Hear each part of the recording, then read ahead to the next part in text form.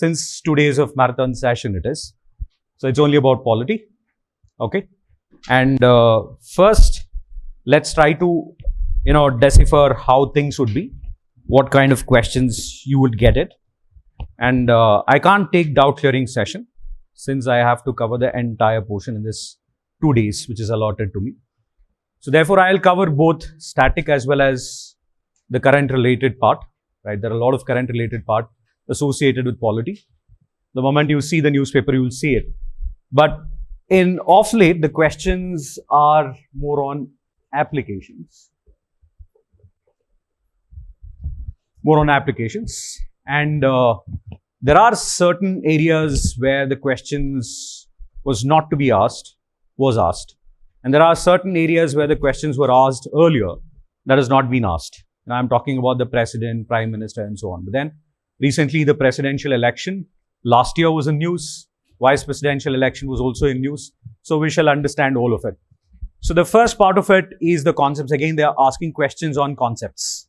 The state, which we had discussed in the international relation, the concept of it, constitutional government, and then the different types of political system and so on and so forth. So, well, I'll start with it and then I'll write it on the board. So you can just copy it, right? I'll go over and over. After 2 hours, we will have a break, right? 1 hour, 30 minutes or 2 hours exactly till I complete one part of it. Okay. So let's start with it. So the first one is you should understand the term called as state. Okay. So state is always referred to a political organized community. And of course, it will always have a territory. And then that is the one which leads to the government.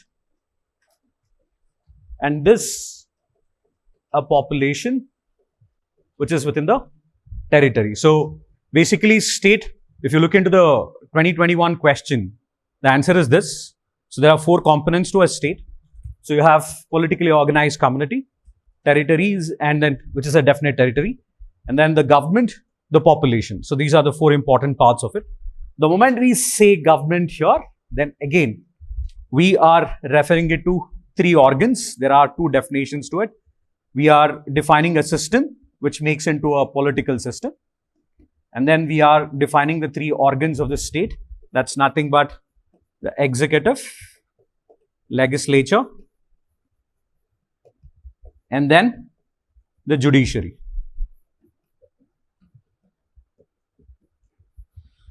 Now, in terms of India, the moment we speak about a state, the state has 3 connotations to it.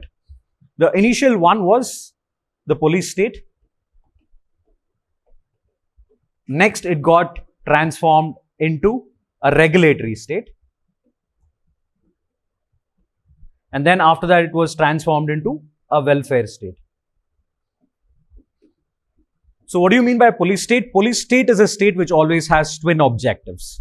One is law and order maintenance, and the other one is collection of revenue. That is why we call it as police state. So it doesn't have anything to do with respect to the welfare activities. So that is why we always call that as a police state. Next, regulatory state is a state where we normally find giving importance to that of rules and regulations. So India was a regulatory state between 1947 to 1950 because we gave highest importance to rules and regulation. Next, welfare state is a state where the state gives more importance to developmental functions. So that is development. That is welfare aspect of the citizens in a country. So we have all of these 3 aspects associated with it.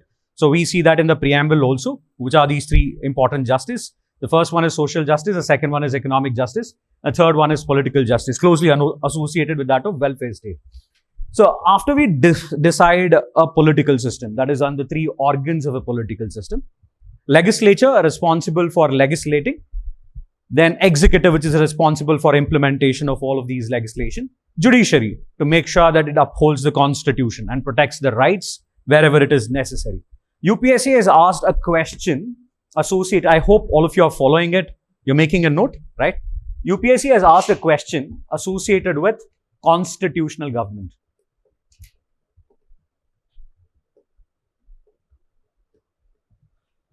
So from the state, we refer it to a constitutional government. Always understand, a constitutional government is always based on two important features. It will always have two important features. One is, it is based on the basic rules or the basic law. There's nothing but rule of law.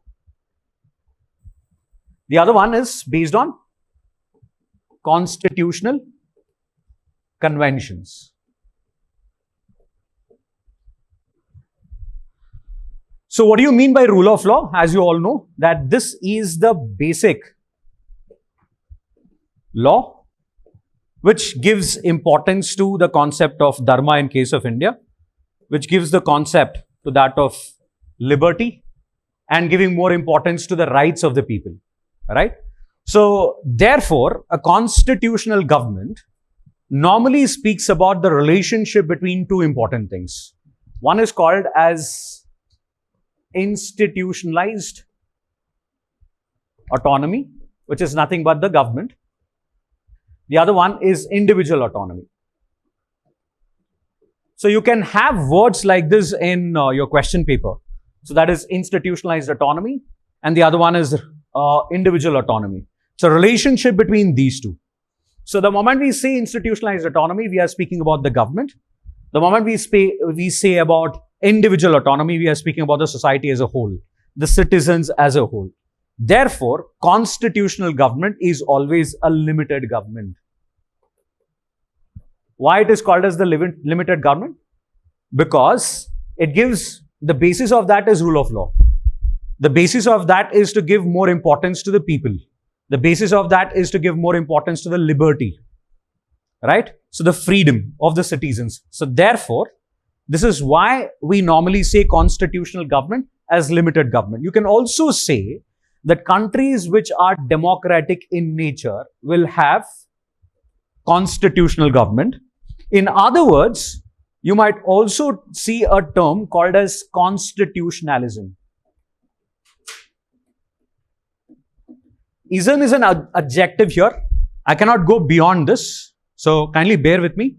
So I hope you people are able to understand the pace and so on. So it will be completely on prelims. So therefore, whatever I do in these two classes, I make sure that it has to be there. You know, some questions, I expect that some of these questions to be there in the question paper. So therefore, kindly bear with me. Make a note of wherever it is necessary. So at the end, after finishing the entire session, probably for 15 to 20 minutes, I'll have the doubt clearing session. Okay. So constitutionalism is something which is important, is derived from that of constitutional government, is as very simple. You have a constitution, and then this is in a democratic country where it always limits the role of the government, gives more importance to the liberty of the people. So you can also understand that the derivation of constitutionalism is due to the constitutional government. Because of constitutional government, you have a constitutionalism. Okay. So now the state in a political system, that's the government here, because that's a different definition of a state, will always have three organs. The functionality of these three organs depends on what sort of a state it is, what sort of government it is. So when we say constitutional government, you should always understand this is a government where there are reasonable checks and balances. There are reasonable checks and balances in the system. And I have also written one more thing, is constitutional conventions. There's a reason for writing these constitutional conventions. These conventions are something which is documented. These are documented. These are something like a norm, which cannot become like a law in the country, which is like a norm, which is like a practice, right? The practice is, since it is based on rule of law, the practice should be in conformity to that of rule of law. It cannot go against to that of rule of law. So this is a basic concept about the state, the political system, constitutional government, and constitutionalism. So this is what it is. You can give any country's example here, especially democracy, democratic government, you will have the presence of limited government there. So for example, in case of India, it's also a kind of limited government is because it has to give importance to that of the liberty there. That's the reason behind it. So there are reasonable checks and balances to it. But in terms of welfare activities, the government has taken the majority role because we are into a welfare state. Okay, so moving ahead. So when we say the different types of political system in the world, the first system is democracy. Correct? And you should also understand many of them are called as nation state. Whenever you read newspapers or articles or any books, they refer it to as a nation state. Nation is an imaginary concept. Is an assumption, is assumed that it is based on an ethnicity which is living in an area, right? Or it is something, there is a proof behind it also. But then if that is within a state, as in the state has developed, from the nation there is a state, it resulted in the formation of a state. When I say state here, I again go to the original definition. That's an organized political community within a definite area, that is a territory for a population, right? And that has formed a government. So when that is the case, then we call that as a nation state. So India is also a nation state there to that extent. All right. I hope all of you are understanding this. Now, democracy, there are two types of democracy. One is called as direct. The second one is called as indirect. So as the name itself suggests, democracy is a people's rule, right? Indirect is also called as representative democracy. Direct democracy is people's rule. Example of direct democracies are these. All of these are currently in news. So please do remember. First one is referendum. The second one is an initiative. Next, a plebiscite. And finally, last but not the least, is right to recall. Okay, so all of these four in news. This is in news is basically because Khalistan movement. So Canada, in one such occasion in November, did say that India should allow a referendum. Now, first of all, let's try to understand what the Constitution has to say about referendum. The Constitution does not mention anything about referendum. So please do keep that in mind. According to the Constitution of India, there is no referendum. So now, if you ask me a question, if you organize a referendum, does it go against the Constitution? Even the answer is no. Even if you organize it, it doesn't go against the Constitution because referendums are normally an initiative, which is in a political process. Now, what is initiative then? So this is normally in case of political issues. It's a direct democracy because it's the people who are responsible to do it. Normally on case of political problems, political issues, we normally see the case of referendum. So why an initiative? Initiative is normally from the public. A referendum can be either from a public or from the government. Initiative is always from the citizens. For example, you start signing a petition about something to the president. That's an initiative. You cannot call that as a referendum. A referendum will always have a voting. I'll give you multiple examples of it when we go beyond this, right? So referendum, please do understand, is decided by voting. It's a citizen or a government's initiative, which is normally to decide a political process. Initiative is always by a citizen in order to make sure that he has some opinion about a public policy or a law which is made by the government. So he has taken an initiative. Next, plebiscite is similar to that of referendum. However, plebiscite is always initiated by the government. And most of the times, it's by the government. So this is how it differentiates with that of referendum. That is why we say plebiscite is not an example of direct democracy altogether. Because it is a government which might influence the citizens using plebiscite. When the government wants a favorable response of its initiative, you will find a public official doing it. So that's when you find the term called as plebiscite here. Okay. So this is where it's different from that of referendum. Next, last but not the least, is recall, which is also called as right to recall. It is an initiative to change an elected representative if he has not delivered services to the citizens. It's an initiative, basically, by the public, by the citizens, or within an electorate. It is an initiative of the citizens to change an elected representative if he has not delivered services to the citizens. Now, you can also say if any member of parliament has not done his work properly, can we change him? We can change him provided we have right to recall. Now, the next question is right to recall allowed in case of India? Do we have it in India? Please do remember this. It is there in India. Where do we find this? It is found only in panchayats and municipalities. For example, in the state of Haryana, you use it. Okay. So when you see this, term called as right to recall, you should not assume that we do not have it in India. We have it in India. Okay. Only thing is, we use it in transferring certain bureaucrats. In the United States of America, they use it to transfer the bureaucrats. Right to recall in case of India, it's used in panchayat. We are implementing it. It's already been implemented in panchayat, also in municipalities. Okay. So that's where the importance of right to recall. Again, it is an example in case of direct democracy. So do we find right to recall in India? Yes. The answer is yes. India has right to recall. The statement is right. I repeat, the statement is right. Again, all of these four are in news. This is because of the Kashmir initiatives. There are multiple initiatives speaking about corruption in this country. Referendum is because India gave hard reply to Canada that they cannot interfere in the internal affairs of our country. So that is where it was in news when we speak about referendum. So plebiscite is on the Kashmir issue. Right to recall, again, in 2019, there were a group of people who said that we should have right to recall. And then in fact, in 2016, Varun Gandhi had a private member's bill related to right to recall. So all of these are few examples of initiatives. But the only thing is, it was not approved in the parliament. We do not have any law as such in the parliament. All right. So, but we have to assume that, not assumption, it's an implementation.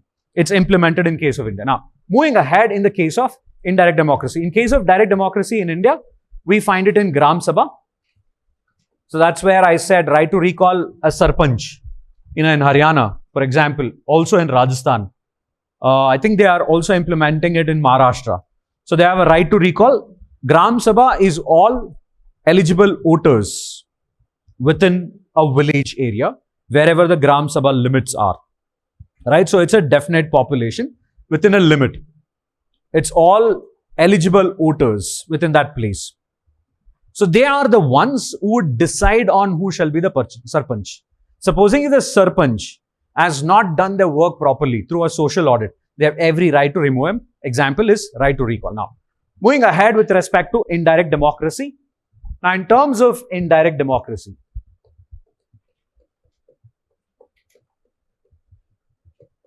how shall we understand indirect democracy? So again, there are three types of indirect democracy. So first one is parliamentary, what we follow in case of India. Second one is presidential. And then the third one is semi-presidential.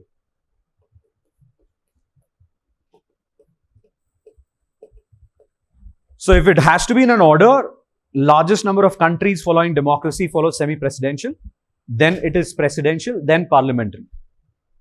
So more number of countries follow semi-presidential, then after that followed by presidential, then it is parliamentary. So now let's try to understand, first is semi-presidential.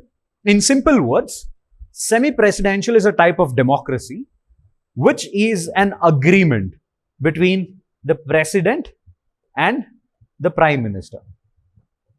It's an agreement between the president and the prime minister, where the president is responsible for the international affairs and the most important affairs. International affairs and the most important. Well, the prime minister is responsible for the domestic affairs. But if the next question is, who among them have the highest authority? It is always the president compared to that of the prime minister. President has the highest authority compared to that of the prime minister. Example, Sri Lanka is an example of it. Now, the next one is presidential system of democracy. So, in case of presidential system of democracy, we find the presence of president as the real and also the executive of the government. He is the head of the state, also the head of the government. So, we find president to be the head of state and also the head of the government. We find it. And normally we find executive and legislature both are independent to each other. Are independent. Both of them are independent. So you find most of the powers, all executive powers under the hands of the president. All executive powers are under the hands of the president. So executive and legislature are independent to each other. So this is what you see in case of presidential system of democracy. Parliamentary, we find the existence of two heads. One is the president, who is a nominal executive, and the prime minister, who is a real executive. Why it is called as parliamentary system of government, also called as Westminster model. You find the existence of cabinet system, all of that are the features. But then the most important thing is executive and legislature are dependent to each other, are interdependent. So if you were to differentiate between these two, the president in case of India, that is in the parliamentary system of democracy, is always a nominal executive. President in the United States of America is a real executive, right? And in case of parliamentary system, we find the existence of cabinet system. Okay? So the term called as cabinet or the cabinet system is associated with parliamentary system of democracy. It is also called as Westminster model because we have borrowed that from none other than United Kingdom. So that is why it is called as Westminster model. So the term called as cabinet, again, where do we see in the constitution? We did not see it originally. It was inserted in the constitution. And when was it inserted? 44th Constitutional Amendment Act, 1978. Where it was inserted in Article 352. So is there any definition of the term called as cabinet? There is no definition. There is no definition given by the constitution about the term called as cabinet. However, the moment we say cabinet here, the presence of the word called cabinet is only to be seen in the Constitution of India in Article 352, that is national emergency, right? And then that is in the 44th Constitutional Amendment Act 1978, which was inserted. Why it was inserted is because of 1975 internal emergency.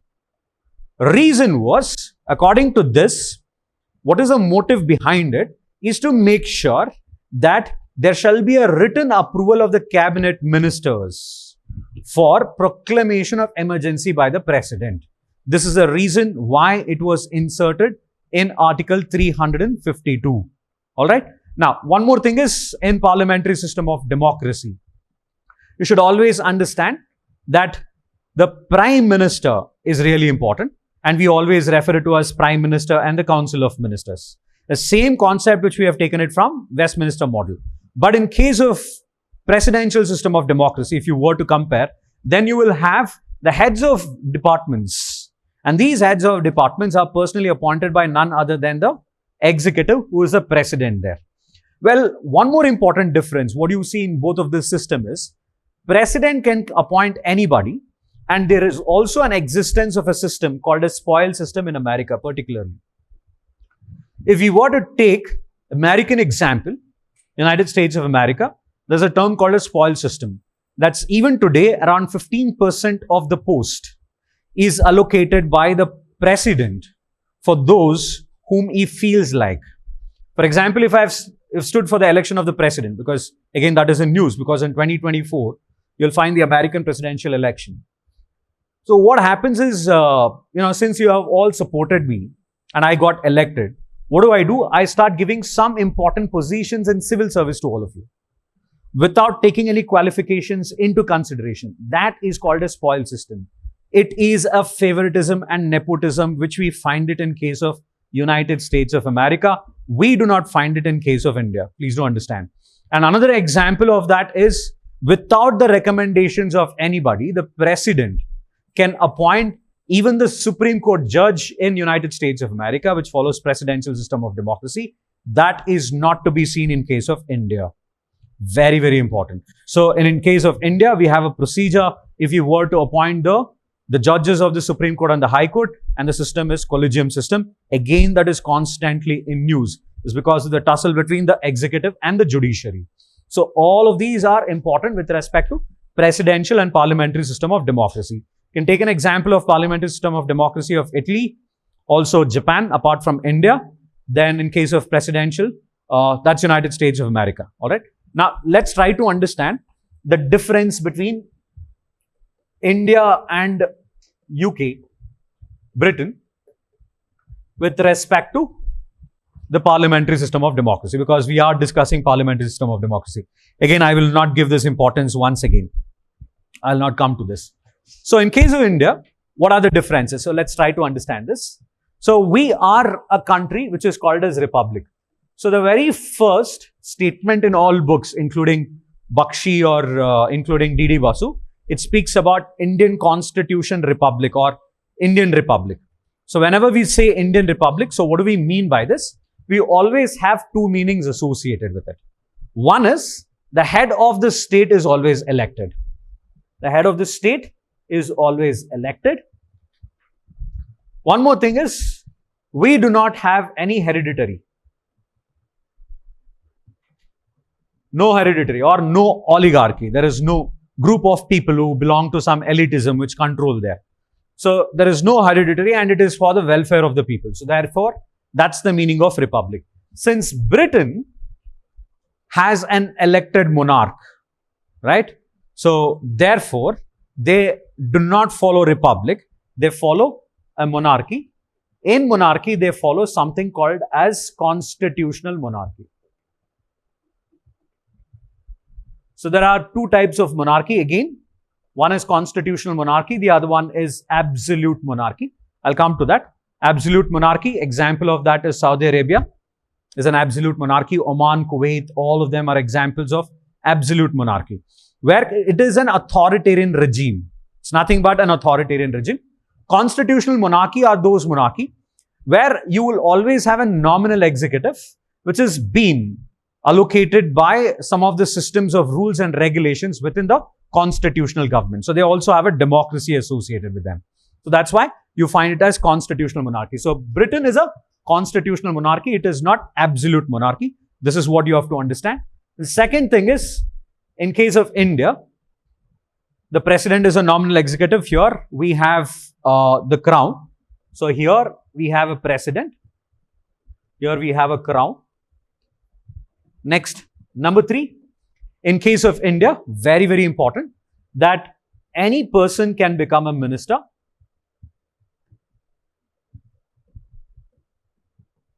without being elected. But then he can be in the post of the minister for a maximum of 6 months. You do not have any such feature like that in case of Britain. No feature as such. So I repeat this. Once it was asked in prelims, this point, important. The other points have not been asked. So it's very clearly asked that in case of India was a statement that any person can become a minister without being elected. Yes. But then, if he has to continue beyond 6 months, he has to be elected in either house of the parliament. Either in Rajya Sabha or in Lok Sabha. You do not have that feature in case of Britain. Next, number 4, talking about the Prime Minister. The Prime Minister can be from either house. In case of Britain, the Prime Minister should be always from lower house.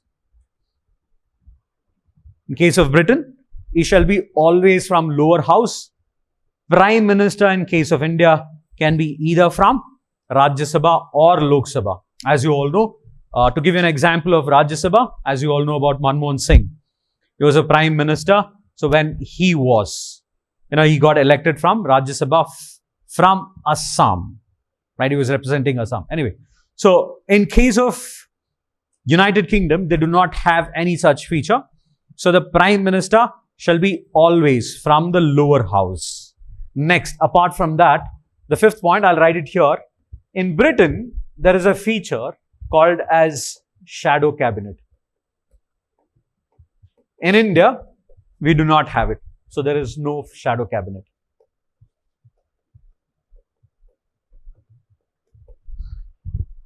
In terms of legislative proceedings, I can give you multiple differences, but that's not required now. So since we are going into the revision part of it, so I cannot explain all of that. So please do understand for time being.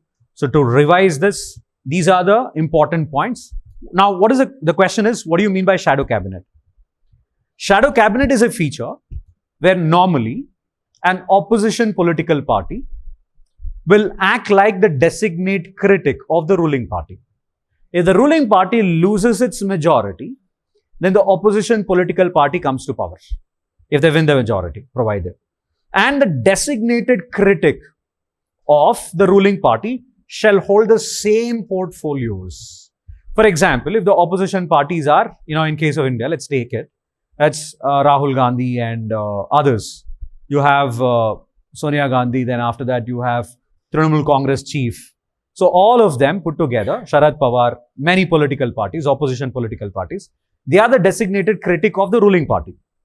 Imagine that Rahul Gandhi is a designated critic of Narendra Modi. Supposing if the government loses its power, then in that case, you find that the Rahul Gandhi has the majority along with others. So they form the government and they take the same portfolio for which they were critic of. Right? So Rahul Gandhi was a critic of Narendra Modi. So he can become a prime minister. So that you're not discussing about it, but then this is an example. All right. So this is how it works. So in case of shadow cabinet, this feature is there in Britain. It's not there in India. Reason behind it is we are a multi-party system than that of Britain. And we have many political parties, thousands put together, more than 2,000 political parties. What we have got. Under that, it is recognized and unrecognized. Under recognized political parties, we have 6 national parties. Again, that is in news, right?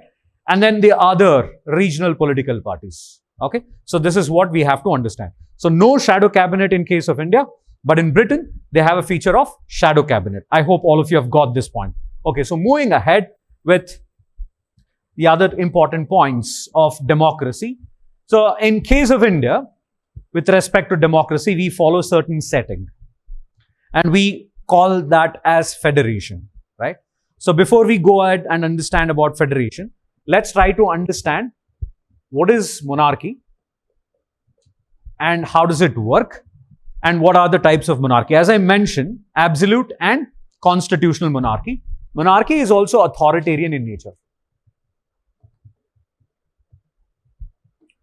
So why it is authoritarian in nature? Because it is always based on the king's rule. King and his followers. So it gives importance to hereditariness. So that is the son of the king will also become the king. A prince will also take over and it goes on, right?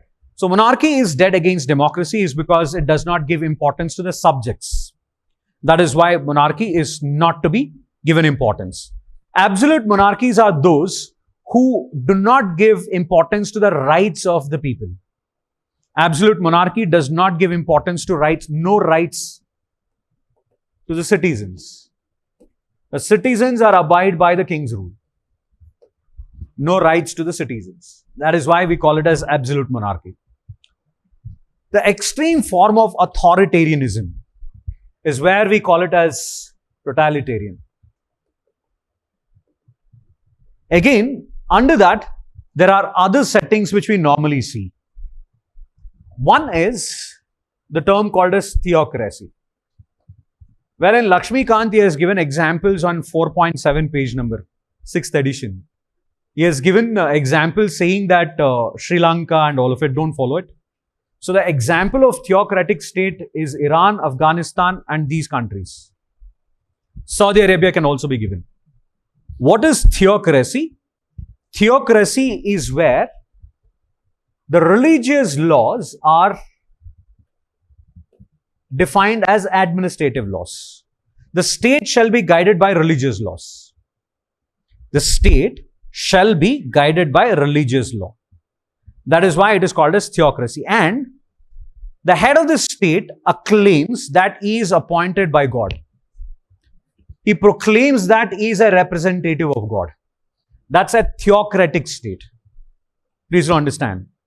So theocratic state is a state where normally it's guided by a religious law. So you can give multiple examples to it.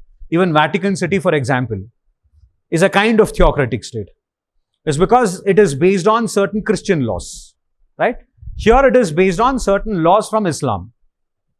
So any state which has the guidance of a religious law, which becomes a rule in the case of the state, that is connoted to be as a theocratic state. And the leader there, the state head there, the head of the state there, he proclaims himself as somebody who has been appointed by God. And he guides the same religious code in implementation. So this is what we understand in case of theocracy. So please do remember what is theocracy. Again, the reason why I'm emphasizing is because Iran is constantly in news. This is a country which is constantly in news is because of Iran's revolution. And then they do not give importance to rights, as I have already told you. See, they are more than a degree of monarchy. They are more than a degree of authoritarian regime to an extent. They can interfere in the individual affairs of any citizens. They can interfere in the personal affairs of any citizens. They can interfere. Interference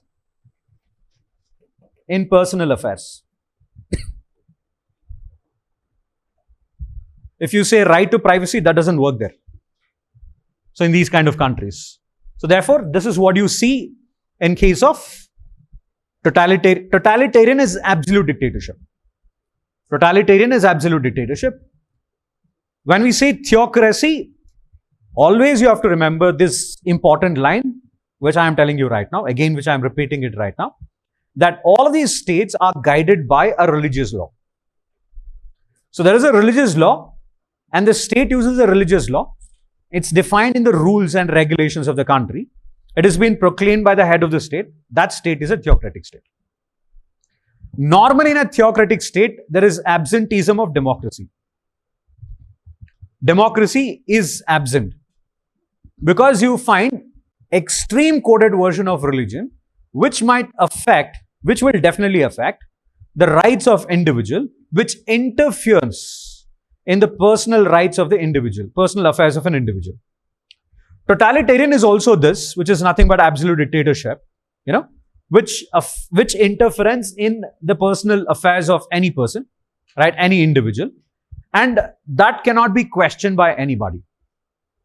So there is no equality, absence of equality, there is absence of liberty, and so on. So all of these are understanding about it. Again, totalitarian, one of that is the extreme form of military communism, which we follow in North Korea. Which they follow in North Korea, not we follow, they follow in North Korea. So in North Korea, you find an absolute dictatorship, right? So which is totalitarian in nature, basically, where again, individual rights. Now you cannot call that as a theocratic state. You can call it as totalitarian. Why? Because there is no religious law into consideration. But they use an ideology there, and that's the communist ideology. Now, I'll just tell you what communist ideology is, right? Communist ideology is an ideology which gives highest importance to social justice. Equality to all, social justice. They give importance to peasant class, labor class, right? So they give importance to farmers and the laborers. They are those set of an ideology which gives extreme importance to labor rights. There are different forms of communism. The original form of communism is the Marxist one, the Karl Marx, right? Remember, there was one question of Karl Marx and his principles and his ideology in synonymous to Gandhian principles. So there was one question which was asked in prelims. If you know these kind of questions are like a bouncer. Until and unless you are sure of it, don't attempt it, right? So it's because, or if you can eliminate through options. So communism always has an ideology where it wants to provide social justice to all. And it is quite giving more importance to that of the labor class and to that of the peasant class, right? There is also one more important type of communism which was followed in Russia, Stalin's communism, right? So where he was dead against the imperialism of United States of America. He questioned the Bretton Woods institution, right? Since these are not so important for us, I'm just telling you as a passing reference, just to keep them in mind, all right? So in case of India, do we follow communism? Yes, there are political parties which follow communism. CPI recently was removed as a national political party. They got removed as a national political party status. But then that's a party which you always have to remember follows communist ideology. Communist ideology is an ideology where there is no religion. There is no religion with respect to it.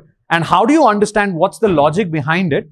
You should remember the Sabrimala case, which was challenged in the Supreme Court of India, is because of CPI in case of Kerala. So these are the things associated with communism. But one type of communism which is banned in India is Naxalism. That is, which originated from the Naxalbari district, which is nothing but Naxalism. And that's why the name called as Naxalism. CPI Maoism. They use the Mao Tse-tung's ideology here. Mao Tse-tung's ideology is a Chinese ideology which is radicalism, where it speaks about overthrowing parliamentary system of democracy. It very clearly says, the ideology says overthrow parliamentary system of democracy. Therefore, they do not have any place or a space in the Indian setting. Got it, everybody? Yes. So this is about monarchy, totalitarian. Totalitarian Afghanistan can also be given an example. Absolute dictatorship there, right? Even Iran is also an example to an extent, is because of, see, totalitarian are barbaric in nature. You do not have any system in place. That's how it varies from that of theocracy to that of totalitarian. That's the difference between these two. You can also call ISIS as totalitarian, barbaric in nature, right? Where they kill for no reason. But then, to an extent, they also use religious coded laws. Therefore, they can also be called as theocratic state. If at all, if they have defined a state, it becomes a theocratic state. Well, next, again, coming back to democracy and its setting. So, we should know about the term called as federation, which is being followed in many countries. So, whatever I have done so far, what is the thing which you have to give a star mark for? You have to put a star mark for. So what do you mean by that star mark? It means that you have to read and research about this. Spare some time and then read and research about this. That's on the state. And then after that, about constitutional government and how it resulted in constitutionalism, the basis of them. Rule of law, constitutional conventions. Okay. And then, what is the reason? The reason is because it gives importance to liberty. So that is why it has resulted in limited government. It's also a relationship between institutional autonomy to that of individual autonomy. Okay. So please do research on these things. Just know them.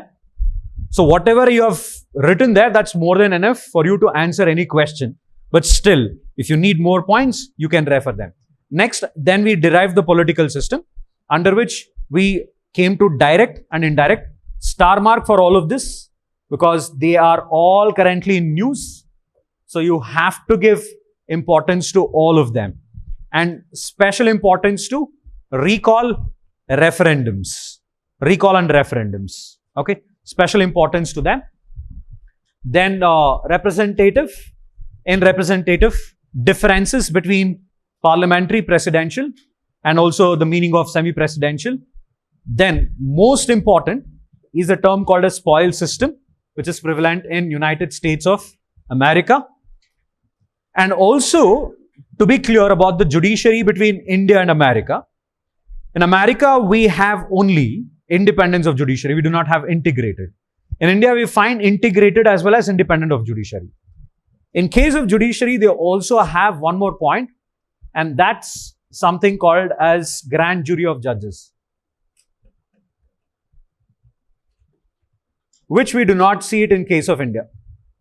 Grand jury of judges. There's an incident associated with it, Ferguson incident. After that, it was also to be seen to an extent in the Black Lives Matter, hashtag Black Lives Matter in case of America. So therefore, please do be aware of what grand jury of judges. It's like a people's adalat where the court is taking in case of public outcry. Supposing a public outcry is a judgment given by the federal court. Even after the judgment of the federal court, there is a public outcry on any incident. It goes to the grand jury of judges. What is that public outcry? If the people are unhappy about the judgment given by the federal court, that's when it goes to the grand jury of judges. So the grand jury of judges can assemble there. Can you see that in case of India? No, definitely not. We don't have it integrated. That's the Supreme Court here. Supreme Court is the one which is responsible for doing all of that. Okay. Next, after that, remember the differences here, especially the term called as shadow cabinet.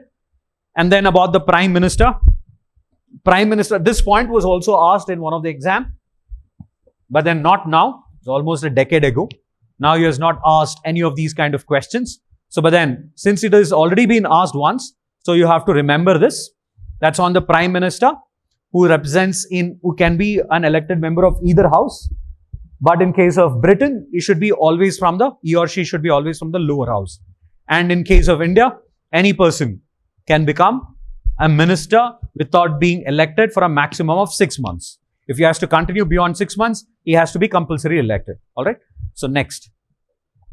Then about absolute monarchy and then theocracy in particular, theocratic state in particular, because of Iran, since Iran is constantly in news. So always have to identify about the religious law. This is a point here.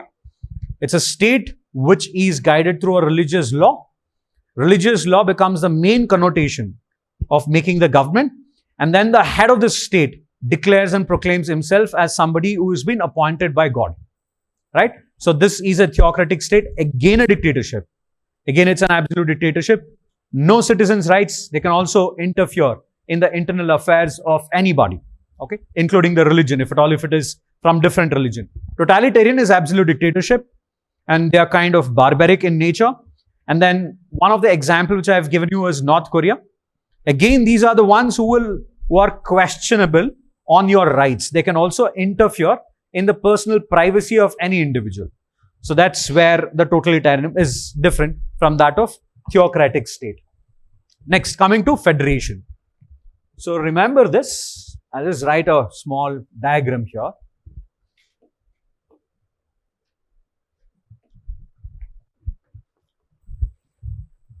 So imagine that this is a country, X is a country and it has a government, central government. A, B, C, D, E are the state governments. Okay. Each one is individual, right? But then they are within this setting. Federation is a concept which is always based on the central theme of division of power. Which is a central theme of any federation? The central theme of federation is division of power. This is the one and only point. But then there are other principles of federation. There are other principles of federation, features of federation. You can also call them as rules of federation. But the moment you see federation, what should strike your mind is division of power. It's always based on division of power. Now here the division of power is between the state and also the center. This is the center here. Sorry, these are the states. A, B, C, D, E are the states here. This is the center. So the power gets divided between these two. And one more thing, always a federation, a strong federation, it is United States of America. Everything is derived from United States of America. And I cannot tell you I don't have the leverage of time to tell you the story about how it originated, but then I'll tell you this. America is a classic example of coming together federation. It's a classic example of coming together federation. Why it is called as coming together federation is because all of these states, they came together and said that we will form a political system. which can challenge any other political system in the world. At the same time, importance shall be given to the states than that of the center. So the original federation or a strong federation is one which gives more importance to the states. So states are powerful. Where? Federation. Always in all federations. Now we'll come to the Indian Federation a bit later. Okay? Because India has a federation. But then what model, why it is like that, we'll come to that a bit later. Now, so states are always powerful. And since the states are powerful, residuary power is also belonging to them. The residuary power is always for the states, not for the center. Why? Because in coming together federation, that was an agreement. What was the agreement? Give importance to the states, not for the center. That is the reason behind it. What is residuary power? Imagine the constitution has defined the subjects. Okay? What does the constitution define? It has defined the subjects. And these subjects are defined well in advance. That is between the center and the state. It has to be defined, correct? So since it has to be defined well in advance, it shall always have a written constitution. This is also another important feature. Now, center has, say, some of these subject matters like Y, W, V, also X. States has some subject matters, say A, B, C, D, E, F. These are all the subject matters. Now, imagine that there is a subject matter called O. Okay? And it is not defined in the constitution. Who will decide this? Who will decide this? This shall be decided by the apex court. But before it gets decided, supposing if it has not gone to the apex court, by default, on the subject matter called O, the states will have the power to make law on it. This is called as residuary power. Got it, everybody? And one more thing here, since there is a constant dispute between these two, therefore you need an apex court, a supreme court. Got it, everybody? So basically, the central theme is this, but then the other important features or the principles, what you see in case of federation is, states are powerful because agreement, because of the agreement, and it is coming together federation.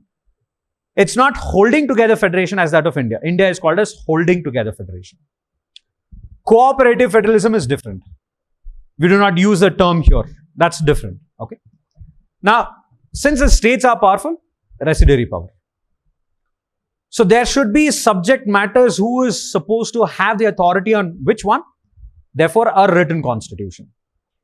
Since there is a written constitution, it speaks about division of certain subjects, but the constitution has not defined on it. Residuary power, states are powerful, subject matter has to go to them. But the center has certain conflict of interest over it. So it has to be decided by where? Apex court. So therefore, existence of apex court. Most importantly, it's an agreement together. It's a close association of group of states. Therefore, they do not have secede, no right to secede. What is no right to secede? It means that each one of them shall not come out of this structure and become a separate country altogether. That's called as no right to secede. Very, very important. So, in America, why I'm talking about this is stressing on this point. The state of California. Now, a few years before, they said, even today, there are a few people who say that you want to be a separate country altogether. But in a federation as such, you do not have this principle at all. You do not have this power at all. So you should understand, they do not have right to secede. In a federation, no right to secede. No right to secede is individually these states cannot come out of this structure and declare an independence and become a separate country. But if that was to happen, yes. Yes.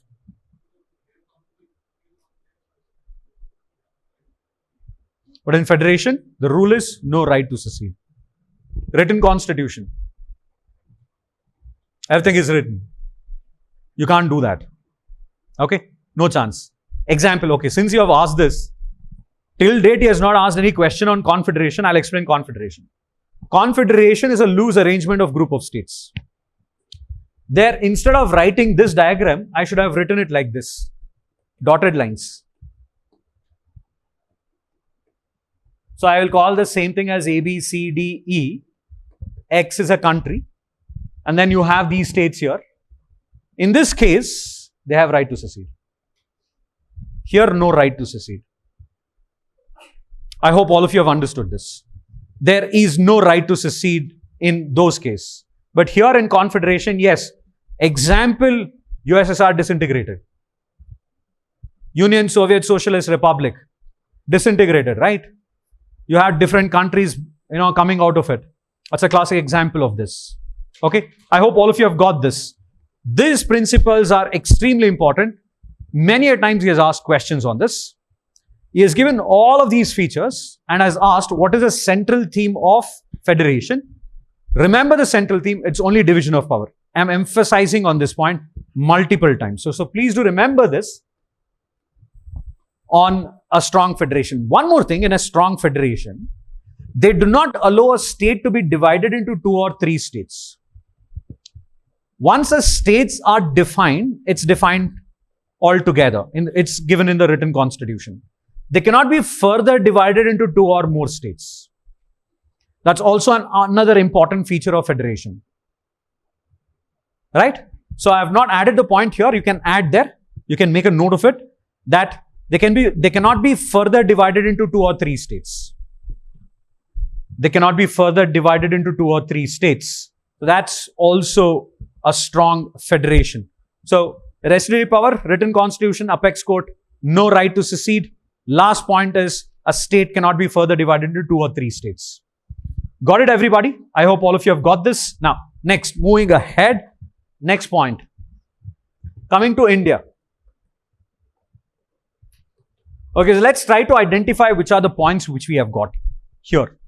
First of all, this is absent. Residuary power is to the center, not to the states.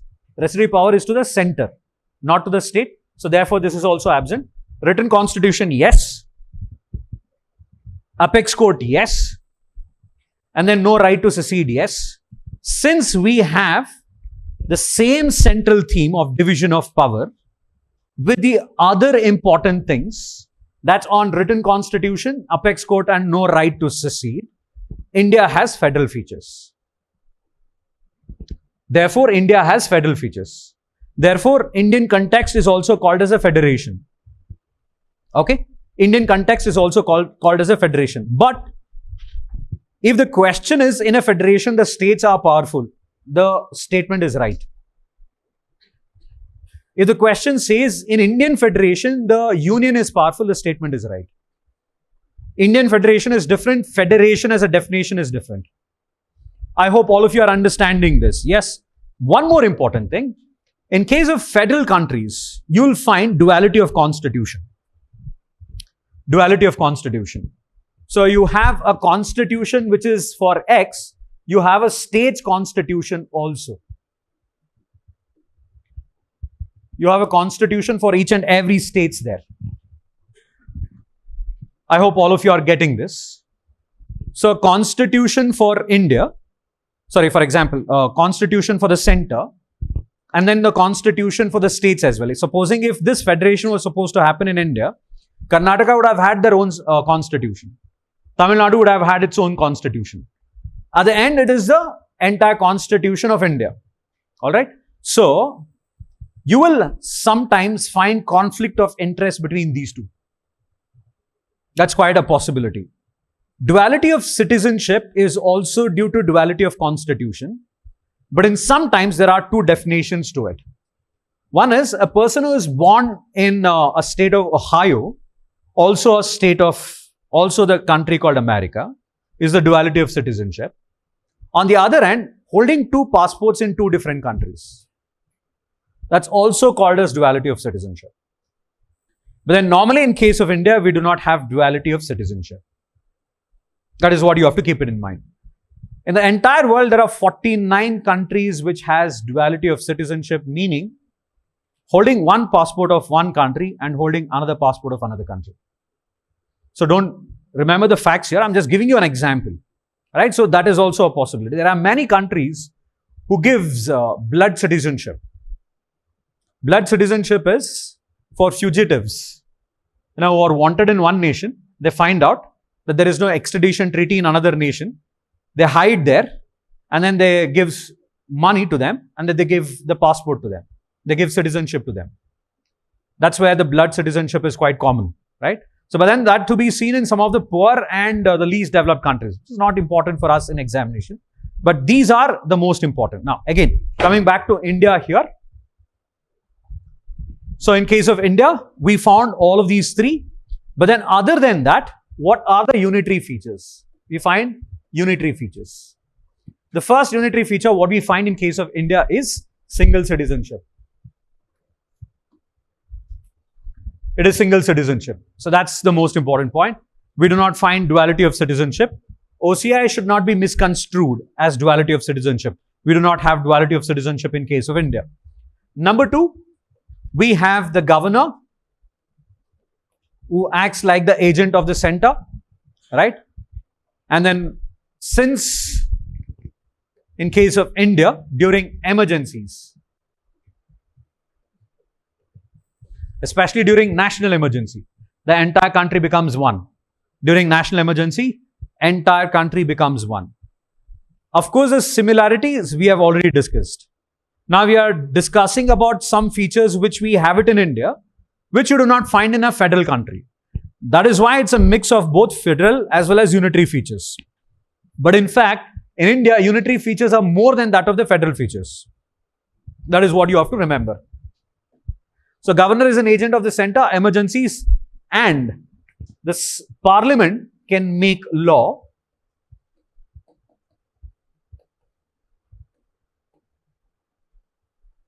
on state list in the wake of national importance.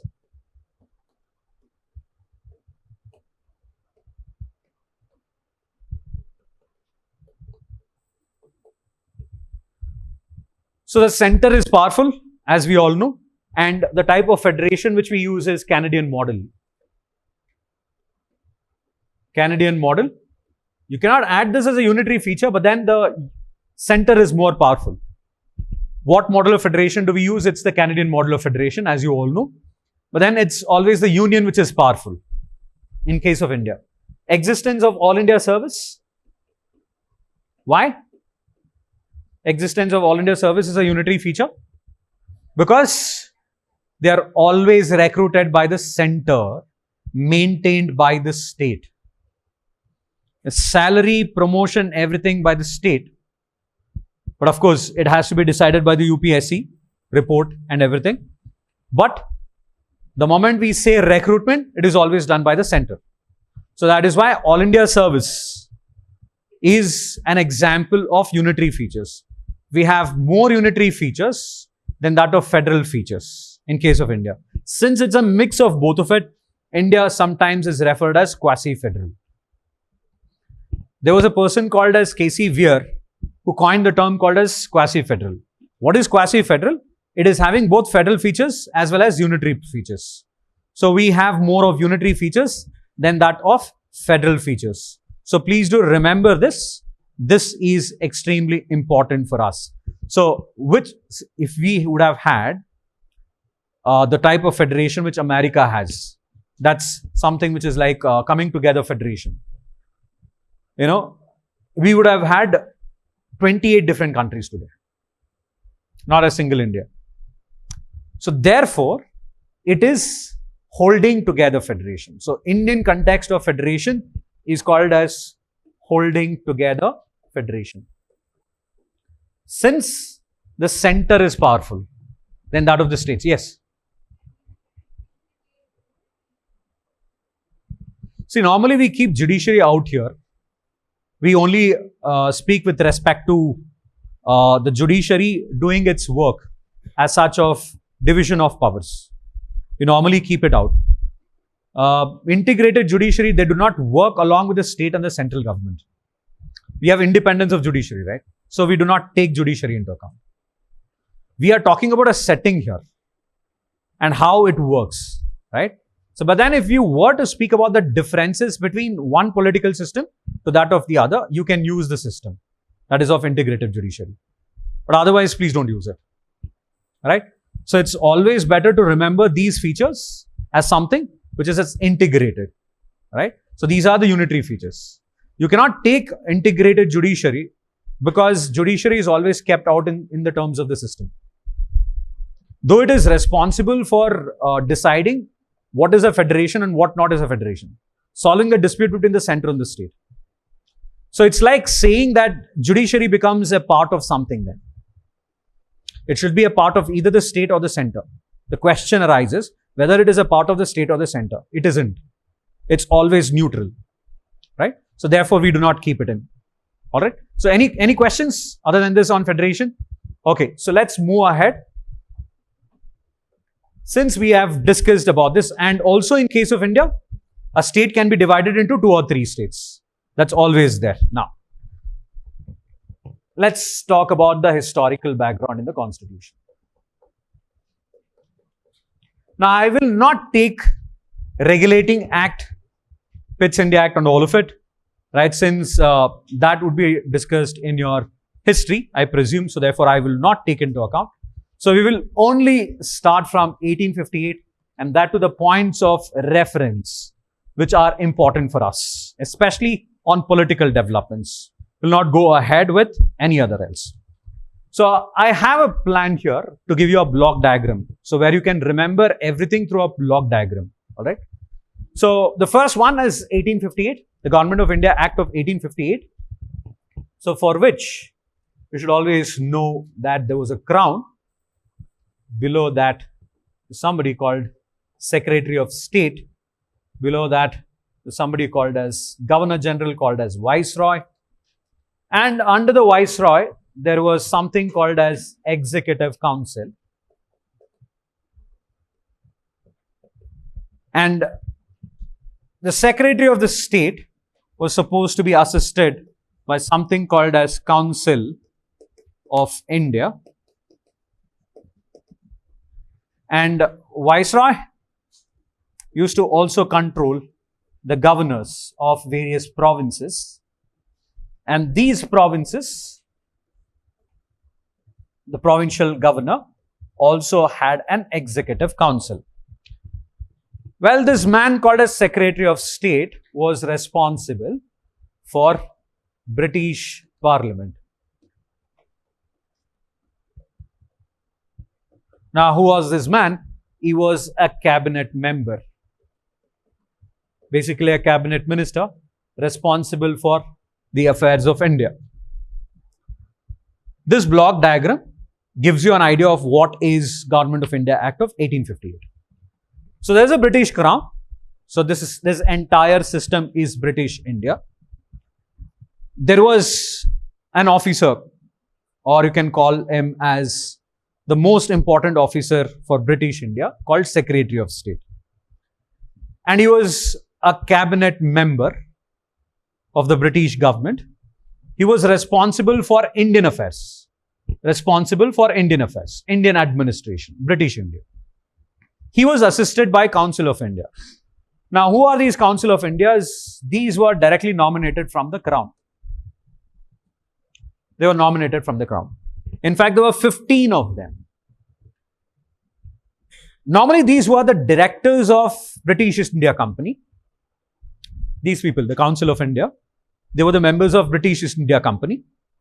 And also, some of the members of Board of Directors and the Court of Directors and Board of Control. Because the Board of Directors and the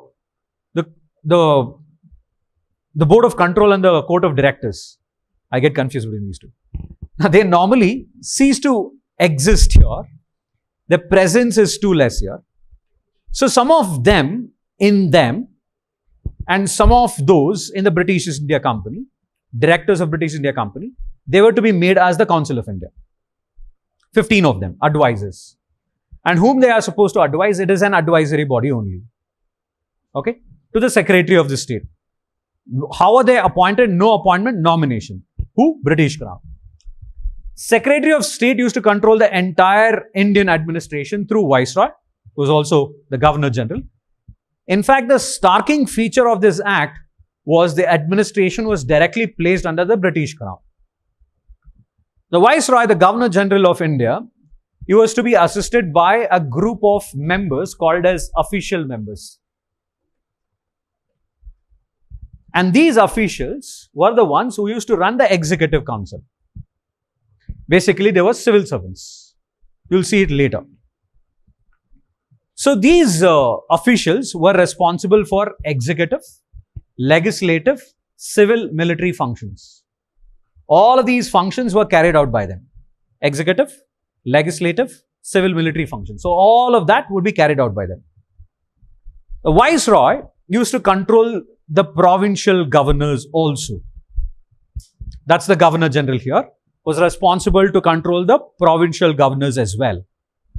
And all of these provincial governors also to be assisted by officials present in the Executive Council. Assisted by officials in the Executive Council. So the governor used to act according to the direction of Viceroy. Viceroy used to act according to the direction of Secretary of State. So therefore, the entire system was unitary and rigid without any popular participation. No popular participation. It was an absolute imperial control.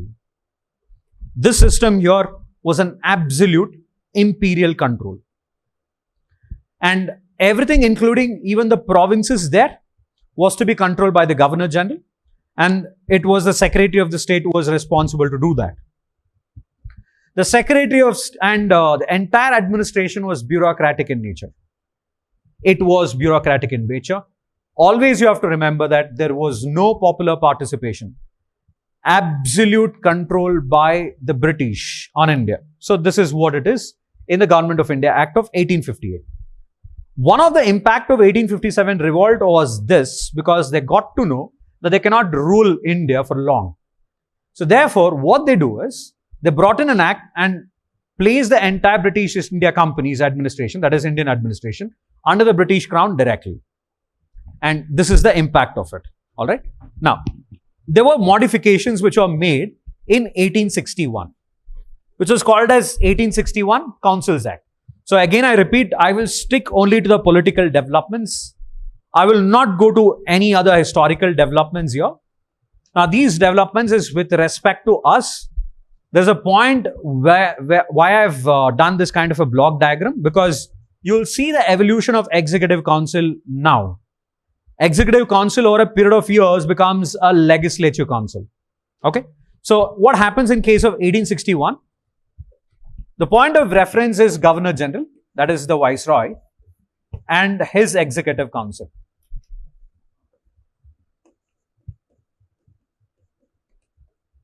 And as you all know that his Executive Council was to be controlled by officials. For the first time, this 1861 Act brought in a group of people called as non-officials. Now the next question is, who are all of these non-officials? These are the non-officials who are supposed to be nominated. And these non-officials were given legislative considerations. So they were supposed to, what they are supposed to do? They are supposed to consider legislative proposals. So they were given legislative considerations. So now, slowly, what was an Executive Council, where the power was concentrated only for officials, slowly opens up into non-official members. In the non-official members, you'll also find somebody, who is responsible to look into legislative proposals. That's where you find the term called as Legislative Council here. Apart from that, the Governor General had these powers. Number one, prior sanction of Governor General was required for introducing any bill in the Legislative Council. So during 1861 itself, he had the power of veto. And he also had a similar powers on the bills of provinces. So you have to relate to the previous block diagram, otherwise it will be difficult. All right. So I am talking only about the Governor General and his Executive Council here. So the entire diagram remains the same thing. Okay. Slowly it opens into Legislature Council here. It also opens into a small Legislature Council even in the provinces, where the governors in the provinces are important. Who is responsible for, making all important decisions. And even in that case, if any bills are to be introduced, those bills of the provinces has to be brought into the notice of the Governor General. So it is, without the approval of Governor General, nothing can happen. So again, it was unitary system. Again, it was rigid control by the British. Unitary, rigid control by the British. So these are the developments what you see in case of the Indian Councils Act. So please do note down the change here. So as you see, it was only officials here. Now this was only officials. Now it has opened up into non-officials. It has opened up into non-officials. Okay. And the Governor General's power, the prior sanction. So where do we see all of this right now? It is with the President, to be particular. But then we see the evolution of President from the Governor General. Right. Now the next important act was the Act of 1892. Now what happened in the case of 1892? It was more evolved. For the first time, they bring in elections here, which was indirect. It was an indirect election, 1892. Why it was indirect election? Because now we are talking about Legislature Council. And in Legislature Council, this election is for non-official members.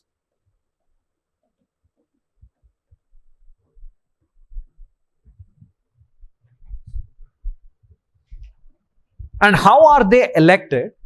The non-official members were to be elected by two group of people.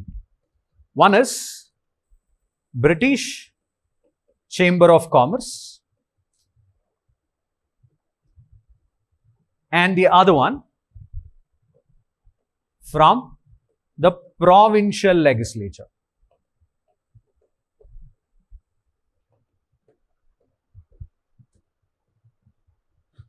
So the non-official members, they were to be appointed from these two. These two participate in electing them. So Provincial Legislative Council and the British Chamber of Commerce. So what is this British Chamber of Commerce?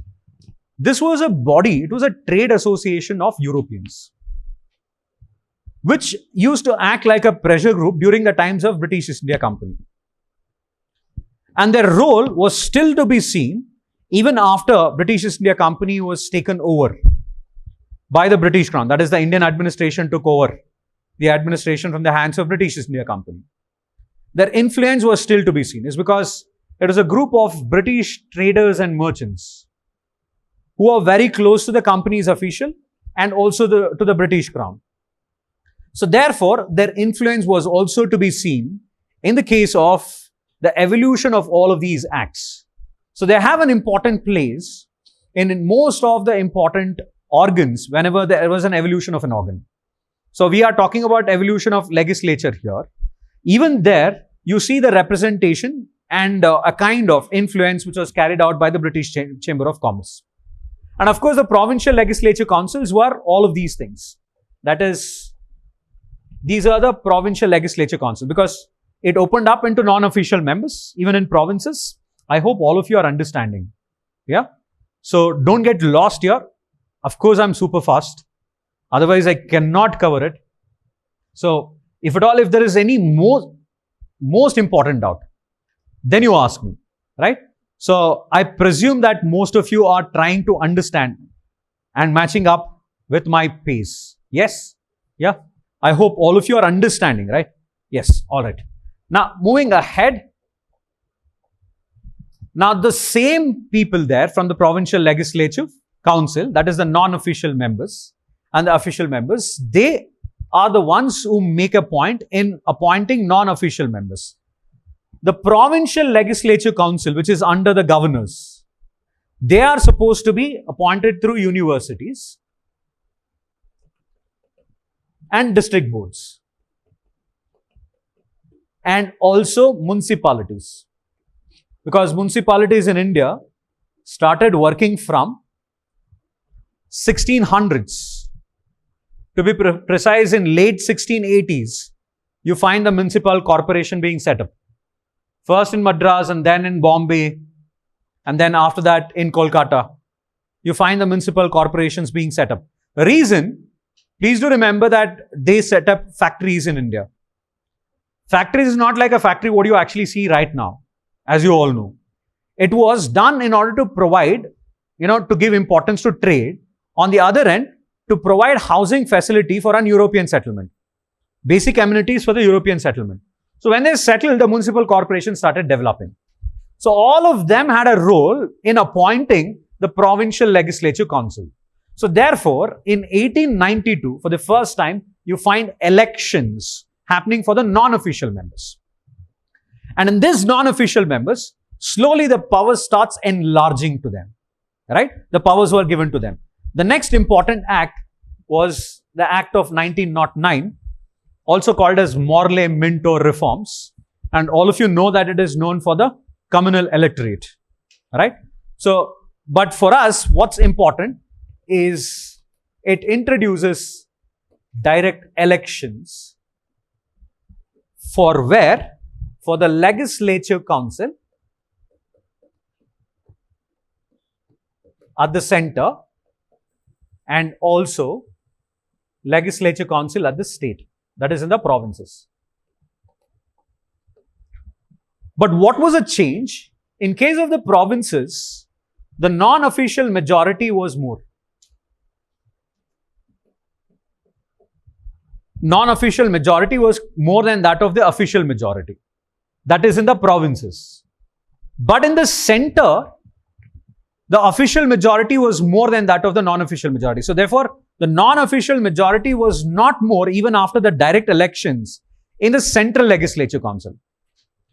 And of course, in the central legislature council, they gave more importance to discussing budget and they can also give certain consideration on legislature proposals. They can say about legislature proposals.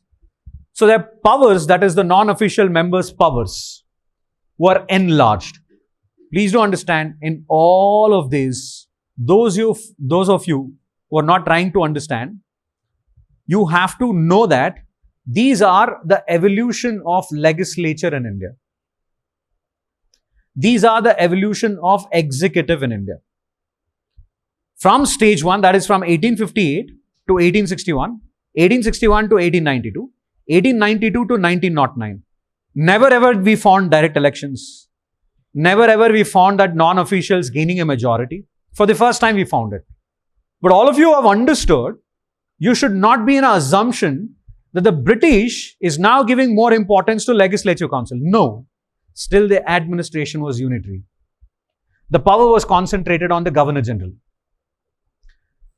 There was a reason why the official majority was more in the case of center than that of non-official majority, because it was the central control. So those which was not a central control, because governor anyway, he was under the control of the Governor General. Since the governor was under the control of the Governor General, therefore, he was responsible to act according to the advice of Governor General, directions of Governor General. Therefore, the non-official majority was more in provinces than that of the official majority. This is a fact here. So, direct elections and discussing of the budget, separate electorate for Muslims. The positive and the negative wise of the system was clearly given by the Muslim League after it was found in 1905. They were responsible for, finally they find a success, and the success was creating a separate electorate for Muslims. So this is why it is called as communal electorate, right? But then other than that, these are the 2 points what you have to understand. Direct elections, introduction of direct elections, and non-official majority is more in the case of provinces compared to that of the central, right? Now, the next most very, very important, where UPSC has asked questions in the past, of late from the past 5 years, you have never seen any question in this. That's on 1919. So this is Montagu-Chelmsford reforms, as you all know. In Montagu-Chelmsford reforms, for the first time, what they did was they introduced a term called as diarchy. In other words, called as government, dual government. So the subjects during that time was divided into two types of subjects. The first type of subject was central subjects. And the second type was provincial. Again, the provincial gets divided into transferred and reserved subjects. The Act of 1919, for the first time, introduced the term called as diarchy at the provinces, not at the center. It was introduced in the provinces. Now, please don't understand diarchy as federal distribution of power. Neither was an attempt of federal distribution of power. Diarchy was mere of devolution of powers based on delegation of authority.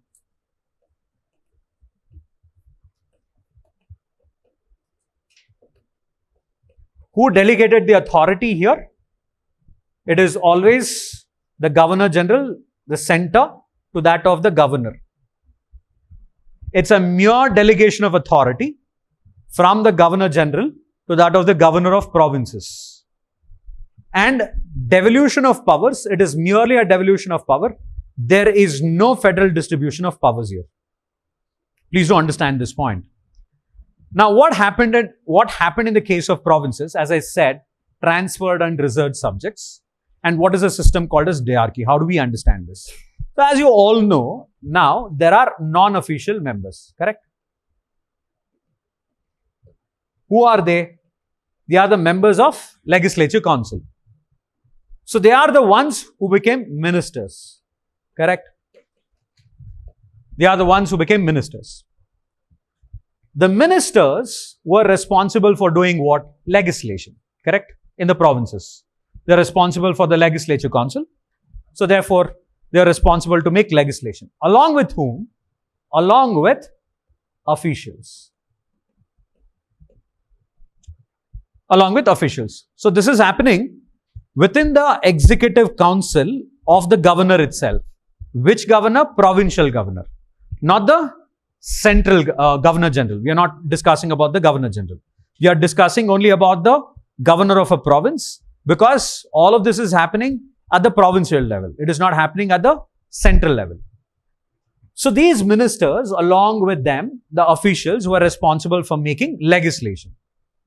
Again, on the reserved subjects, there were few subjects like ecclesiastical affairs, tribal affairs, defense, communication, which is considered to be the most important. So in all of this, it was the governor along with that of officials who are responsible for making rules, making any law as such. So this division or this going parallelly is called as duality of governance or dual government or diarchy. To give you more points on this, first of all, understand the governor and officials were already there from 1858 in the Executive Council. So these governor and officials now are supposed to work only on transferred subjects. What do? They make laws on them. Transferred subjects are the subjects which are the most important, right? Including finance. Finance was divided into provincial finance to that of the central finance. On provincial finance, it is a governor and the official. Minister shall not. there are certain things which are responsible for the welfare of the society, agriculture, water, etc. That used to come under the ministers and officials.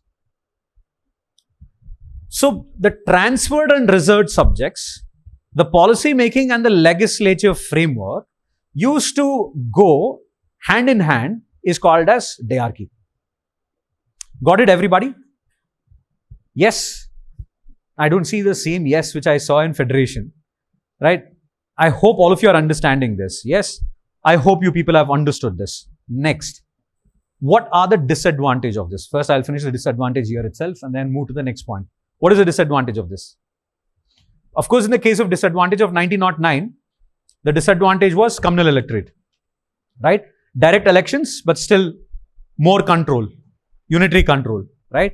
Because it was given more importance to that of the provincial council, not to that of the central council. Here, transferred subject, reserved subjects, diarchy, again provincial. Devolution of power, delegation of authority, based on delegation of authority.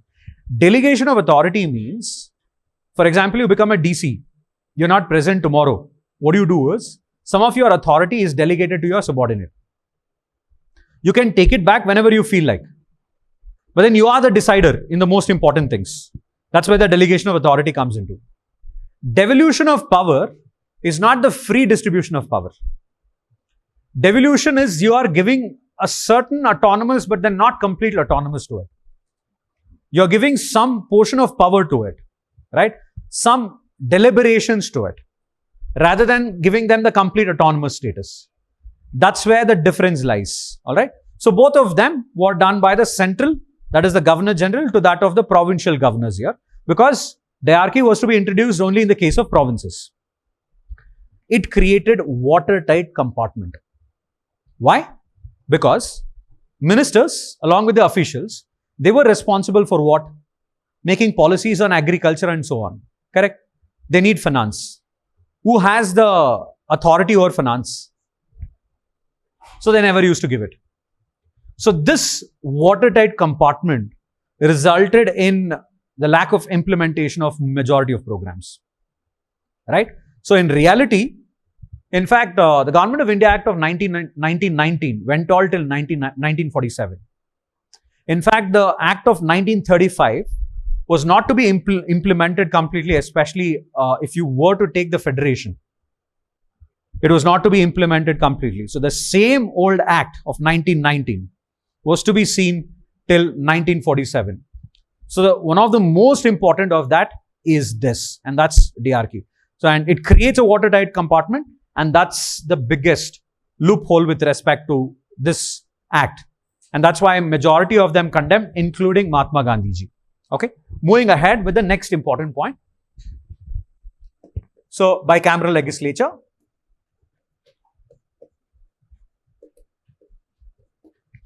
So, it created two houses called as Council of States at the central level, and also Legislative Assembly. It was called as Legislative Assembly. Later, it was called as the Federal Assembly. Legislative Assembly, later called as Federal Assembly. In fact, in the Council of State, they had a strength of 60. This had a strength of 144. This was the total strength during that time. Okay. And the most important point of this, of the bicameral legislature, which is replicated even in the Constitution of India today, is, remember this point, that when two houses were created in 1919, both had equal powers except power of purse.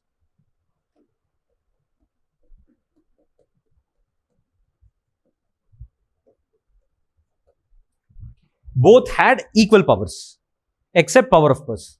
What do you mean by power of purse? It's also the same as that of power of oath of supply. Power of purse, oath of supply are one and the same. Supposing if you get that in the question paper, please do remember. So we are talking about the financial power.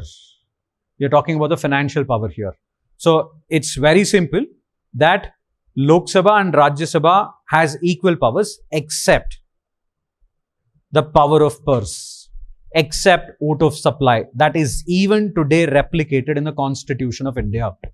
And we derived that from the bicameral legislature. The point is to be seen in the Government of India Act of 1919. The oath of supply, power of purse, all of that is the same thing. All right? Clear? That to be replicated even today. This is a most important point. You can put a star mark on this. So that's on the bicameral legislature. You need not have to remember anything which is factual here, including the Constituent Assembly, that they had 389 members.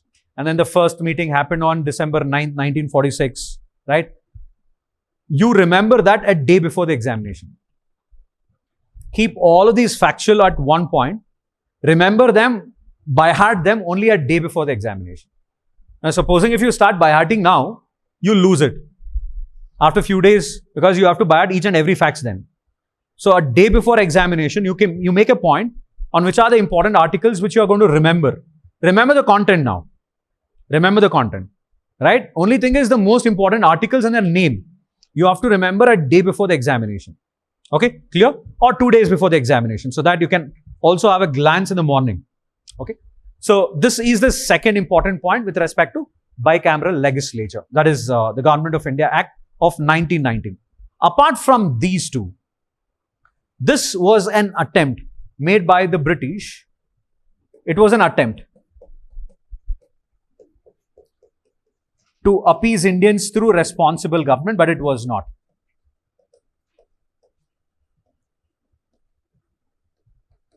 But then there was no presence of responsible government, as you all see. Then Public Service Commission. The Act also gave importance for establishment of Public Service Commission. So Union Public Service Commission, which was established later, is based on the Government of India Act of 1919, 1919. Okay. So these are the other points with respect to the Government of India Act of 1919. Clear? And the federal distribution of powers, that's on the state list, on the central list, concurrent list, right? That was more pronounced in the Government of India Act of 1935 rather than that of the Government of India Act of 1919. Okay, moving ahead. The Government of India Act of 1935. First gave the term called as federation.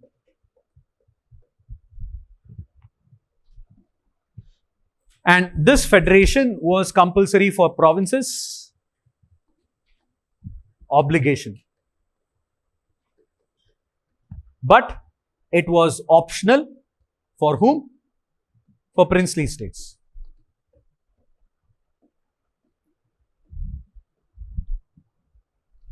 Optional for princely states. This is important. Compulsory for provinces, optional for princely states. So therefore, princely states never joined the term called as federation.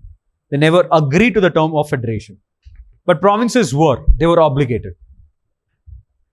Then apart from that, we should understand that the Government of India Act of 1935 abolished diarchy at the provinces and introduced provincial autonomy.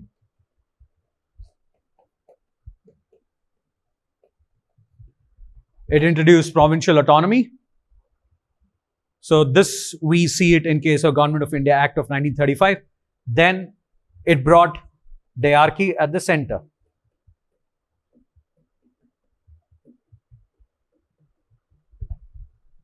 And the subject matter list was divided into three important lists.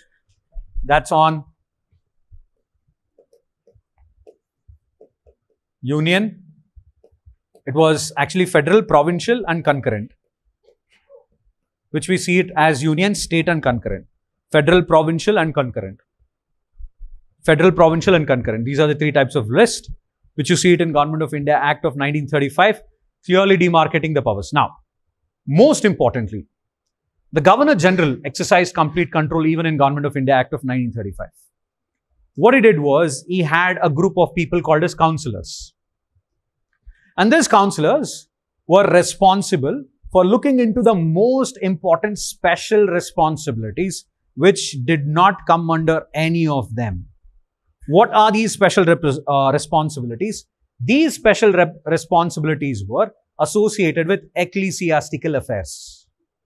What are ecclesiastical affairs? Anything which is associated with church, defense, or anything which went against the British system or challenging the British system.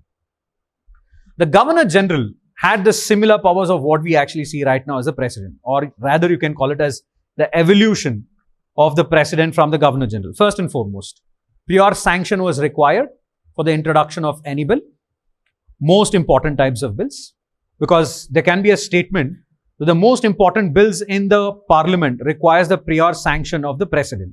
So during the Government of India Act of 1935 also, the prior sanction of the Governor General was necessary for the introduction of bill. He can veto any bill. He can pass ordinances. On the other important thing, you should also understand, he can also pass a concurrent law, a concurrent legislation, other than being initiated by the provincial or the central legislative assembly. I repeat the last point. The Governor General had the powers to initiate any legislation concurrent to the same power, authority, as that of the legislation at the center or the provinces. So these are the four powers which he had with respect to bills. So therefore, even in Government of India Act of 1935, you could see the control of Governor General. Though it was for the provincial, but then it never allowed for the states, that is on the federation.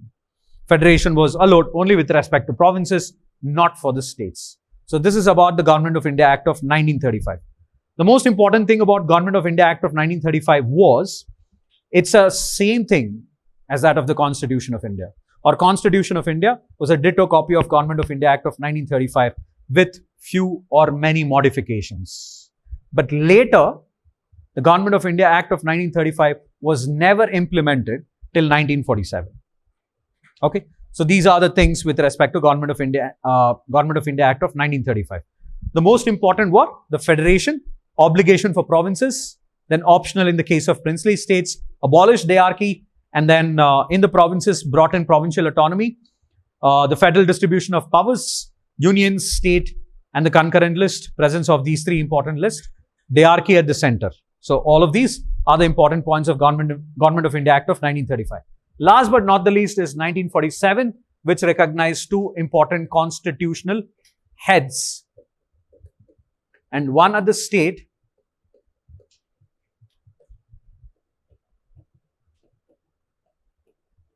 and one at the center.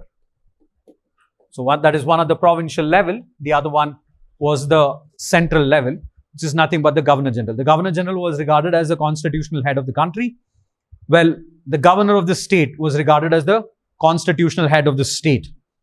But then the Act clearly defined as dominions. Two dominions, India and Pakistan, was supposed to be independent nations. So dominion status is not the complete independence. It is, but we overcame dominion status in 1949, the moment we gave the Constitution of India. Pakistan in the year 1956. Dominion status means owing an allegiance to the crown. That's what we mean in the case of dominion status. All of that is associated with the Indian Independence Act of 1947. So here we are from 1858 till this point, that is till 1947, we have seen the evolution of Indian legislature in the form of central legislature, also in the form of provincial legislature. We already saw the term called as executive here. Now the executive is divided into two. One is the union executive, the other one is the state executive. But then here, we never see anything associated with judiciary, because from 1861 onwards, we find acts framework with respect to judiciary. But post-constitution, we find that the judiciary was separated from the executive. These are the things with respect to the historical underpinnings. So this is where we are on historical underpinnings. Concentrate on only those points which I have told you on historical underpinnings, because other than that, you have not got any questions in the past 10 years. If at all, if you have got any questions, it is on Government of India Act of 1990, 1935, 1858. These 3 acts, you have got questions. Try to cover more points in that, in 1858, 1935 and 1919. I've used the points other than Lakshmikant. Alright, so which is, anyway you have Lakshmikant there. Whole world, I guess, not only India. We'll be studying Lakshmikant if at all, if Indian polity is kept in the examination. So, but these are some of the extra points which you can add there. I've omitted certain things like portfolio system and all of it because it's already given in Lakshmikant. Right? It's easy, you have to just remember. I've just given you the logic and the clarity behind this so that you can remember for the examination. Alright. So let's move ahead with the preamble. Okay, we'll take a break. I hope all of you are able to grasp whatever I've done so far in the 2 hours, right? Well, I was looking at some of the other important things associated with what type of questions have been asked, right? So whatever I've done so far, questions have been asked, but then not in the past 5 to 7 years. Not in the past 5 to 7 years. So that doesn't mean that we have to omit it. Especially on federation, there were many questions which was asked between 2008 till 2013, 14. But after that, we have not seen much, and this time, on current affairs, right, nothing much have been spoken about any of this, right? So now on whatever we discuss, that becomes extremely important because current affairs is associated with all of these. So first, we'll start with preamble.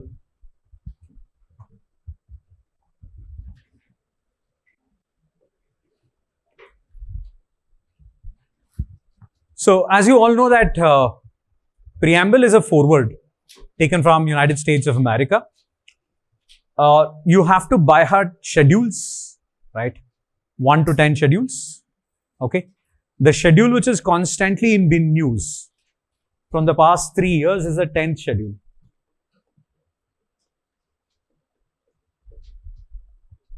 Give concentration to it, that is on anti-defection law, and all of these 3 years. Even this year also, anti-defection law. The reason is because of Shinde versus Thackeray. That's the reason behind it. And of course, Election Commission of India. Right? So, these things which are extremely dynamic, extremely current related, I'll take it tomorrow. Today, we'll cover most of static along with some of these current affairs which have been in news. So, the idea is to cover till Union Executive today. So, I keep fundamental rights and DPSP tomorrow after finishing legislature and judiciary, and then the important constitutional bodies. And in important constitutional bodies, Election Commission of India, Finance Commission. Apart from that, right now, Lokpal, Lokayukta, it's been constantly in news, CBI, and then the adjunct institutions associated with it. Statutory body, you have many statutory bodies which have been in news. And one extra constitutional body which is in news constantly is in Niti Aayog because of the sustainable development goals and also the chairperson, the vice chairperson of Niti Aayog. He assumed the post, so therefore we have to know about it as well. The procedure, and then is it the same as that of the Planning Commission? We'll try to understand all of it. So on preamble, as you all know, this is a foreword. I presume that all of you know from which country we have taken this. It's United States of America. Fundamental rights is also taken from the United States of America. Preamble is a foreword to the Constitution. What are the important points which you have to know about the preamble? So, preamble is important because from 2018 till 2020, you have had at least 2 questions on preamble.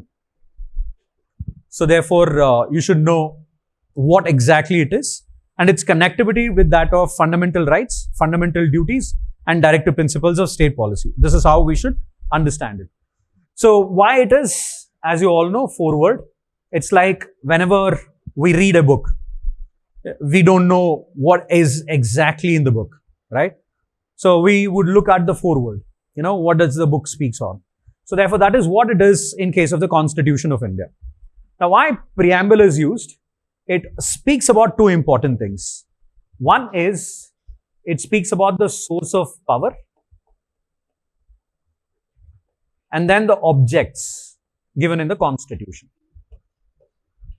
Source of power and the objects given in the Constitution. Normally, preamble is being used by the Supreme Court in case of ambiguous fetters of law. So if there is an ambiguity to the Constitution, we normally find that, you have the preamble here, right?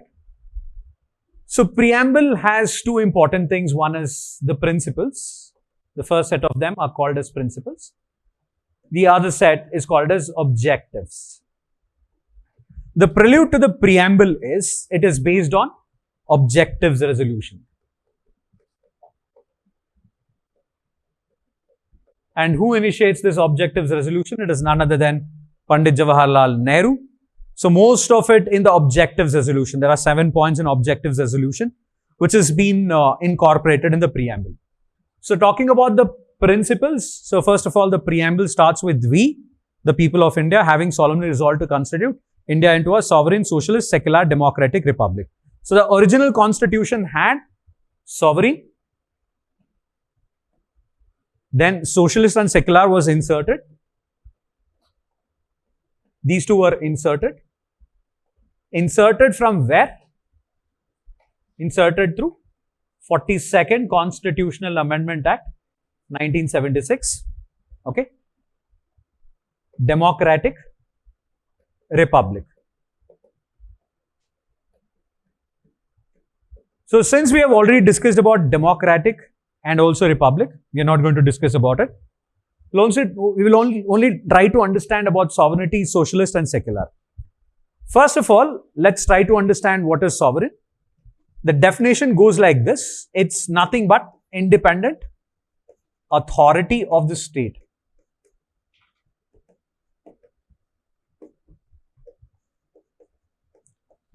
Sovereignty are two types. One is internal, the other one is external. I'm pretty sure that when we discussed about international relations, we did it in detail. Now I can't go to that.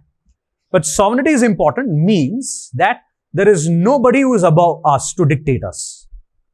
So that is how it is. So the land of India is sovereign. It's independence. Basically, we are talking about independence. So the term is independent authority of the state. So the state role here, we normally speak about the executive, legislature, and lastly, judiciary. Right? So independent authority, the land of India is sovereign. The people there are sovereign. There is nobody above us who is supposed to dictate us. So therefore, India's role in United Nations is such a way that it never compromises the sovereignty of this country. India's membership with that of British Commonwealth of Nations is also to such an extent that it does not compromise on the sovereignty. Because, why am I bringing this point? India was the first country to be a Commonwealth of Nation, a member of Commonwealth of Nation, when other countries were dominion, but India was not a dominion. We had removed our dominion status, and then we had declared complete independence. After that, we expressed our willingness to be a part of British Commonwealth of Nations. So India was criticized, some of the opposition parties criticized Mr. Nehru, saying that you are going against the sovereignty of this country. So please do understand, the sovereignty of India does not get compromised with our membership with any of these international grouping, including United Nations, until and unless it compromises the independence or the territorial integrity of India. So in no way we have found the territorial integrity of India being compromised. So that's about the sovereignty. The second important thing which was inserted was socialism or socialist. So the moment we say socialism, this is a concept. We as brought in democratic socialism in India. The reason because of this is, there's a think tank called as Democratic Socialist who introduced this concept. The last advocate of Democrat Socialist was none other than Nehru.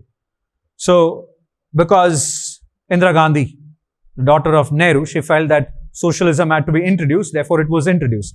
So, Democrat Socialism is a middle way between closed economy to that of open economy. Therefore, we use something called as mixed economy. Socialism in India also means owning of most important enterprises for development. That's the meaning. Owning of most important enterprises for development. Distribution of resources equally amongst everybody in the society. Distribution of resources equally amongst everybody in the society.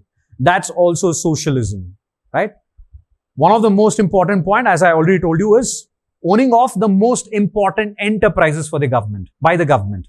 Owning of the most important enterprises by the government. Therefore, during the initial period, you find that the public sector undertaking was being owned by the government.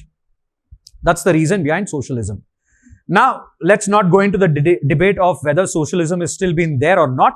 As you all know that the present government, post the dismantling of License Raj from 1992 onwards, they are trying to, match with the socialism and to that of the capitalistic economy.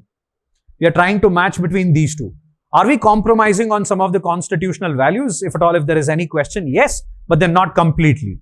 Because we have privatized a lot of public sector enterprises. The idea of socialism is to provide justice to all, that is to bring all of them who are at the down ladder, that is without any employment or poverty, who are living in poverty, above with the main resources of development. That's the whole idea of bringing socialism. Okay. Next is secular. Secularism in India, please do understand, we follow soft secularism, not hard secularism. Example of hard secularism is France. India is an example of soft secularism. So, in case of India, secularism, the first meaning is the government does not endorse any religion.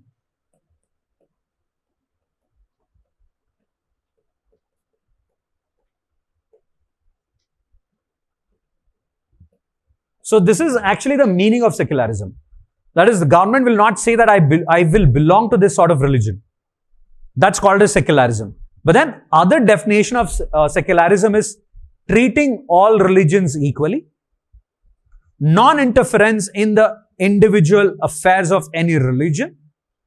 That is treating all religions equally. Second one is treating all religions equally.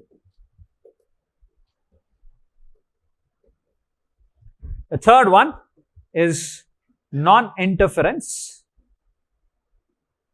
in religious affairs or individual affairs of religion. This shall not be misconstrued as the government's intervention in some religious affairs is because to uphold fundamental rights. So this point here as an exception. What is an exception? Supposing the non-interference of religious affairs has resulted in abrogation of fundamental rights. Then in those situations, it is the government which has made sure that it has interfered in those religious affairs which abrogates the fundamental rights of the citizen. I hope all of you are understanding this, right? So that's what it is. So it comes with an exception. What is an exception? Supposing if any religion tries to hamper the rights of any individual who is following that religion. In that case, the executive can make any law to make sure that nothing can abrogate the fundamental rights of the citizen. That is why it is an exception. You have many examples to it, right? So, therefore, let's not go in detail to that. All right? So, these are the three important points with respect to religion. But then the most important point which you have to understand is government does not endorse any religion. So, do we see that in the case of any fundamental rights? Yes. Article 25 to 28 in the Indian Constitution is nothing but a classic understanding of implementation of secularism in this country. So, where do we find preamble closely aligned to that of, especially the concept of secularism? We find it in fundamental rights. Do we find it in the case of fundamental duties? No. Do we find it in the case of directive principles of state policy? No. We find it in fundamental rights. So, this is how you should understand for the examination. So, take a principle, take an objective, link it with fundamental rights, directive principles of state policy and fundamental duties. See which one matches with them. Alright. So, let's move ahead with it. So, we are not discussing with democracy and republic since we have already discussed that in detail. Next, we will go with objectives. Objects or the objectives of the Constitution. The first one is justice. So in case of justice, the very first one is social justice. The second one is called as economic. And the third one is called as political justice. So where shall we see social justice? Social justice is seen in the case of reservation. Social justice, example of that is reservation. Social justice is also giving importance to women's rights in this country, right? Giving importance to women's rights. Protection of children, right, from child labor. That's also social justice. So do we see social justice in fundamental rights? Yes, right? Because prohibition of human trafficking, especially the vulnerable sections, are associated with it. Then economic justice. The moment we see, and talking about reservation is not a fundamental right. Reservation is not a fundamental right. Okay, please do understand this. Now, supposing instead, is social justice a fundamental right? Is social justice a fundamental right? Reservation is not a fundamental right. Is social justice a fundamental right? We've seen parts of social justice and fundamental rights, so you can assume that it is fundamental rights. So if you get a statement like this, you can tick that as a correct statement. I hope all of you are getting it. Though we do not find directly like this, there are many rights like that. For example, right to doctoral assistance. Okay? So that's a fundamental right. I have told you in one of the class, I believe. But then again, remember that. Of course, we have seen right to privacy. We have seen right to information. All of these. Right against solitary confinement. Right against handcuffing. All of these are not directly to be seen. Right to good roads. Right to internet. Right? All of these are inferred fundamental rights under Article 21, as we all know. Right? So please do know this. And in case of interpretation, because there are many interpretations, it keeps changing. And that is the reason why I'm not keeping fundamental rights now. We will discuss only these dynamic points in tomorrow's class. We'll finish almost all important fundamental rights which the Supreme Court has inferred in the past 2 years. Alright. So next, talking about economic justice, this is where we find some of the programs which is given by the government. Now, where do we see, again, social justice, we also see this in DPSP. Social justice is also to be seen in case of DPSP. Is establishing a cooperative society a fundamental right? Yes, it is a fundamental right. But presence of cooperative society is also to be seen in case of directive principles of state policy. Please do remember. Economic justice programs. Now, right to work is something which is like an economic justice, which we see it in. And right to livelihood, equal pay, equal work, all of that we see it in directive principles of state policy. Please do relate with that. So we see that in not as the fundamental right, but then we see it in directive principles of state policy. Please do understand. So supposing if economic justice is to be seen as one of the point in the question paper, make sure that it relates to that of DPSP as well as preamble. It's not preamble alone. Alright, next, political justice. Of course, universal adult suffrage. Right to vote. Is right to vote a fundamental right? Definitely no, it is a constitutional right. Right to vote is a constitutional right. And we see that, do we see that in directive principles of state policy? We see it in Article 325 and 326, especially in 326, right to vote, universal adult suffrage. So we do not find anything with respect to fundamental rights here. Also with respect to the directive principles of state policy. So this is how you should link with. So justice is to make sure that there is an all-round development in the society. This is the whole idea of having a justice in the preamble. And where do we see that being featured in? In fundamental rights, in directive principles of state policy. Most of it is seen in the case of directive principles of state policy or directly in the Constitution of India. So we see this directly in the Constitution of India. Next, the second one after that is liberty. Liberty is freedom. freedom of thought, expression, belief, faith and worship. And we see that directly linked to that of right to equality.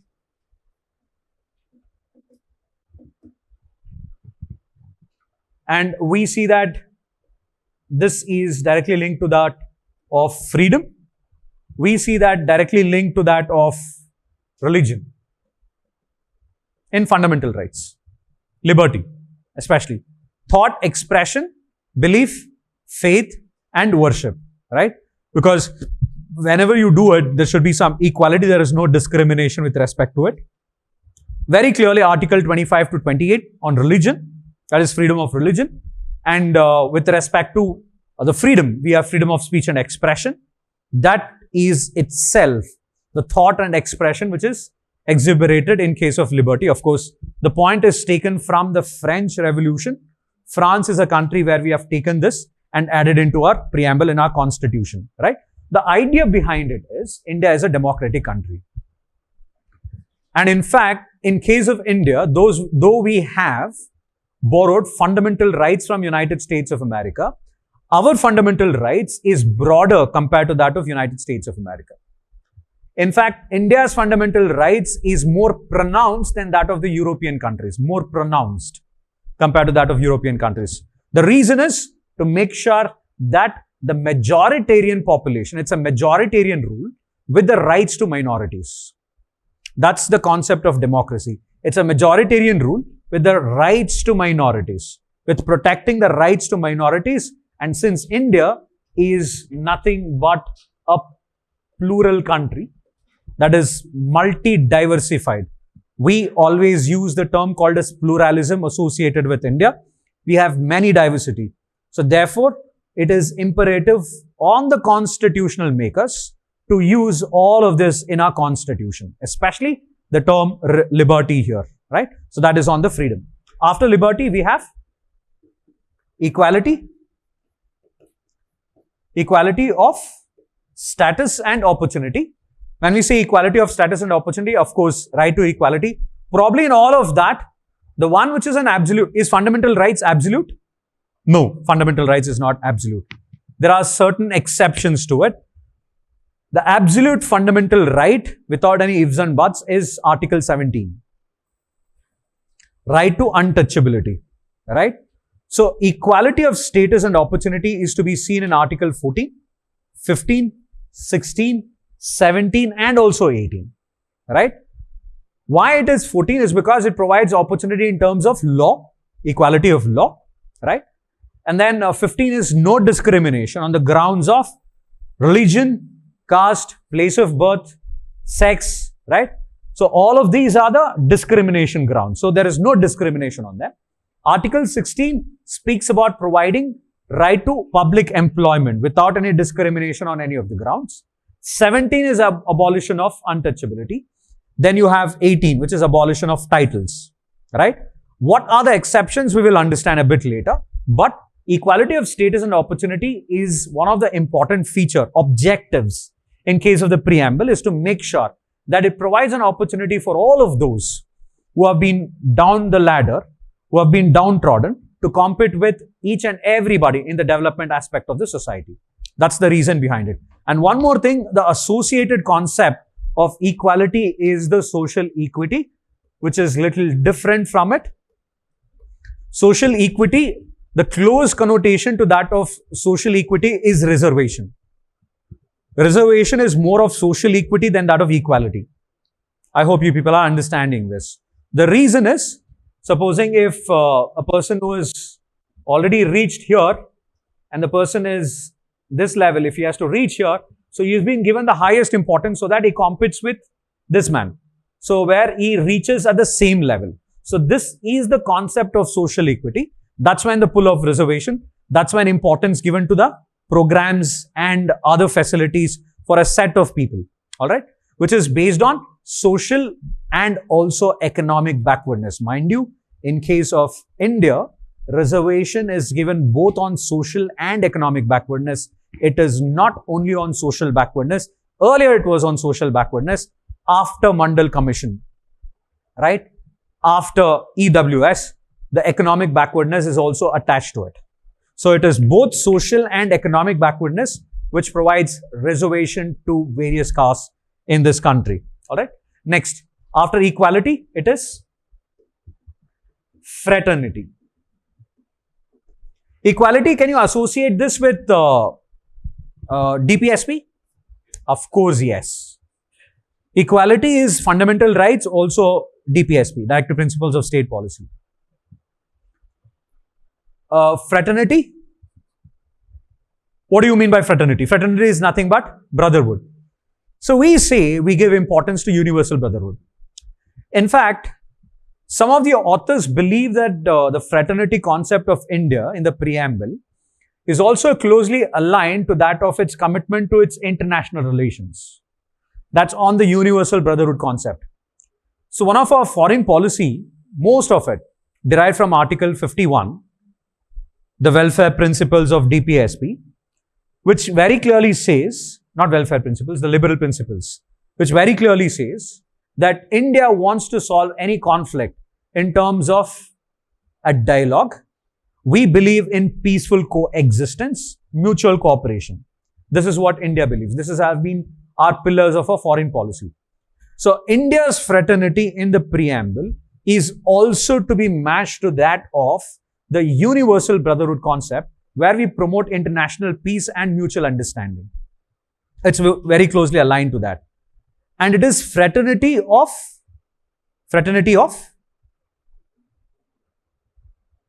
equality of status and opportunity, fraternity assuring dignity of individual, correct? Dignity of individual. Next term is dignity of individual. Where do we find dignity of individual? Do we find that in fundamental rights? Yes? Okay. Can you give me an example of dignity of individual in fundamental rights? Dignity of individual. Right to privacy. Yes. Abolition of untouchability. Abolition of untouchability. Next, can you give me an example of dignity in case of Directive Principles of State Policy? Can we? Definitely when women have been given importance, providing, the security conditions for anybody in the work, good environmental conditions to work, which is one of the important policy in Directive Principles of State Policy. Not workers' participation. We are talking about the dignity of individual. So it is providing just and humane conditions of work. It is Directive Principles of State Policy. So just and humane conditions of work. So that is also dignity of individual. So it covers Directive Principles of State Policy. I hope all of you are understanding this. Please do relate to it. Right? Next, in case of, do we find it in fundamental duties? Where? Exactly.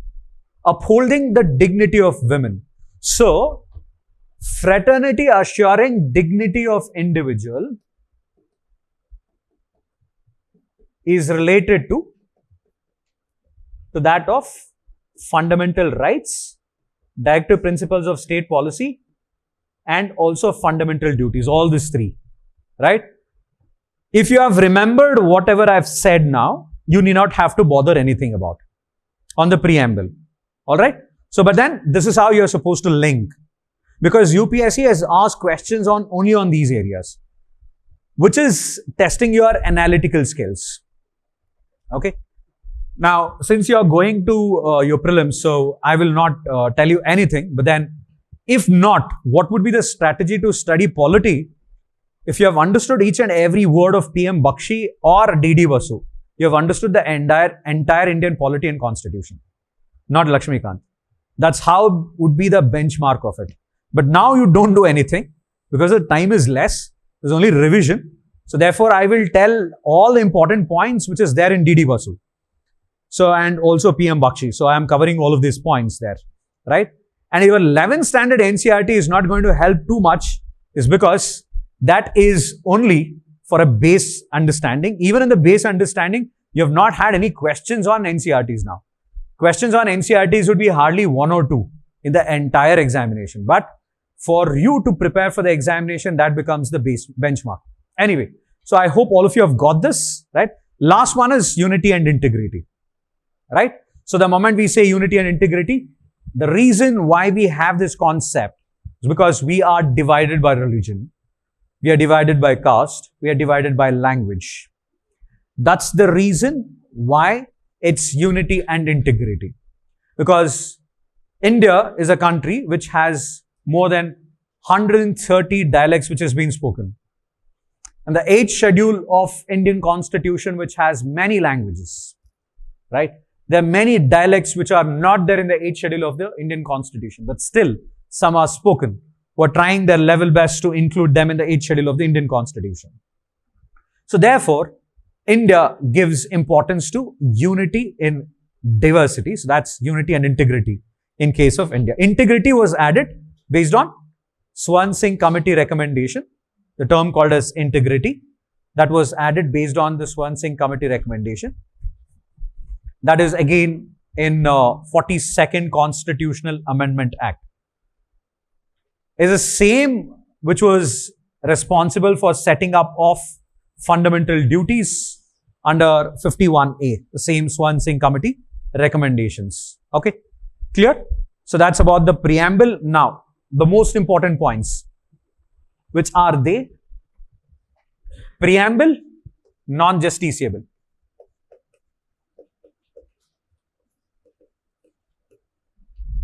You cannot approach the Supreme Court and say, implement the preamble. It's non-justiciable part of the Indian Constitution, right? The second one, of course, it is non-enforceable. Both of them work together. Corollary. Apart from that, preamble is used by Supreme Court to interpret the Constitution.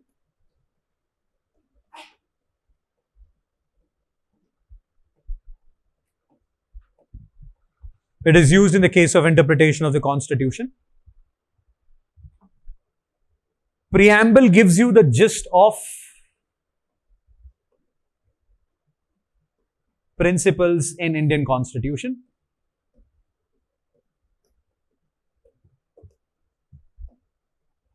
The most important now, where you have to put a star mark.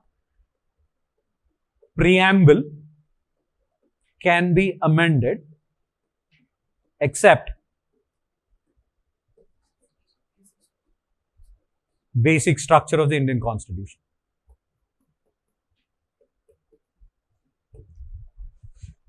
Of course, for this, what you have to remember is 1973 Keshwananda Bharati case. Why? Because why it is important now for the exam? 50 years. It has been exactly 50 years after Keshwananda Bharati case. So we never know whether UPSC might touch a question on this. So Keshwananda Bharati case, this is the outcome of the cases. Number one, preamble becomes the part of the Indian Constitution, which was not the part of Indian Constitution according to Berubari's case.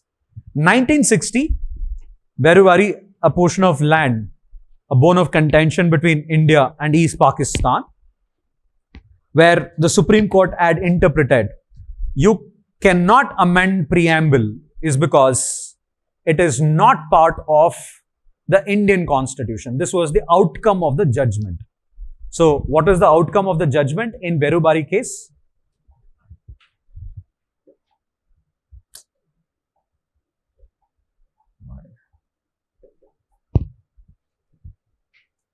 What is happening?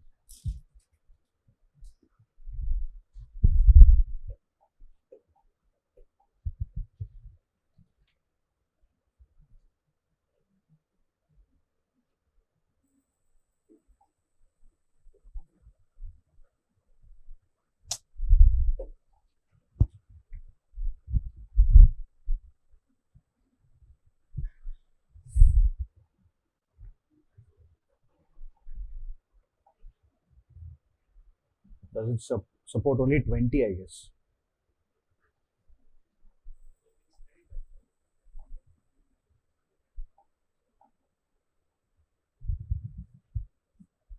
Can I pull it down? I know. Okay. I'll just, okay. So, Berubari case. Sorry for my illiteracy over science and technology. Berubari case of 1960. Well, Berubari case had a judgment where preamble is out of Article 368. That is, it cannot be amended since preamble is not a part of Indian Constitution. So, well, that was changed through Keshavananda Bharati case in 1973. The outcome of the judgment, please do remember the outcome of the judgment.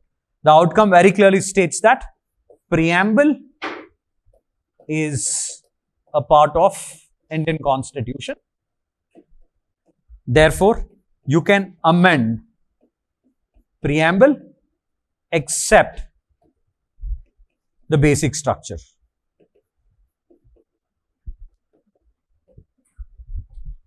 The term called as basic structure is defined in the Constitution, correct? The term called basic structure is not defined in the Constitution. It is only an outcome of this case of 1973. In this case, the highlight of the judgment is you can amend any portion of the Constitution but cannot amend the basic premise of the Indian Constitution, which is to be called as the basic structure. The basic premise are the value system in which the Constitution, Indian Constitution is being built off. So therefore, it shall never be amended according to the 1973 Keshavananda Bharati case, and also in some supplemental cases, whenever the Supreme Court has highlighted about the basic structure doctrine, you should always remember that it is not to be amended because it affects the basic premise and the nature of the Constitution. Since it affects the nature of the Constitution, you are not supposed to amend it. Okay, clear? So that's about the preamble and the important case associated with preamble. All right. Now, let's move ahead with the next topic. That's on the citizenship.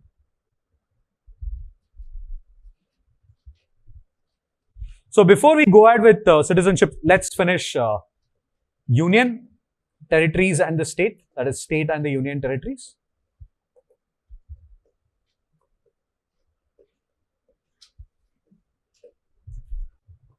So the article is Article 1. Article 1 speaks about Union of India, right?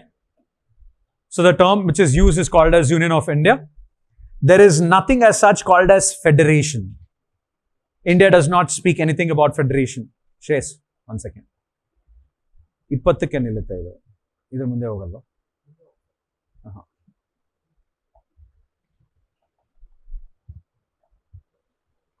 Twenty ಮಾತ್ರನೇ support ಮಾಡೋದು.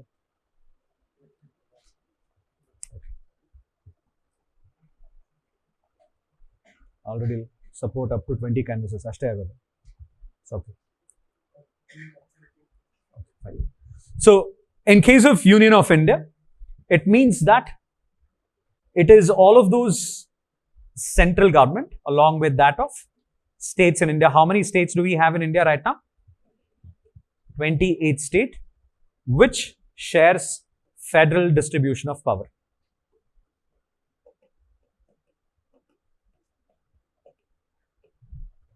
This is why it is called as Union of India. The other term which is used is called as Territory of India,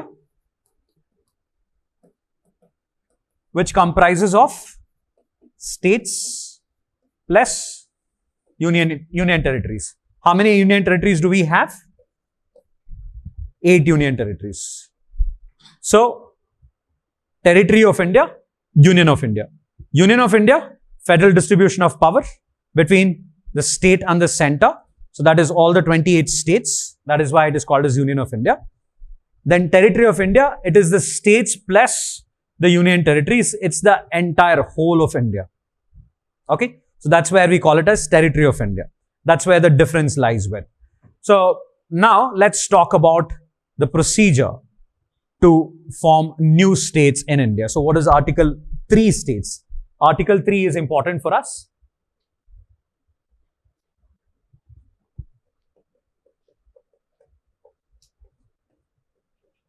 So that is, according to Article 3, the Parliament has the power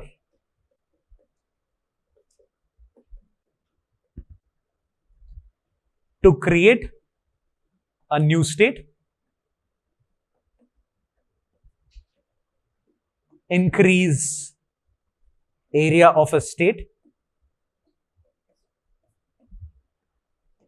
diminish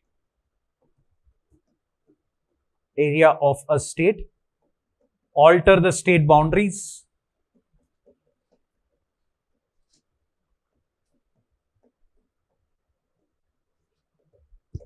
last one, can change the name of the state.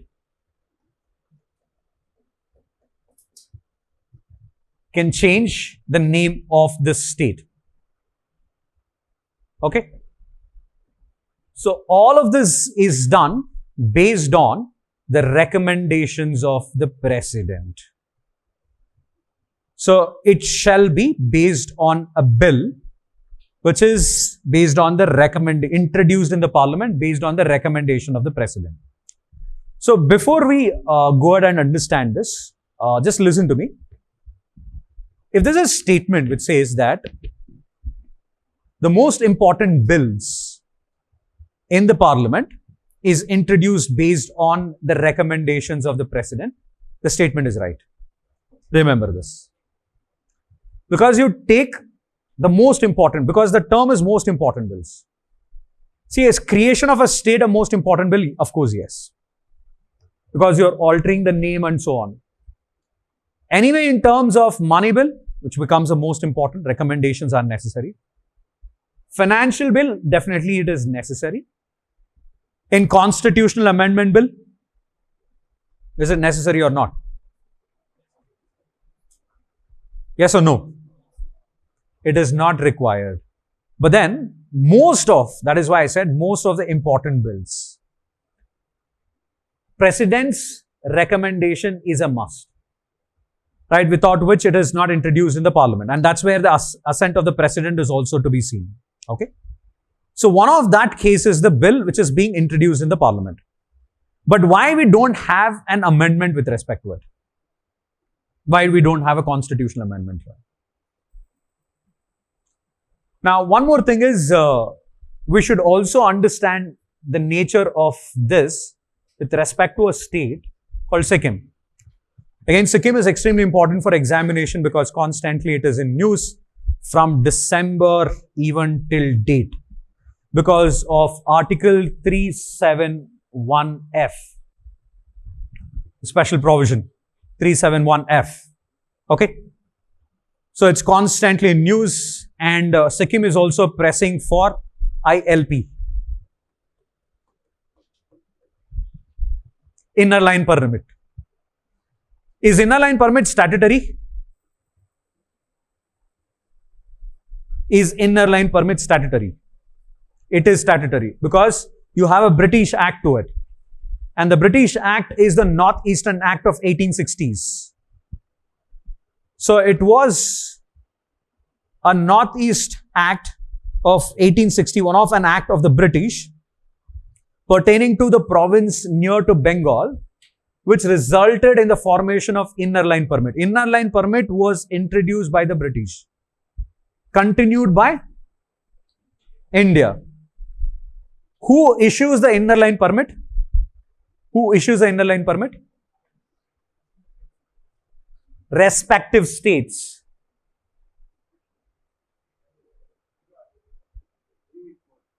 Okay. It is the respective states. It is the respective states which issue Inner Line Permit. So, which are the states which has Inner Line Permit right now? 4 states. Arunachal Pradesh, Nagaland, Mizoram, Manipur. 4 states has Inner Line Permit.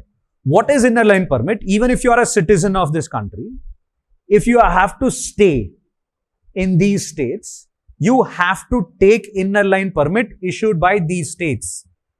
The state governments. These 4 state governments shall issue a permit to you for staying in these states, and there are conditions for it, which is called as inner line permit. I hope all of you have got this. That's called as inner line permit.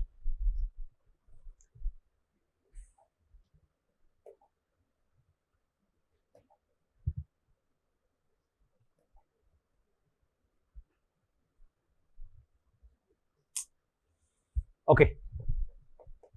ILP, which is inner line permit. It is backed by a British Act of 1860s. So therefore, it is statutory. All of you should be a little fast because I'll be covering some of the current affairs portions there. Okay. And Sikkim wants a similar inner line permit as that of 4 states.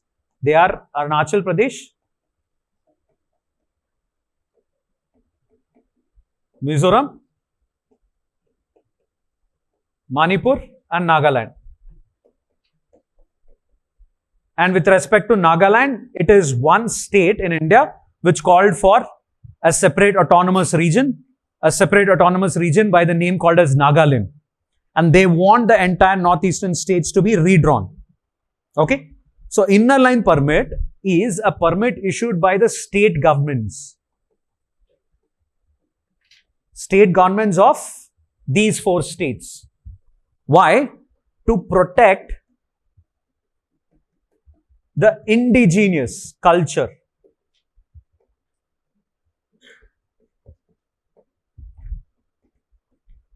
In these states.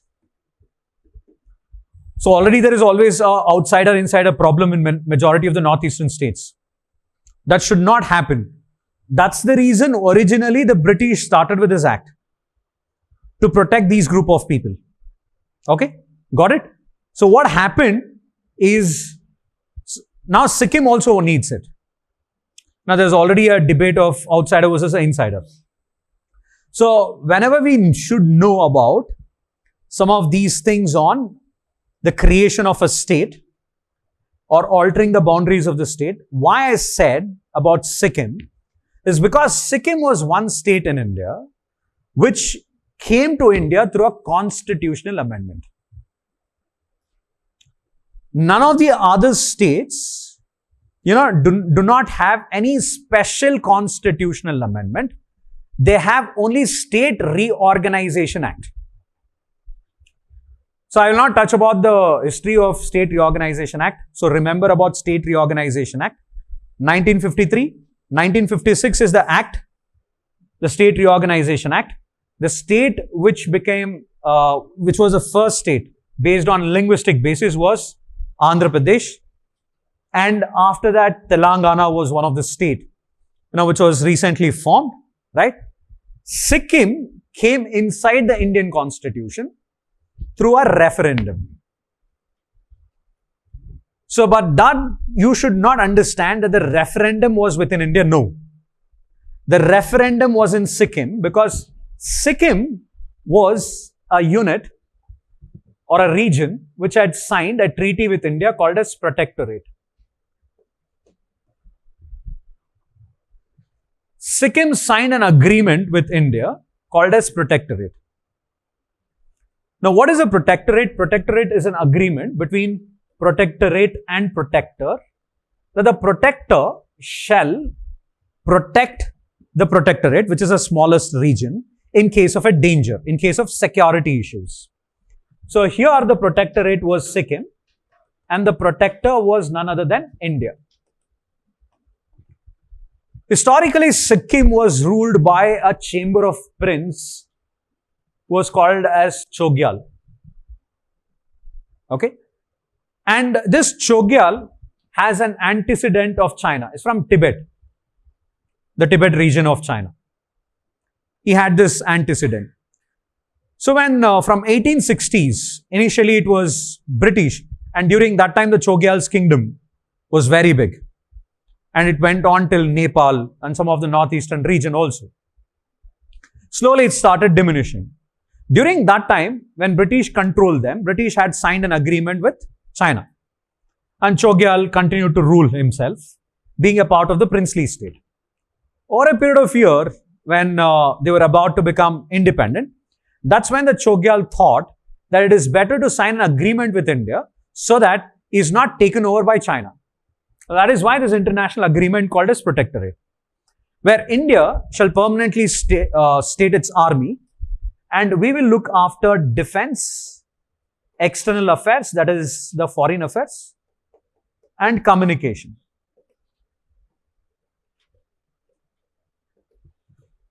But in 1961, the king also said that he will sign an agreement only if, right, even before that, when British were ruling, he will sign an agreement with British if and only if the people in his kingdom are protected. Their culture is protected. In 1961, there was a register, and this register was to be called as the original register of people of Sikkim. And this is the bone of contention in today's current affairs, especially when Sikkim is talking about the outside versus the insider problem. Why? We will try to understand it. So it was in the year 1974 that Sikkim for the first time came out with a referendum. After referendum, it made sure that Sikkim becomes 97% of the people wish to join with India. So if any territory has to be acceded within our Indian territory, then you all know that we need a constitutional amendment because we have to introduce them in the schedule of the Indian Constitution. We have to include them in the schedule of the Indian Constitution. So because it is in the first schedule especially. So therefore, what was done? India made a constitutional amendment. Okay? The constitutional amendment was 35th constitutional amendment. This 35th constitutional amendment, which was made only for the state of Sikkim, called Sikkim as an associate state. And this was not included within Union of India. It was like we were giving second class of treatment to them. I hope all of you are understanding this. This was vehemently criticized by the media. When media criticized, that's when the government of India in 1975 passed 36th Constitutional Amendment Act, through which Sikkim becomes a full-fledged state of India, and it was disbanded with the associate state status. It was removed with the associate state status, and Sikkim becomes a full-fledged state of India. It was having the same federal distribution of power as that of any other state in India. So it was part of this Union of India. After this, Sikkim continues to abolish as during this time, of course, the Chogyal stopped India from entertaining Sikkim inside the Union of India, but then India did not agree to it. But after this, there are laws which are made by the people of Sikkim. Sikkim has 4 indigenous tribes, and some of them from Nepal has settled there. The recent bone of contention is, in 1961 register says the original residents of Sikkim are excluded from paying income tax. This is the bone of contention. I repeat, those who are the original residents of Sikkim, they are excluded from paying income tax. Then you do not have to pay the income tax. So therefore, this was continued, and there are many people who settled there, from the various parts of India. They have already settled. Even they continue to enjoy this because they have settled there for many generations. Now, the Supreme Court had given some foreigners tag to one of the community living there, right? That saying that they were outsiders. This remark has angered the communities in Sikkim, and that is why the protest. And also to make sure that those who are considered to be outside Sikkim than that of the original inhabitants, they should also not, enjoy paying of income tax. That is, those people who have come and settled there from various parts of India, they should not get the feature of enjoying not paying of income tax. This is why Sikkim from Jan till date is constantly into it. And the the Chief Minister of Sikkim, he has said that some of the policies which is recently made goes against Article 371F, which Sikkim enjoys, the special provision which Sikkim enjoys. This is why it is in news currently. So please do remember about Sikkim, whatever I have told you right now. I've summed it up.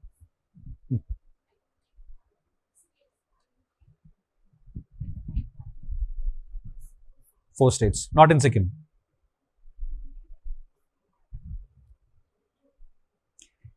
Understand the idea behind inner line permit.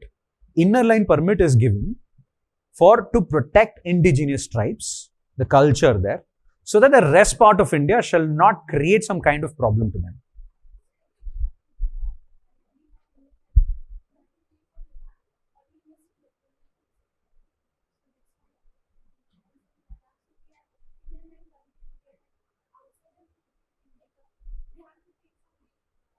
That's been changed by the government of India through the notification, because it was called as union territory and it is under the control of the central government. Since it is under the control of the central government, none of the union territories will get the inner line permit. Yeah. So it is on 4 of these states, right? So Arunachal Pradesh, then Mizoram, Manipur and Nagaland. These are the 4 states. I hope all of you got this, yeah? Well, any questions about this and why it was in news and everything?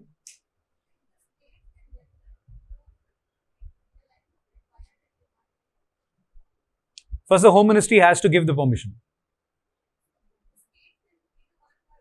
Correct. Still, Home Ministry has to give the permission. The central has to give the permission to them, without which they can't. All right? Clear? Yes. Lakshadweep. See, that was done for some reason. But when we speak about the states, please remember only this. All union territories are always under the center. So there is no question of giving inner line permit then. Inner line permit is always given by the states, not by the center. Okay? Clear? Yes? Okay, now let's move ahead.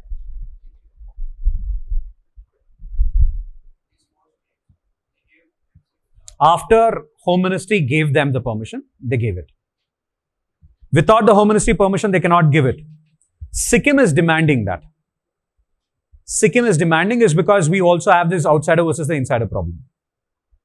Once that is done, then they will have the authority to distribute it. Otherwise, they don't have the authority. What will happen, even if you are a citizen there, you will get some stipulated days of time, like 10 days or 15 days to stay there.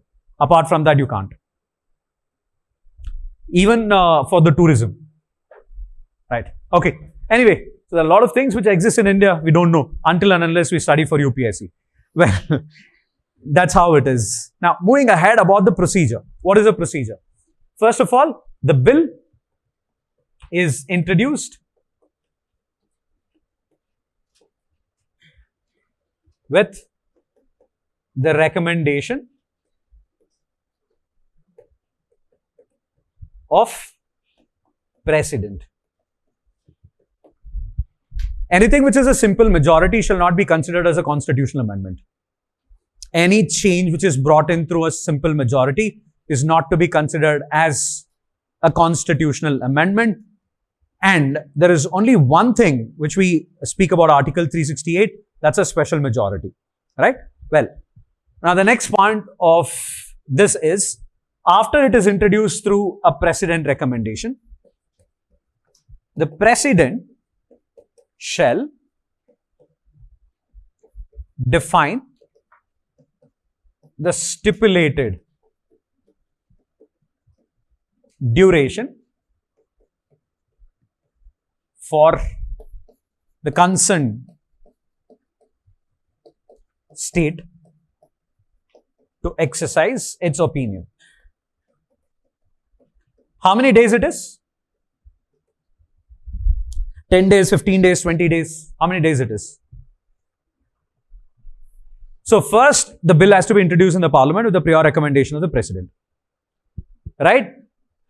Now, when it is being introduced, before that, the president should give some stipulated time period for the state legislative assembly, which is impacted by this. So how many days shall the president give it to them? 15 days, 21 days, 30 days. This is not specified by the constitution. It is up to the discretion of the president. Okay? And after they decided, it is advisory in nature. What is advisory? Opinion is advisory in nature. So it is not binding on the president. Not binding. It is definitely not binding on the president. Okay? And then after this is done, each house shall pass it with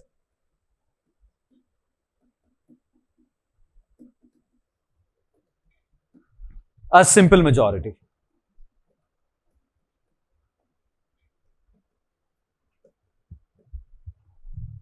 Each house shall pass it with a simple majority of the members present. Right? Once this is done, any of those which we had discussed, creating a new state, altering the boundary of a state, changing the name of the state, shall be implemented. Okay? So step number 1, recommendation of the president. Prior recommendation of the president is a must. Step number 2, the president shall define the stipulated duration of time period under which the opinion of the state legislative assembly concerned shall be provided, and the opinion provided by them is not binding on the president, right? The president can act otherwise and then can be introduced as a bill. After that, once the bill is passed with a simple majority of the members present, it's more than sufficient to make sure that the bill becomes an act. So all State Reorganizations Act have been done on this basis, including Jammu and Kashmir State Reorganization Act of 2019. Because the opinion of State Legislative Assembly is not binding on the Parliament and also on the President. So because it's Canadian model of federation, center is more powerful than that of the state. It's as simple as that. Okay? So that is where you have to also remember, first Article 370 was abrogated, and then the reflective of that was Article 35A was abrogated, and immediately after that, the State Reorganization Act of J&K brought an implication where Jammu and Kashmir was divided into Jammu and Kashmir and Ladakh. Both of them were converted into Union Territory, and Jammu and Kashmir retained State Legislative Assembly seat. Right now, there was a question about Delimitation Commission. Because Delimitation Commission was supposed to give the total number of State Legislative Assembly seats in Jammu and Kashmir. The final report was given in last year, May 2022, which was challenged, but the Supreme Court of India has accepted the report of the Delimitation Commission. And therefore, finally, once the Election Commission of India issues a notification, you will have an election to the Jammu and Kashmir State Legislative Assembly, which is a union territory. One of the important implications of this is to be seen on the presidential election. What was that? For the second consecutive time, the State Legislative Assembly, that is the state of Jammu and Kashmir, when it was converted into a State Legislative Assembly, did not participate in the election of the president. Therefore, the total value of an MP last year, when the presidential election happened, reduced from 709 to 700. These are factual, but then we never know. Remember them. So what is the implication? It has a direct implication on the presidential election. So right now in presidential election, there are only 2 union territories which is notified. Naturally, it has to be done by whole of India. State Legislative Assembly of Jammu and Kashmir is not been included. Okay. So State Legislative Assembly of Jammu and Kashmir, since it is not included, the impact of presidential election is reduction in the value of the MP vote, which is reduced from 709 to 700. Because some of these points is direct implication from J&K. Okay, clear? Right? Now, moving ahead with the union territories. The story of Telangana is a classic example of it. So just to give you brief about Telangana, initially Telangana questioned a separate state, not on, linguistic basis. It was on backwardness. But then there were considerable portion of ethnic minorities who were living there. The localites were called as Mulkis, majority were speaking Urdu. And when this was a call for a separate state, Andhra Pradesh government made sure that there will be a separate regional council, an autonomous council in the state, in the region of Telangana, to provide importance for them in case of education, in case of employment opportunities and so on. But then slowly it resulted in formation of political associations, organizations. Initially, it was small organizations which started questioning about a separate statehood for Telangana. And finally, there was one political party which came into power in the name of protecting the interest of Telangana, the people of Telangana, which was just an organization.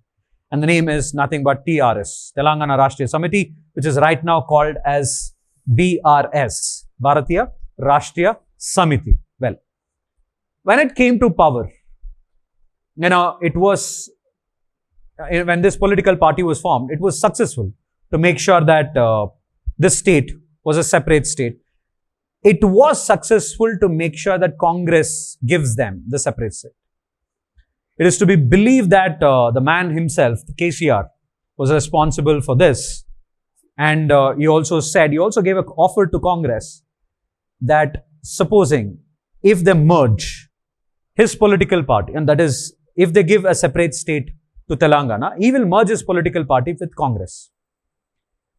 But the moment it was announced, he gives Hath to Congress, which is the symbol of Congress. Well, that later resulted in, a separate state with a separate state legislative assembly. And finally, the history is TRS becomes victorious in 2 occasions, right? So that's about Telangana. A classic example of during 2013-14, I still remember when we had discussions about the state and union territories.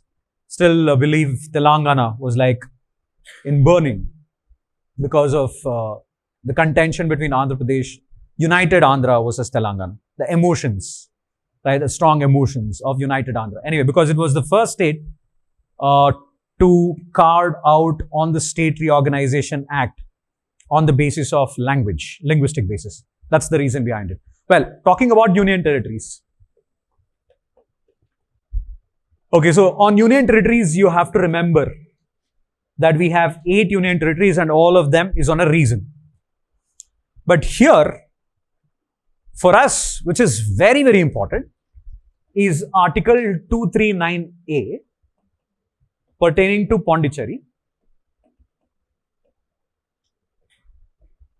and Article 239AA and AB pertaining to New Delhi.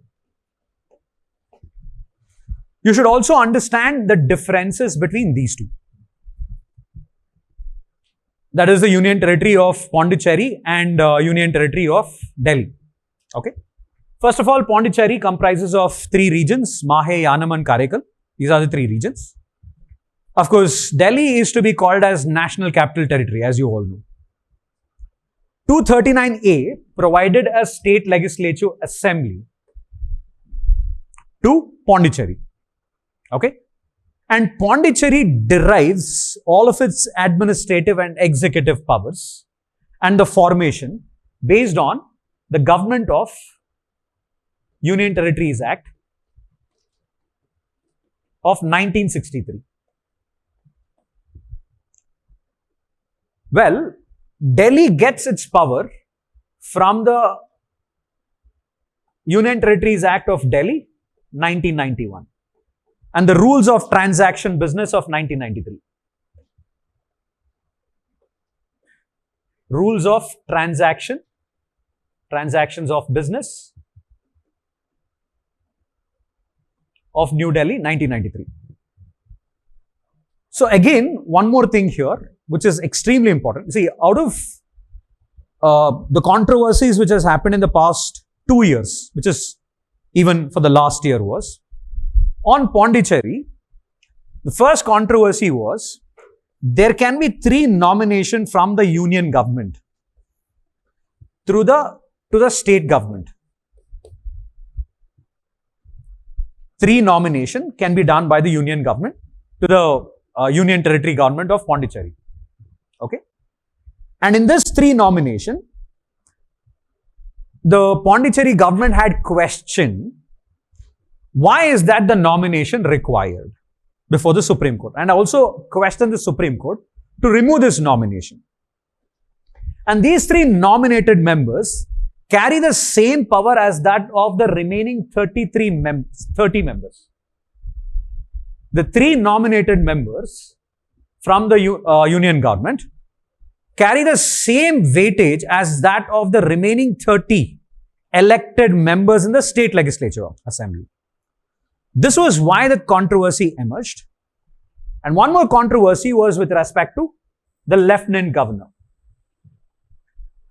The Act of 1963 very clearly states that the lieutenant governor is not bound by the aid and advice of the Council of Ministers headed by the Chief Minister in Pondicherry. Kiran Bedi made sure it was a tough time for the Chief Minister. So understand the difference here. Delhi does not get the power from the Government of Union Territory Act of 1963. It gets its power from the Delhi Act, the National Capital Territory, Delhi Union Territory Act, 1991. And also the Rules of Transaction Business, that is in 1993, pertaining to Delhi only. That's the major difference between these 2 union territories. Okay? And why you should remember this is because this is constantly in news from the past 2 years. So that is why you have to remember. So well, Pondicherry, at least, the minister has more powers compared to that of Delhi. Why? Because in case of Pondicherry, they can make laws on all the stateless subjects. I repeat, the ministers, the Council of Ministers and the Chief Minister, in case of Pondicherry, has the power to make law on all the stateless subjects. All the stateless subjects. But also on concurrent list. Also on concurrent list. But supposing if the parliament has already made a law, then the parliament law will prevail over the state law. But this is a union territory. This power is not applicable for New Delhi is because except law and order and land. These 2 is still with the union government. The government of New Delhi in the state legislature assembly of New Delhi can make law on any subject except on police, that is law and order, and also on land.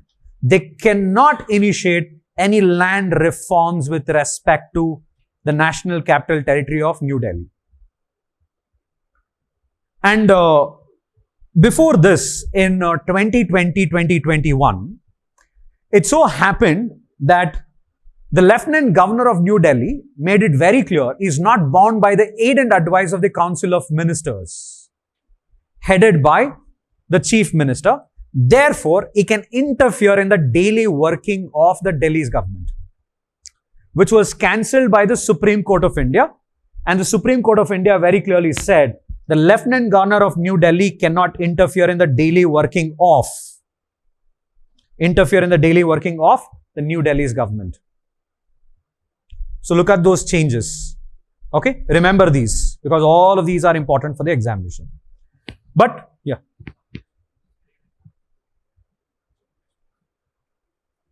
keep Jammu Kashmir out now. Keep Jammu Kashmir out because Jammu Kashmir, don't worry about anything, right? Because there is nothing which has been notified as such. Delimitation Commission has given a report, accepted. Election Commission of India has to come through. Then all of the powers of the state legislature assembly, everything has to be conferred. So let's worry about only these two. It's not applicable for them. See, but normally what happens in a union territory is the lieutenant governors are being given more powers. In fact, they assume more powers because they are the direct representatives of the president. They are appointed by the president. So therefore, they are not completely bound by the aid and advice of the Council of Ministers headed by the Chief Minister because first of all, the concept is union territory. Union territory are centrally administered regions. They are not a separate state. The difference between state and union territory is state has some autonomous power. Union territories do not, as the name itself suggests. And then with respect to all the state legislature assembly, only 3 states are going to have the state legislature assembly. Apart from these two, Jammu and Kashmir. Even in some cases, lieutenant governor, because he's been elected by the president, he can overpower certain things which is being done by the chief minister and the council of ministers. So you might also see some restrictions, being provided for the state legislature assembly of Jammu and Kashmir later, but then that's still not notified. So you will have an act for it, right? But for now, understand where Pondicherry gets its power. It gets its power from the Government of Union Territory Act of 1963, where Delhi gets its power, right? And the difference between these two. Okay. So again, I repeat, the difference between these two are, apart from this difference which I have mentioned, law and order and police. Still, the Delhi government does not have any power to make laws on this, right? But in case of Pondicherry, they can make laws on all state subjects except union list, even on the concurrent list.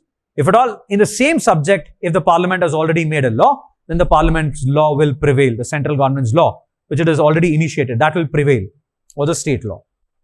Okay? Got it, everybody? Yes. So this is about Pondicherry and New Delhi, right? And the recent trends associated with these two. It's an extremely important topic for examination, right? For prelims. So please do remember them. So I don't know whether you have it in Lakshmikant or not, but then you have to remember these two. Okay, where do they get it from? How do they work? Okay, one more recent thing which has happened in the month of December.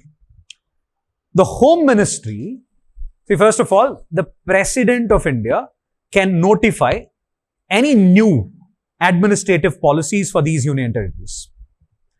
And the President of India has notified through the Ministry of Home Affairs about the industries operating in New Delhi, Pondicherry and the other 4 union territories except Jammu and Kashmir and Ladakh. So it has given the powers to the lieutenant governors to supervise and to make law and policies with respect to the administration of industries which are within their vicinity. Especially this is applicable for 6 union territories. So they are Pondicherry, New Delhi, Lakshadweep, Daman and Diu, Andaman and Nicobar Islands, and the last one is Chandigarh. For Jammu and Kashmir and Ladakh is not applicable. What is not applicable? Lieutenant Governor can make policies and laws on the industries operating in the vicinity of these union territories. Okay? That's the recent initiative which is undertaken by the Ministry of Home Affairs. And why the Ministry of Home Affairs does it? Because the President is the one who is responsible for making policies of it. Okay? Very clearly, the government of India wants to control this. Okay? Right? Clear? Naturally, you know why? Because national capital territory. See, understand the logic. Police and other things are under the government of India here because it's a capital territory. Prime Minister, Council of Ministers and all ministries and departments are present in New Delhi. You cannot expect a state to provide a security here. That's the logic. How much ever the present Chief Minister of Delhi speaks of, the logic is quite simple. The logic is, see, it's a national capital territory. Then you cannot expect the state, to function and, control a union territory, by the way. It's not a complete state, though he's asking for a statehood. It cannot control that entire part of New Delhi is because of this reason. You cannot expect them to provide a security to the Prime Minister. Otherwise, it's like the Prime Minister coming under the ambit of a union territory, not even the state. And that to control by the Chief Minister and the Council of Ministers. That's the logic. Forget the politics. Let's go by the logic. Right? So, that's about the union territory. So, the government of India, through the president, controls union territories. So, remember the differences between state and union territories.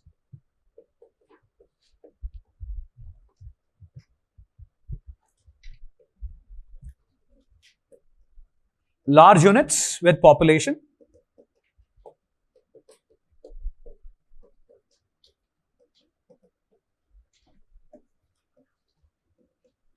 Smaller territories with lesser population.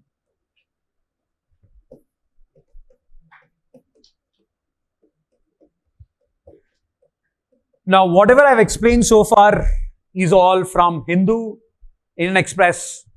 This is Hindustan Times. The source of the difference between state and the union territory, Hindustan Times. Number 2, they have autonomous units under the central government. Normally, governor is the state head or the constitutional head. Please do understand, in union territories, president is the executive head.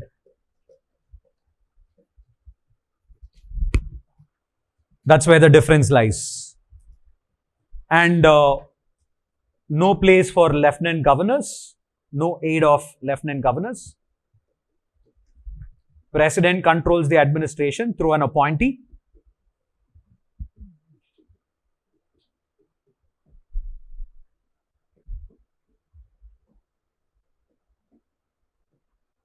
Chief administrator or lieutenant governor.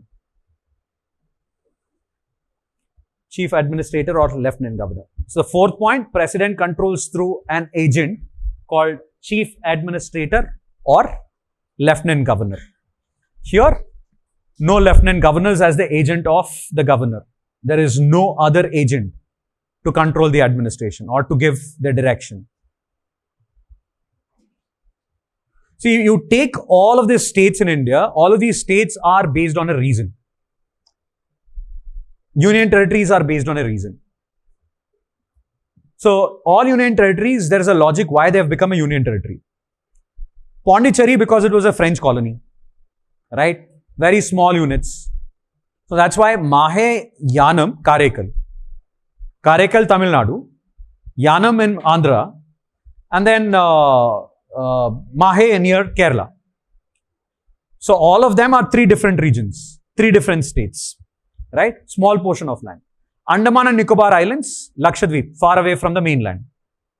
Since they are far away from the mainland, it's extremely difficult for India to provide administration to them, if at all if it is a state. And if at all if it is a state, since it is away from the mainland, there will always be a problem of sovereignty. Normally, we handle our military exercises here in order to control them, right? So that the external agencies, we might be compromising on our external sovereignty. That's the reason why It's converted into a union territory. Chandigarh is because of Punjab Accord. Punjab Accord was signed between Rajiv Gandhi and Punjab government, Shiromani Akali Dal Gurudwara Committee. And after Shiromani Akali Dal Gurudwara Committee said, we will abide by this accord, Chandigarh was given to them. Haryana protested. Since both the states were protesting against Chandigarh, therefore it was converted into union territory.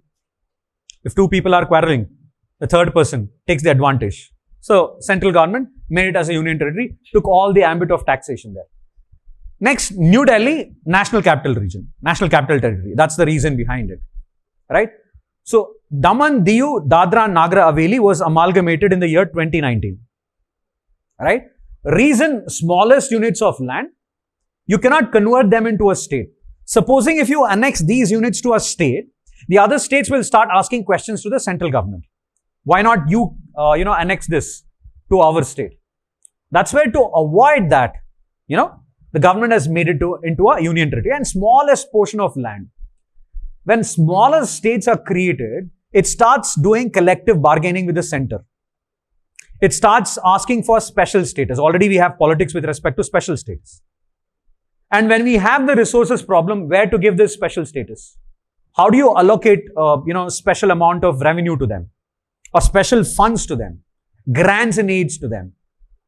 Right? So that is the reason why the concept of union territories. Okay? Got it, everybody?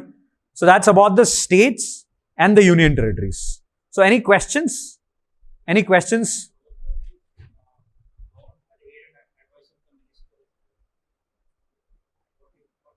He has discretionary powers. Governor has discretionary powers. For example, in the state of Karnataka, when the government was different, it was a Congress government under the leadership of Mr. Siddaramaiah.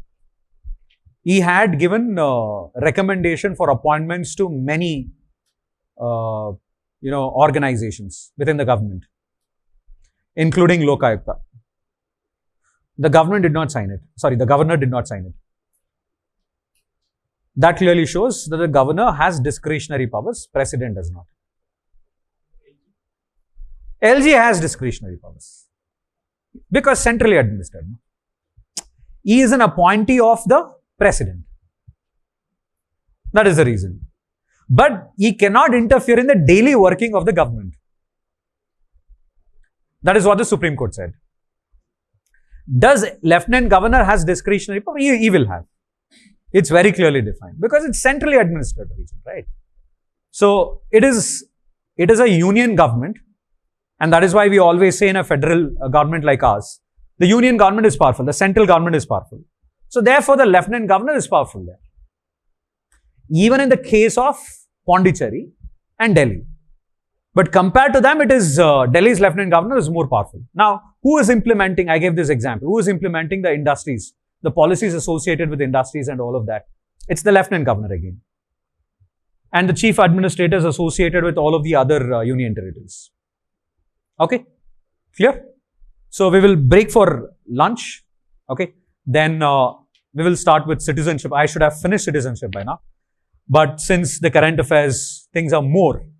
And be very clear on this. I'll finish as much as I can. And today I want to finish Union Executive completely. So including the President, Vice President and the Council of Ministers and the important articles.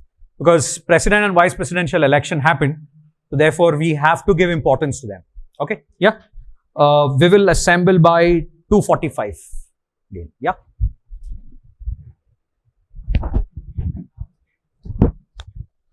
Good question. But then if the area is more, the population is more, but then you cannot convert into a state. More than that of a union territory, a smallest of union territory.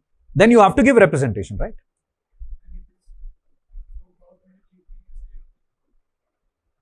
State government, you have a problem, you have to give extra fund to them. Instead of giving extra fund, you can take fund, right? In the form of taxation. Think in the government's perspective. See, if you have to create a state, the onus lies with the parliament. You have to allocate expenditure. It's an expenditure. They will ask for special status. Then after that, what they'll do is, they'll also ask for the river water dispute. All of that will emerge. Instead of that, if it is central government, none of the dispute. They can save fund, right? Financial prudency. In fact, that's an important point. I think you people have got the differences and also the state and union territory. Again, the point of question, Sikkim, very, very important because of the growing tensions which is going on. You have everything which is given in Hindu and Indian Express and explained. You have a separate tag called explained in Hindu and Indian Express. Both. Even in Hindu, if you have had the app, so they say explained also in Hindu. So in both of it, this was there. So make sure that you go through it. So you get the, I'll tell you all the important topics, which is, which can be, predicted for the examination. And without further delay, let's go to the president directly, because citizenship is a very small topic. So since the union executive is the most important, but recently questions on union executive is to be seen on governance rather than that of the president and his relationship with the prime minister. You see more of it on the president, more of it on the governance. Less questions have been asked on the president, but then the most important of all of the union executive is always the president. So questions can be on governance, like on the civil service board, the chairperson of the civil service board, then also sometimes on the cabinet secretariat and the cabinet secretary. So make sure that you know about them, right? Anyway, we are going to have a look at all of them. So the moment we say president, he is always called as the union executive, right?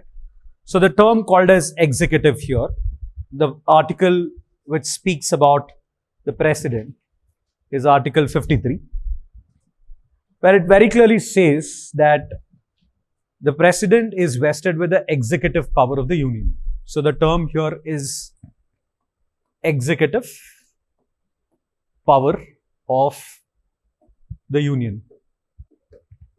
Now, what do you mean by executive power is the next question. Executive powers are the following according to the Supreme Court's judgment. First one, anything which is related to formulation of policy.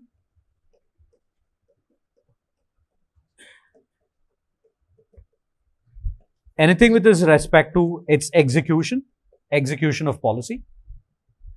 Maintenance of stability and order.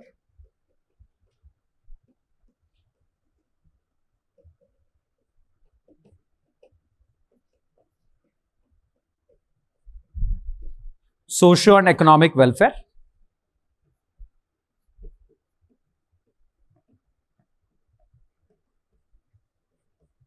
All of these are under the executive power. So the definition of executive power comprises of all of these four. That's on formulation of policy, execution, then maintenance of stability and order, social and economic welfare. So the primordial objective of the union executive comprises of all of these or any one of this, okay, according to the order given by the Supreme Court of India. Now, the next important thing about the president is called as the constitutional head.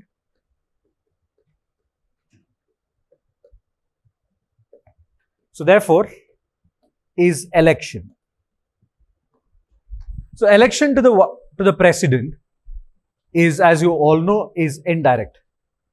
Now the question is why it is indirect, not direct. Why it is indirect? Okay, he's a nominal head, so therefore it should be an indirect election. Exactly. One of the reason why it is not a direct election is because to avoid the conflict between the Prime Minister and the President.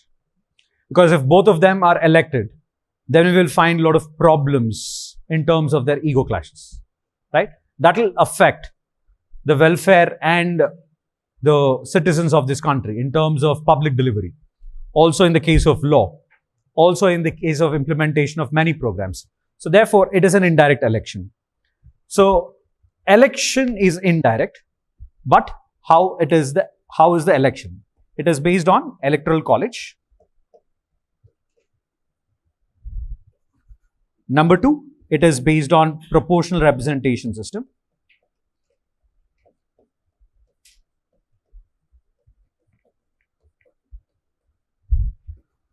Number 3, it is secret ballot, not an open ballot. Number 4, election happens through a single transferable vote. Let's try to understand each one of it. Electoral college. What does the electoral college comprise of? It is all elected members of parliament, only elected. Number 2, all elected members of state legislative assembly. So elected only. So it is elected members of parliament, elected members of state legislative assembly. State legislative council do not participate. The nominated members do not participate because it's a proportional representation system. It is replicative of the population. So proportional representation system is always dependent on population. What is secret ballot? Why do we have secret ballot? The reason why we have secret ballot is the moment anybody votes for the candidate is not supposed to disclose for whom he has voted for. If it discloses, then it might result in a sense of corruption or it might encourage corruption. That's the reason why secret ballot is encouraged instead of open ballot. For example, in this class, if there are 2 representatives and if people are voting for them, we'll get to know who is voting for whom. Therefore, it might result in a sense of corruption. It might encourage corruption. Therefore, in the case of the presidential election, it is the secret ballot. What do you mean by single transferable vote? In the course of time, we will try to understand what is single transferable vote. The vote gets transferred depending on the number of candidates in the fray, depending on the quota system. Well, it is always dependent on the formula which is given in most of the texts, including Lakshmikant. So, 1 vote of an MLA is given by the formula, that is the total population of the state. What is the census taken? 1971. Why 1971 census? Number of elected seats in that state into 1 by 1000. The reason 1971 census is taken is because that is a census which was considered to be a stable population till 2026, after the first census of 2026.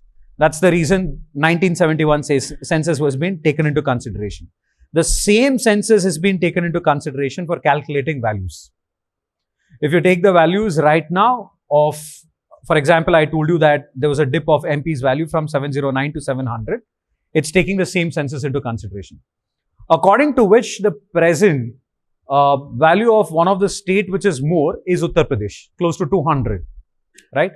In case of Tamil Nadu and Maharashtra, it is close to 175. In case of Sikkim, it's around 7. So it varies from one state to the other state, depending proportionally to that of the population. So a kind of uniformity is to be seen in case of election of the president, because it is always replicative on terms of the area to that of the population. Number of elected into 1 by 1000. As you all know, the reason 1 by 1000 is used is because in all demographic calculation, it is calculated per 1000. Right? So this gives you the vote of an MLA. Next, after that, it is an vote of an MP. Vote of an MP is equal to the total value of all MLAs divided by total elected MPs. So how much is the total elected MPs? 776. So this is right now in this year was 700. This is what I said. Okay. Right now, this is the present value which happened in last year, 2020, the 15th presidential election. Draupadi Murmu was the president. Well, after this, you should know the quota. How do you determine the quota? Quota is number of electors. Number of electors are those people who vote for the president. And one more thing which is important here is what happens when a member of parliament abstains from voting. Does it amount to disqualification?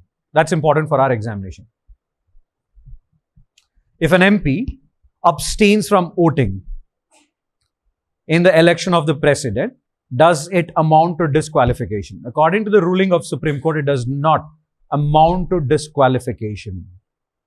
If an MP is abstained from voting in the presidential election, it does not result in any disqualification. Okay, got it? Now, number of electors divided by number of president,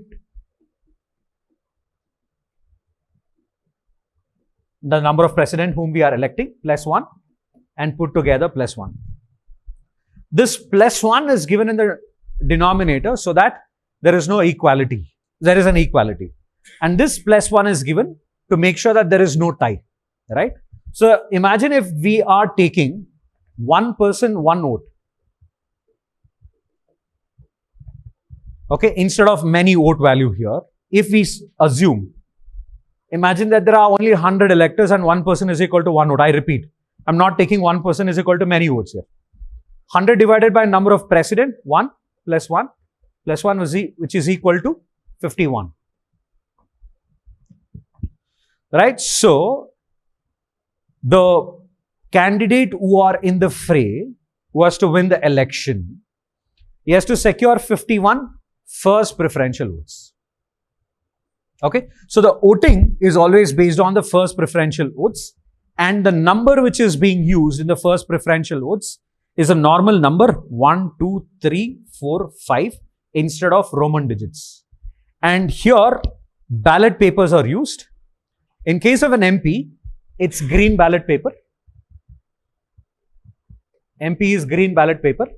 In case of an MLA, it's pink ballot paper. And this year, that is in 2022 election, the Election Commission of India used a violet ink for marking the ballot paper.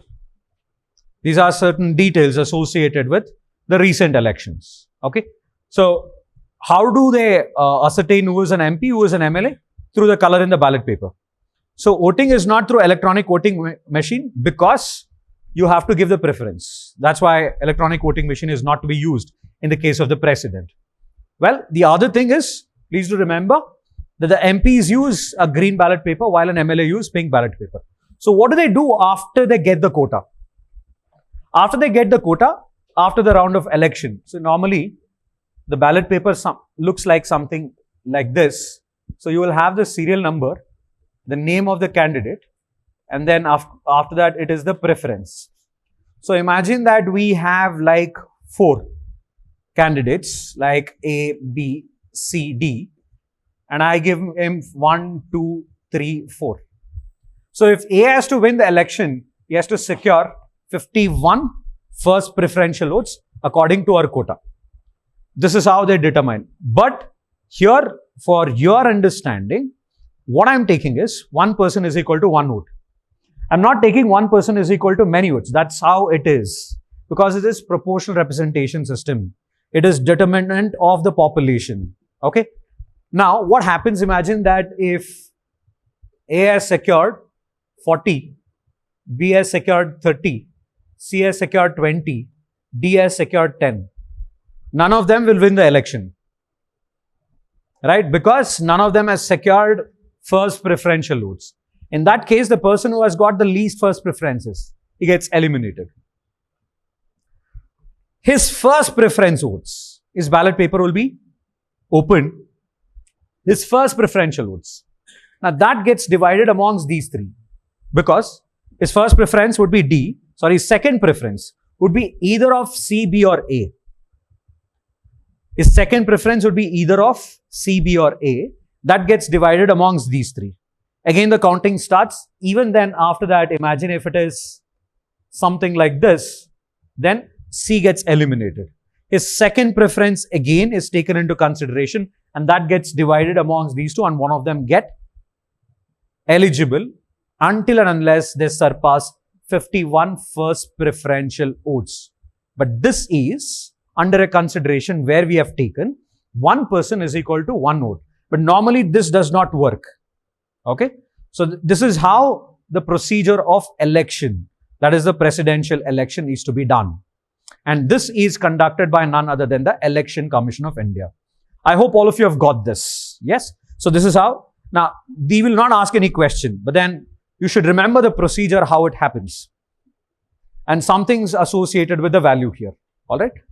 Now, in case of the election of the president, certain things what you have to keep it in mind for the examination. Number one, in case if the somebody is challenging the election, right? And this is through an election petition. And supposing if they are challenging the election of the president and the vice president, they can challenge that only with the Supreme Court of India. If at all, if somebody is alleging malified or fraudulent activities was done in the case of the presidential and vice presidential election, that has to be challenged only in the case of Supreme Court. Okay? No High Court. Through an election petition only.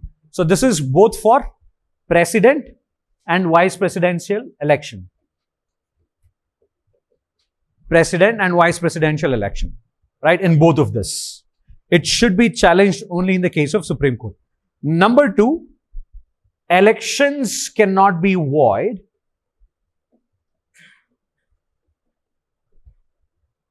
due to lesser electors or due to absenteeism.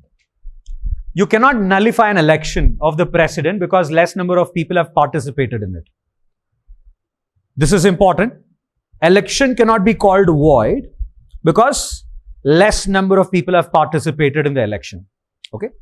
Number three, if the presidential election is made void, if the presidential election is made void by the Supreme Court, the acts done by the president before he is removed from his post is not invalidated.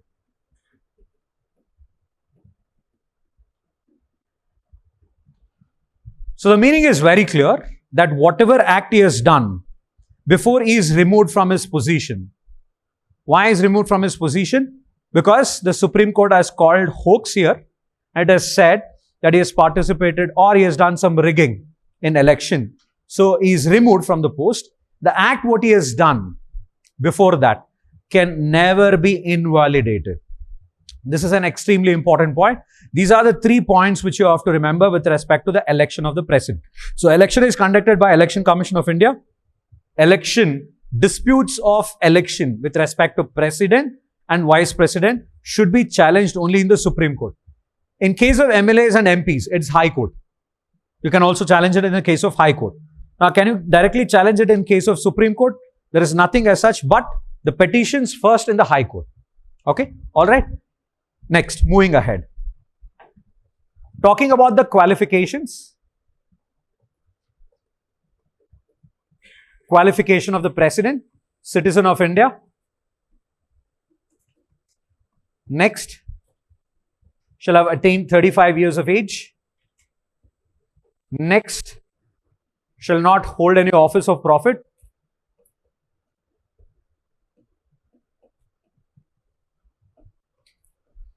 So how do you define office of profit? There is one case which was P.A. Sangma versus Pranab Mukherjee. In that, the Supreme Court very clearly said that office of profit can be defined by any position who has an official residence and a chauffeur. Okay? That is a car which is driven by a chauffeur. That he has a driver. So, an official residence given by the government, and he has pecuniary benefits. Pecuniary benefits given by the government. That is to be determined as office of profit. So he shall not hold any office of profit means before he should be elected, he should not hold any of these positions or hold any other positions simultaneously after holding some of these important constitutional positions. It's like saying, can you become the Prime Minister and also the Chief Minister? No, you can't.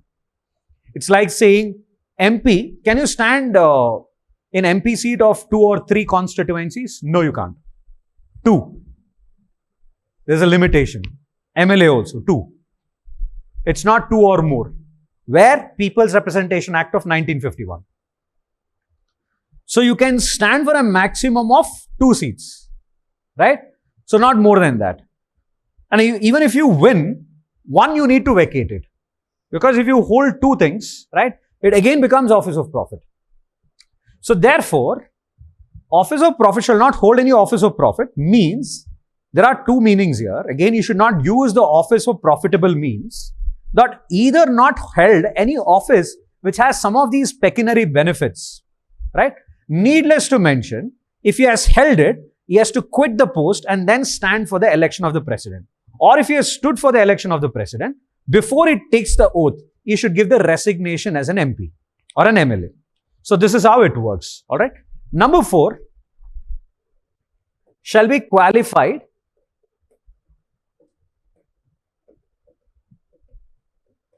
to be a member of Lok Sabha. Why Lok Sabha, not the Rajya Sabha here? Because already in Rajya Sabha you have Vice President who is considered to be the chairman of Rajya Sabha by the virtue of his power. He is an ex officio chairman of Council of States. The term called as ex officio chairman means that by the virtue of his power. He is a second in order of precedence. That's the reason behind it. And he is a first order of preference. The logic of citizen of India is he can attain the citizenship by any means. We have 5 types of attaining the citizenship. Citizenship by birth, descent, registration, naturalization, acquisition of territory. Okay? So in any of this case, the Constitution of India does not determine any class of citizenship. In this way, Indian Constitution is different from American Constitution is because in case of US, if you have to become a US president, then compulsorily you should be a citizen of US by birth. In case of India, there is no mention of any of this. To that extent, it is more flexible.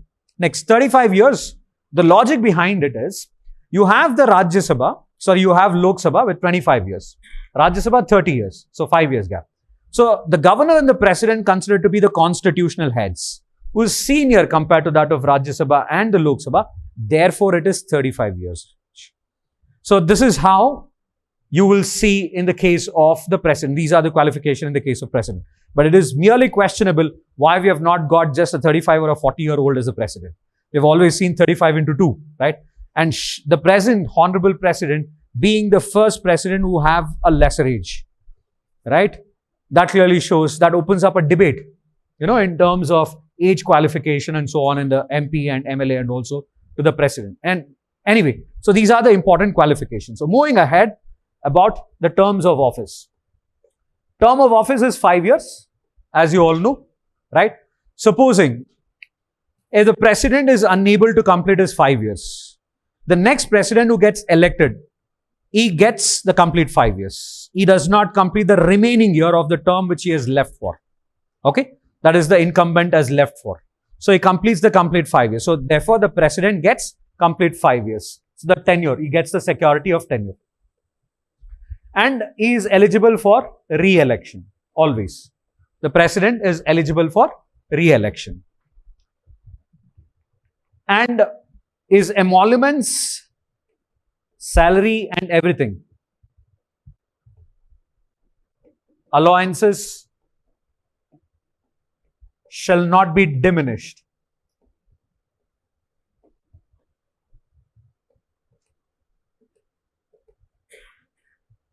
For his disadvantage.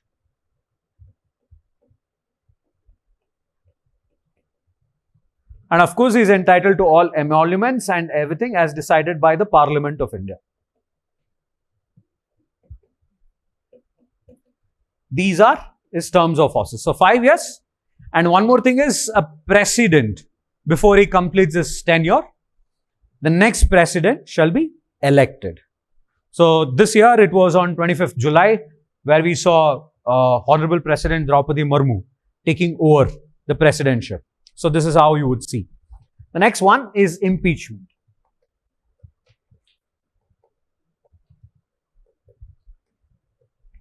The procedure of impeachment given under Article 61 of the Indian Constitution. So, but then the grounds of impeachment given under Article 56. So, the ground is violation of Constitution.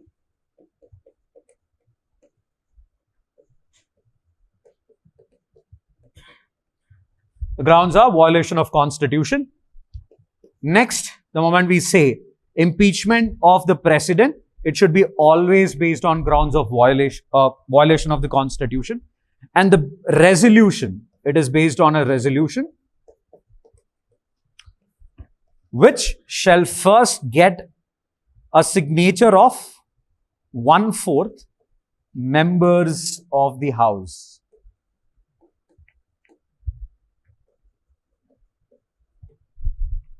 And after that, the resolution can be introduced in either house. And if this house needs to pass this with 2/3 majority of the total strength.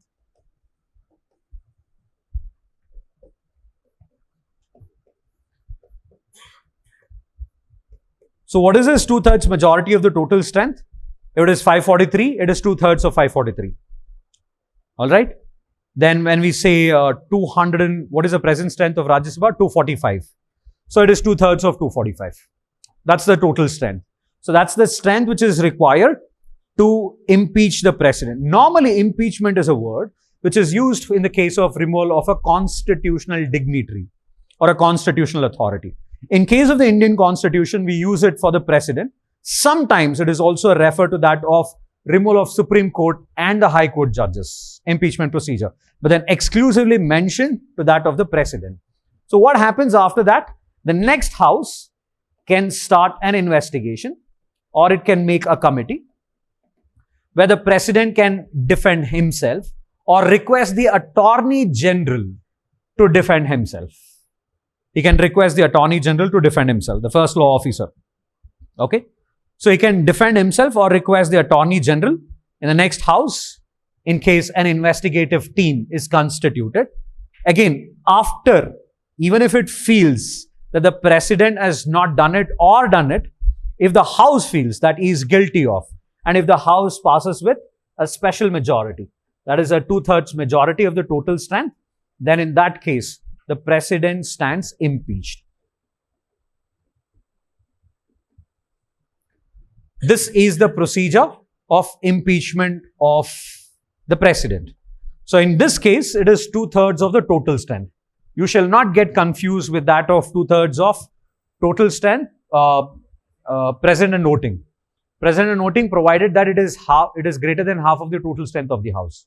You shall not get confused with that because that is being used in Article 368. Okay, clear? And we also use the same thing even in the Supreme Court judge and the High Court judge removal.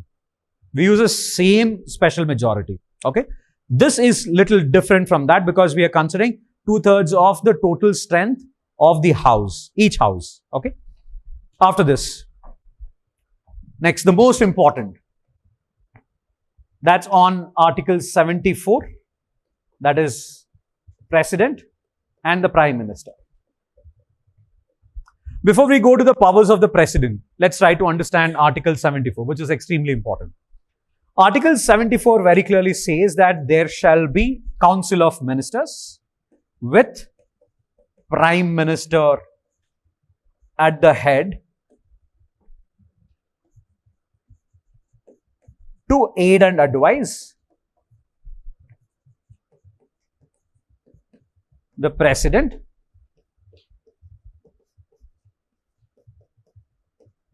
who shall in the exercise of his function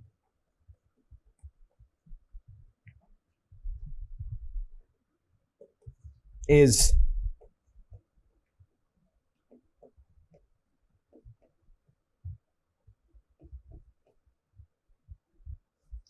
bound by the advice. And it also says that he can send the advice once for reconsideration. So this word here was introduced in 44th Constitutional Amendment Act 1978. Well, the word called as shall act in accordance with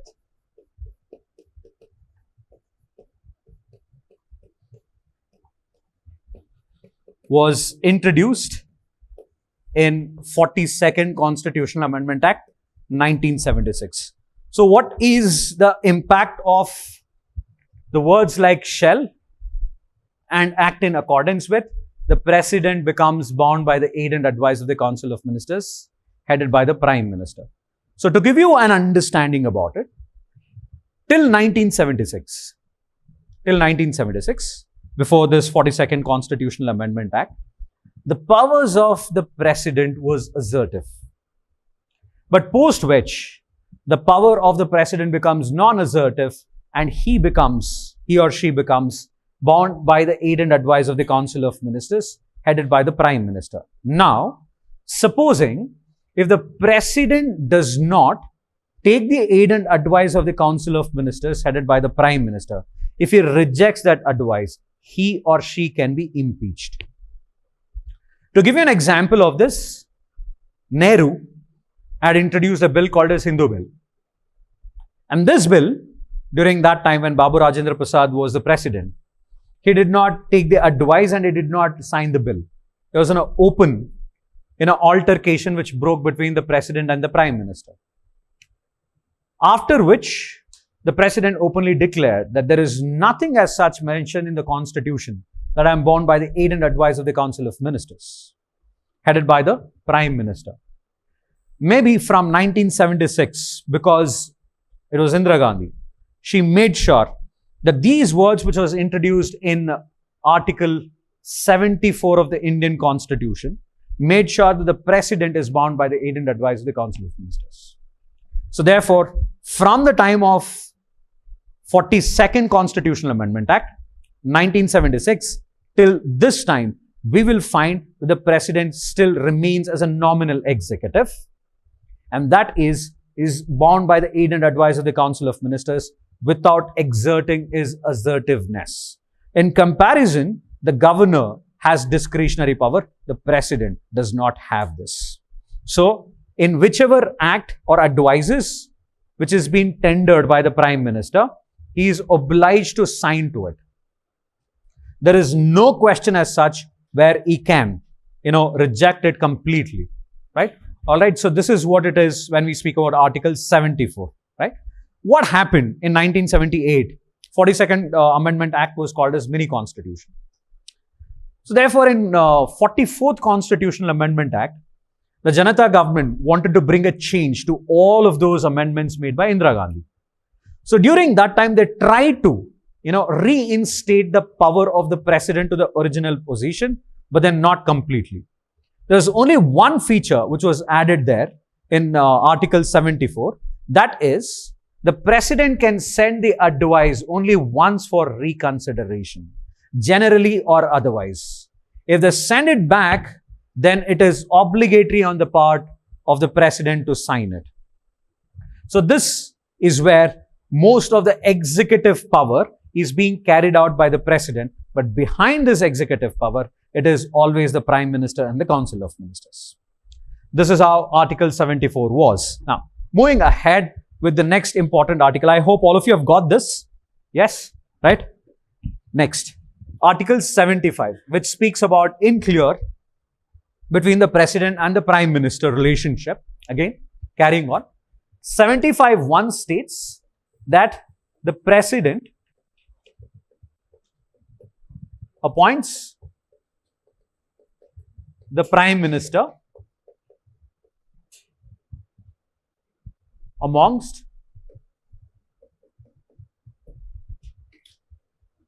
the leader of majority party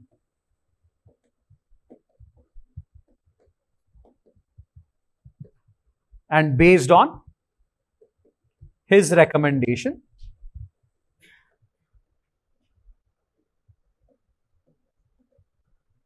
appoints Council of Ministers. So here what has to be noted is leader of the majority party appoints the Prime Minister amongst the leader of the majority party and based on. But the article says that the President appoints the Prime Minister and based on the recommendation of the Prime Minister appoints the Council of Ministers. So recommendation is important. Recommendation of the Prime Minister is important, without which the President cannot appoint a Council of Ministers. And here, what is the bone of contention?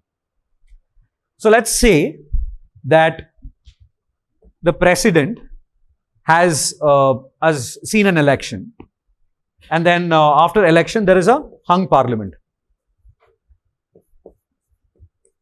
and not even a single political party has commanded the majority. In that case, imagine that there is one largest political party. Let's say that BJP is that largest political party. But then there are other political parties like INC or AAP, etc.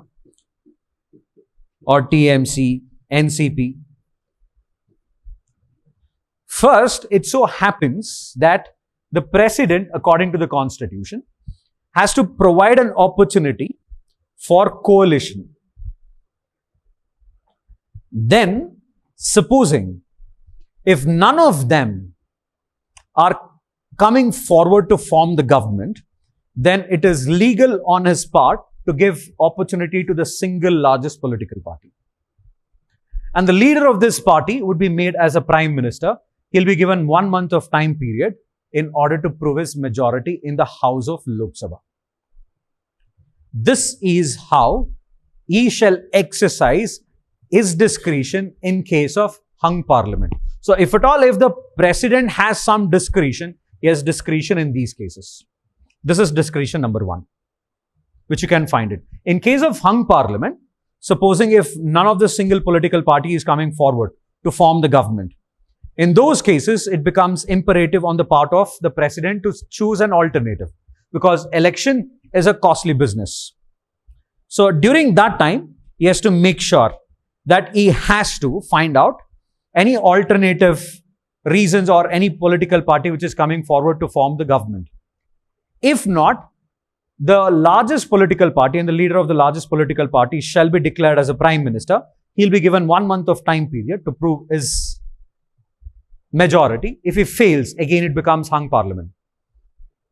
This has already happened way back in 1980s. So therefore, you should remember this is how you find the President exercising this constitutional obligation. Okay. Next, Article 75(2).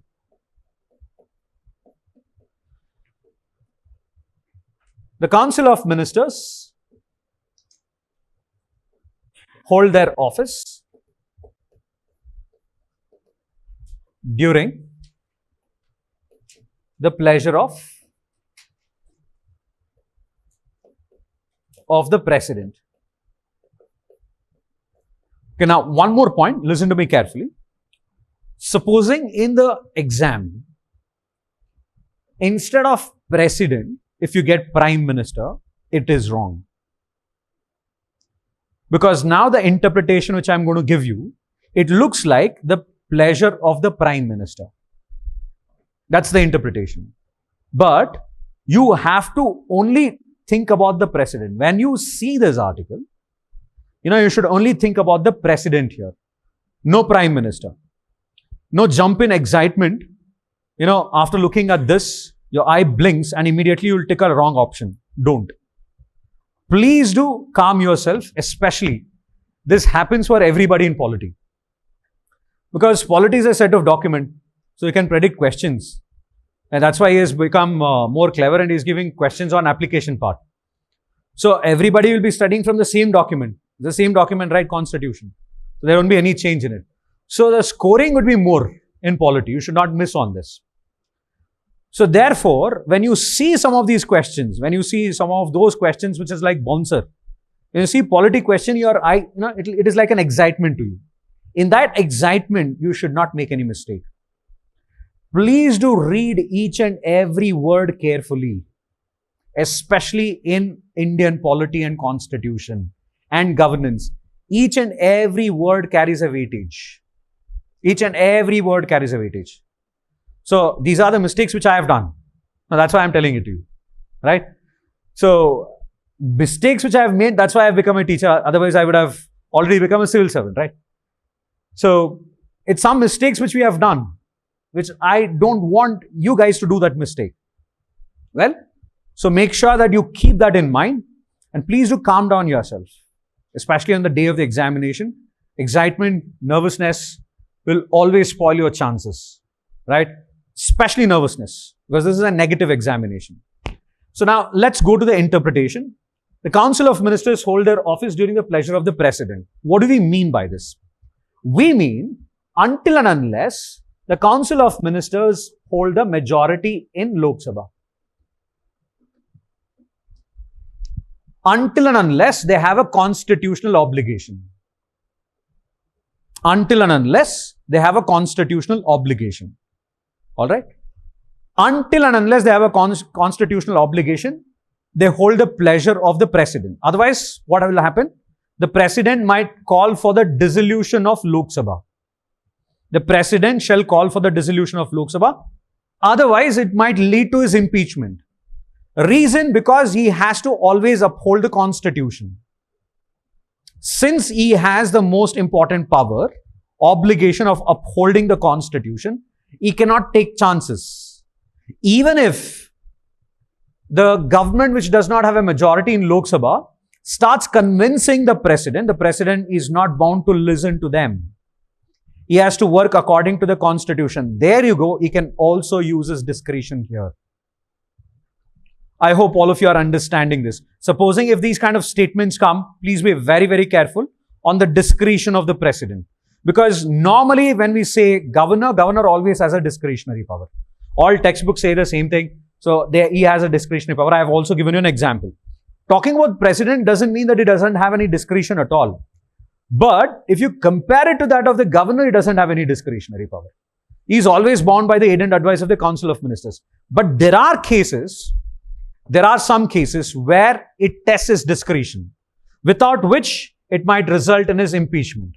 Okay? Now, one more important thing is, what if the Council of Ministers going against the Prime Minister? What if the Council of Ministers are going against the Prime Minister? In that case, it is always beneficial that they hold their office during the pleasure of the Prime Minister. I repeat this point. The statement which is given here is Council of Ministers hold the office during the pleasure of the President, correct? Because who appoints the Council of Ministers? It is a President. But who is responsible for recommending them? It is a Prime Minister. So therefore, the Council of Ministers hold their office during the pleasure of the Prime Minister. That's the interpretation. But in the examination, see what will happen? Imagine that I'm a Council of Minister and I challenge the Prime Minister. What the Prime Minister will do? He'll remove him, correct? He reshuffles the portfolio, correct? He removes me. So it means that I have lost my chances of becoming a minister. So therefore, if I am in good books with the Prime Minister, then in that case, there is no chance that I will be removed, right? So it should be interpreted as pleasure of the Prime Minister. So that's the interpretation. Next, the third point is important once it has come in the examination. That is Article 75(3). The Council of Ministers hold their office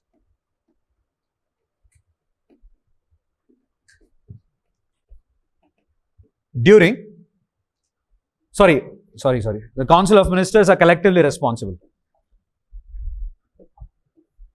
The Council of Ministers are collectively responsible to Lok Sabha.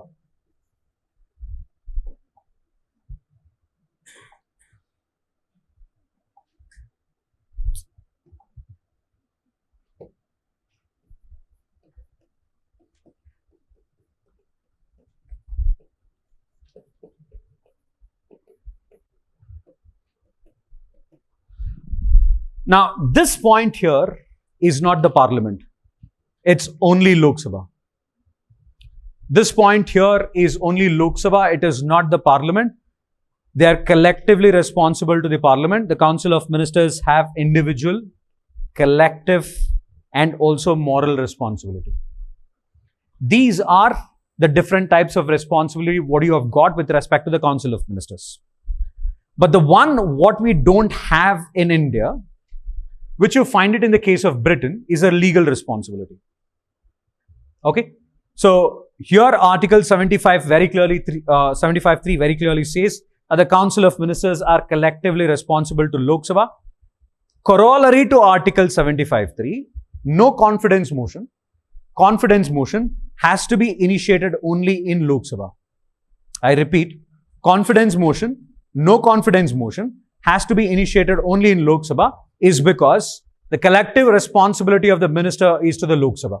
That's the corollary. No confidence motion is an initiation of the opposition party. Confidence motion is an initiation of the ruling party. That's the difference. But no confidence motion and the confidence motion does not have any presence in the Constitution of India. It's only present in the rules of the Parliament. It is present only in the rules of the Parliament. It does not have any presence with respect to the Constitution of India. This is important. Now, next. So, the next one is Article 77. So, in case of Article 77,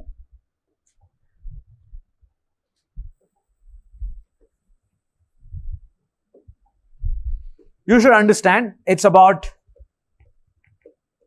business allocation. That is, the president can allocate business amongst the Council of Ministers. Allocation of rules and business made by the president to Council of Ministers. Allocation of rules and business made by the president to the Council of Ministers. This is done by the president. Now, this is also very clearly says that the president has given, has empowered the Council of Ministers to make sure that they make rules with respect to their ministries and departments. This is the meaning of Article 77. Allocation of rules and business made by the president to the Council of Ministers. Next is Article 78, which is extremely important in terms of the relationship between the president and also the prime minister.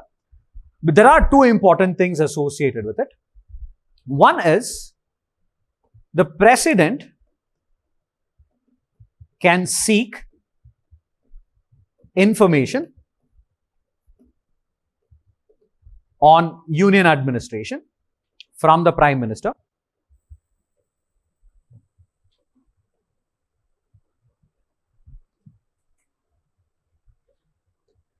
This is by the president. The other one, the prime minister giving information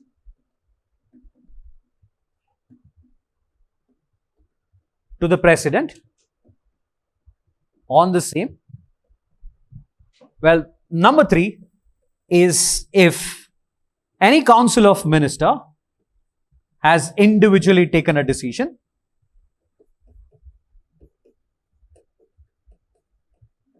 not considered by the council.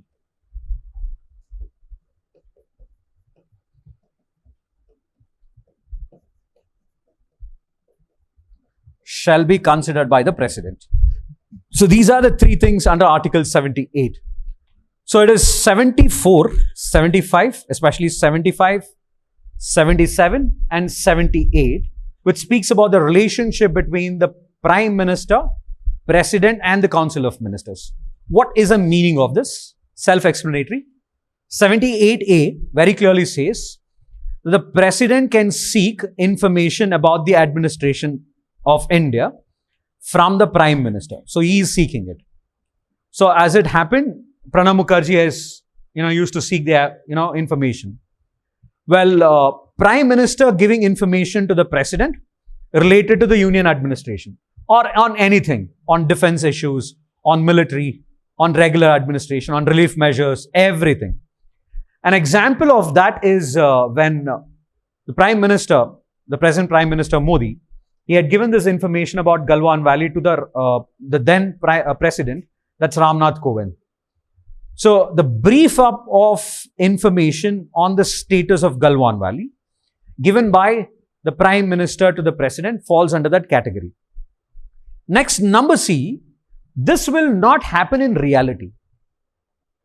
The reason why this will not happen in reality is because the President, it's not the President, it's the Prime Minister who decides who is going to take up the position of the Council of Ministers. Therefore, if an individual Council of Minister has undertaken a decision which is not undertaken by the Council, not decided by the Council, in those cases, if he has forwarded those things before the President, even if the President calls for the Council to take up the administration, this might create a rift between the Council of Ministers to that of the Prime Minister. So therefore, this will not happen in reality. Point number C, that is 78C, will not happen in reality is because the Council of Minister will end up losing his post. Okay, so this is Article 78. So any one of them can be there on your question paper about the Prime Minister, President and the Council of Ministers relationship, right? So these are the articles which speaks about it. So the content of the article is extremely important. So what did we see right now in the content? That who appoints the Prime Minister, who appoints the Council of Ministers, how he is removed, right? And most importantly, what is the pleasure of the President? How shall we interpret the pleasure of the President? And what is the pleasure of the Prime Minister there? What happens in the case of hung Parliament? Then about the rules of business. Who gets the power to make rules of business within his ministry? Based on what? It is always based on the President. And last but not the least, that is what happens in case of information exchange. That is, Prime Minister gives the information voluntary, or the President can seek this information from the Prime Minister. Also, if any individual minister is unhappy and if he wants to ask the Council to take up his advice or some mentions which he wants the Council to take an advice, he might reflect those things with the President. So the President might call on the Council to take up those advice. Now what will happen in those cases? It will create a rift between the the Prime Minister and the Council of Ministers. All of these are related to the President, Prime Minister and the Council of Ministers. Alright. So the next point here is, what are the legislative powers? So first we will discuss about the executive powers.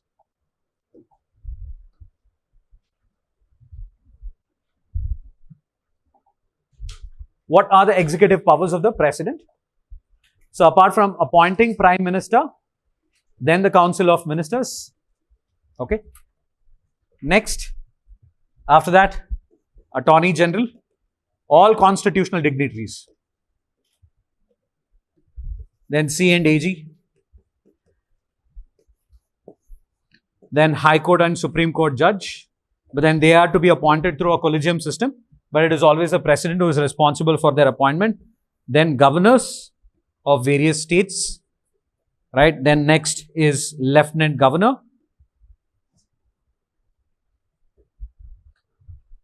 Then apart from that, the Special Officer of SEST, Special Officer of Linguistic,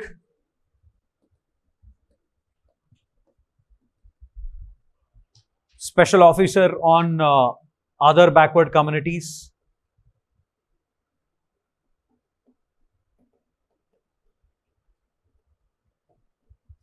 backward classes.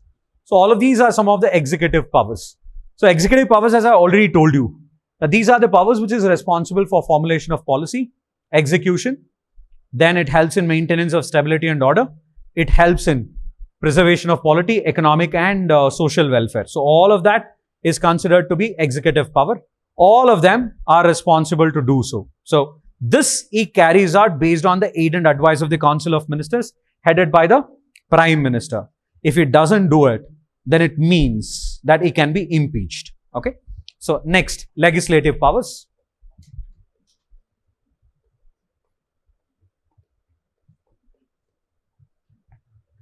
So first of all, legislative powers of the president is derived with Article 79. The Parliament of India comprises of Rajya Sabha, Lok Sabha and the President. So the President also is an integral part of the Parliament, according to the definition of the Constitution of India. So with respect to his legislative powers, first one, what we have to remember is he prorogues, summon and dissolution. Prorogue, summon and dissolution. What do you mean by prorogue? Prorogue is a short break in the session. Then summoning is calling for a session. Dissolution is final end to a session. So all of that is done by the president. Is all of these based on the aid and advice of the Council of Ministers? Yes, but then at times he has to exercise his discretion. According to the Constitution of India, the Parliament shall meet once in 6 months. So if at all, if there is a government which does not have a majority, and if it is delaying from conducting a session, in that case, you should listen to the Constitution. You should work according to the Constitution instead of listening to the aid and advice of the Council of Ministers. Therefore, upholding the dignity of the Constitution, upholding the constitutional obligation, right? So dissolution, again, it is done supposing if any party which is not in power, as in it has lost its majority, but it is trying its level best for the president not to dissolve the session, dissolve the house. In that case, the president shall not listen to them. The president has to make sure that he works according to the Constitution. Next, number 2, addressing.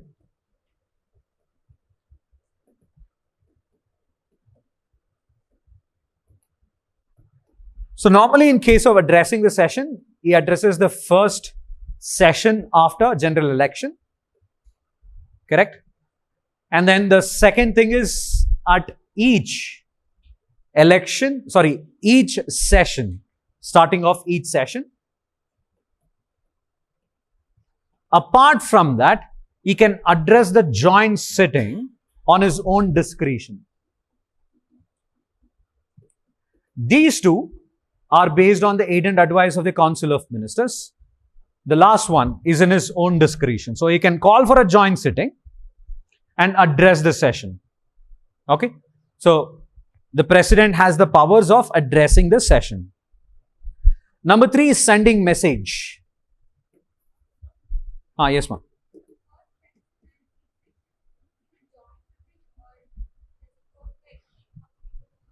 Joint sitting. He is empowered for a joint sitting, because what will happen is joint sitting is something which is always done at the starting of the session.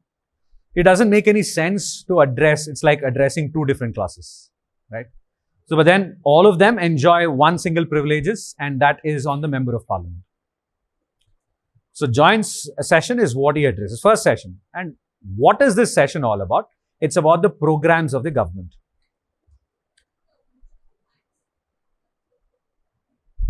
Motion of thanks, yeah, it depends. There are cases where, in case of motion of thanks, it has happened in the absence of the president. That happens in individual session. See, normally in the motion of thanks to the president, this has resulted in more of conflicts between the ruling party and the opposition party. That goes individual. Why is addressing the session? He is addressing the session to provide the information about the government, the programs of the government. All right. So next, sending messages. Related to this, on addressing of the session, again, when we speak about the governor, there's a controversy recently in Tamil Nadu, right? Now, what does the Constitution has to say about it? Can the governor omit the speech which is written by the Chief Minister and the Council of Ministers? It's very difficult to answer this, because normally in the case of president is bound by the aid and advice of the Council of Ministers. But in case of the governor is not bound. He can use aid and advice of the, consider the aid and advice of the Council of Ministers in doing the administration, exercising the executive power of the state. Right, so the constitutional experts, they are divided in this. Some say that he has to read the speech which is given by the Chief Minister and the Council of Ministers. Some say that not necessarily. He can omit it. But then if you see the convention, that is why I said in the starting, the constitutional conventions, right? If you see the constitutional convention, you should have read it. You cannot omit. That's what the constitutional convention say. At the end of the day, till the Supreme Court decides anything about it, we cannot take anything. But since in the case of President, he is bound by the aid and advice of the Council of Ministers, he has to read the speech. Omitting the speech means that he is going against the aid and advice of the Council of Ministers. It might result in his impeachment. Okay. So that's where the difference is. Okay. Next, sending messages to the Parliament. Sending messages to the Parliament is his own discretion. This is again his discretionary power.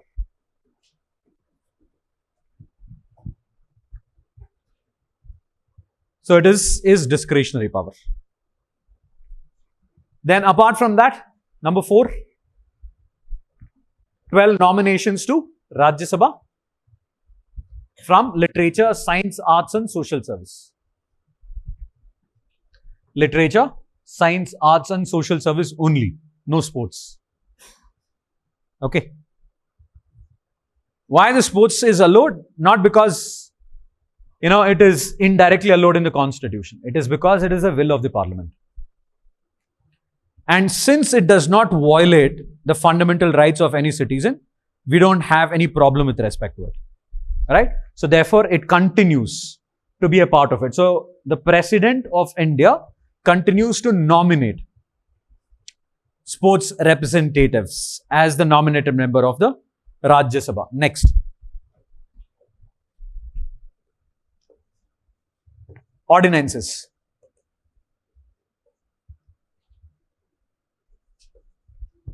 So ordinance, of course, Article 123, as you all know.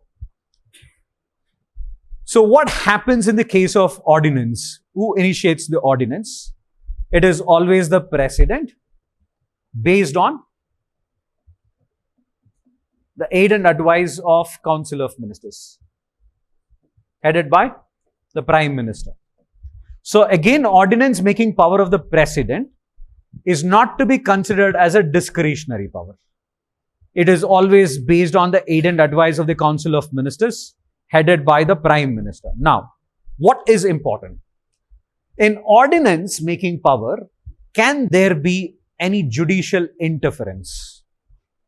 The reason why am I bringing this point is because of the growing debates which happened in the last year, that in the ordinance making power of the President, even before that, shall have a judicial interference in this. Please do understand, there cannot be any judicial interference until and unless the ordinance has a malified intention.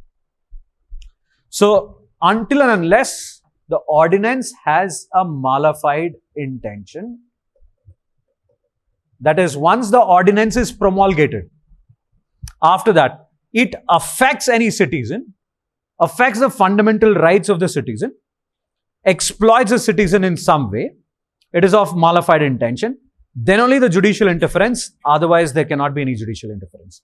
The aid and advice given by the Council of Ministers headed by the Prime Minister, that is, what is the advice tendered to the President, cannot be questioned in the court of law. I repeat this point. The advice tendered, that is the advice tendered by the Council of Ministers headed by the Prime Minister, can never be questioned in the court of law. It goes against the power of executive. Okay? That's where the judiciary is trying to encroach its power.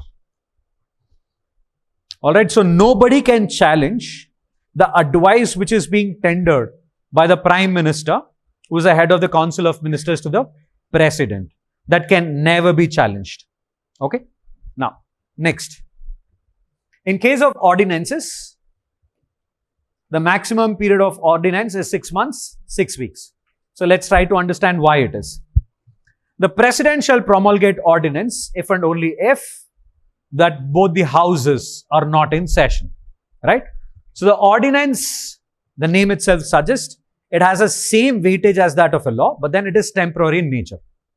So once the ordinance is ratified, then only it becomes a law, right? That is, it has to be ratified by the parliament. So when will the parliament ratify it? It is exactly 6 weeks from the day of its reassembly. The parliament gets, so imagine that we have Lok Sabha and Rajya Sabha. Okay. So which one has met at the later time? Imagine that Rajya Sabha has met at 14 April, right? Okay. But Lok Sabha is at 13 April. From this date, it is 6 weeks. The later date has to be considered. That is, any house which has met on the later date, from that date, it gets 6 weeks. That is 1.5 months to ratify the Rajya Sabha. Ratify the ordinance making power. So once the ordinance is ratified, that's when it becomes an act, right? Why it is 6 months, 6 weeks is because the parliament can take a break of 6 months. But we see that the parliament meets thrice in a year, right? So, but then the maximum time period in the case of the parliament is 6 months. So therefore, 6 months is a time break for a session and 6 weeks from the reassembly of the parliament. So the maximum time period where an ordinance can survive, is 6 months, 6 weeks. Okay, got it? Yes. So this is about ordinance. Next, after that, veto power. In legislative powers, let's discuss about the vetoes. So in the world, there are 4 types of veto power.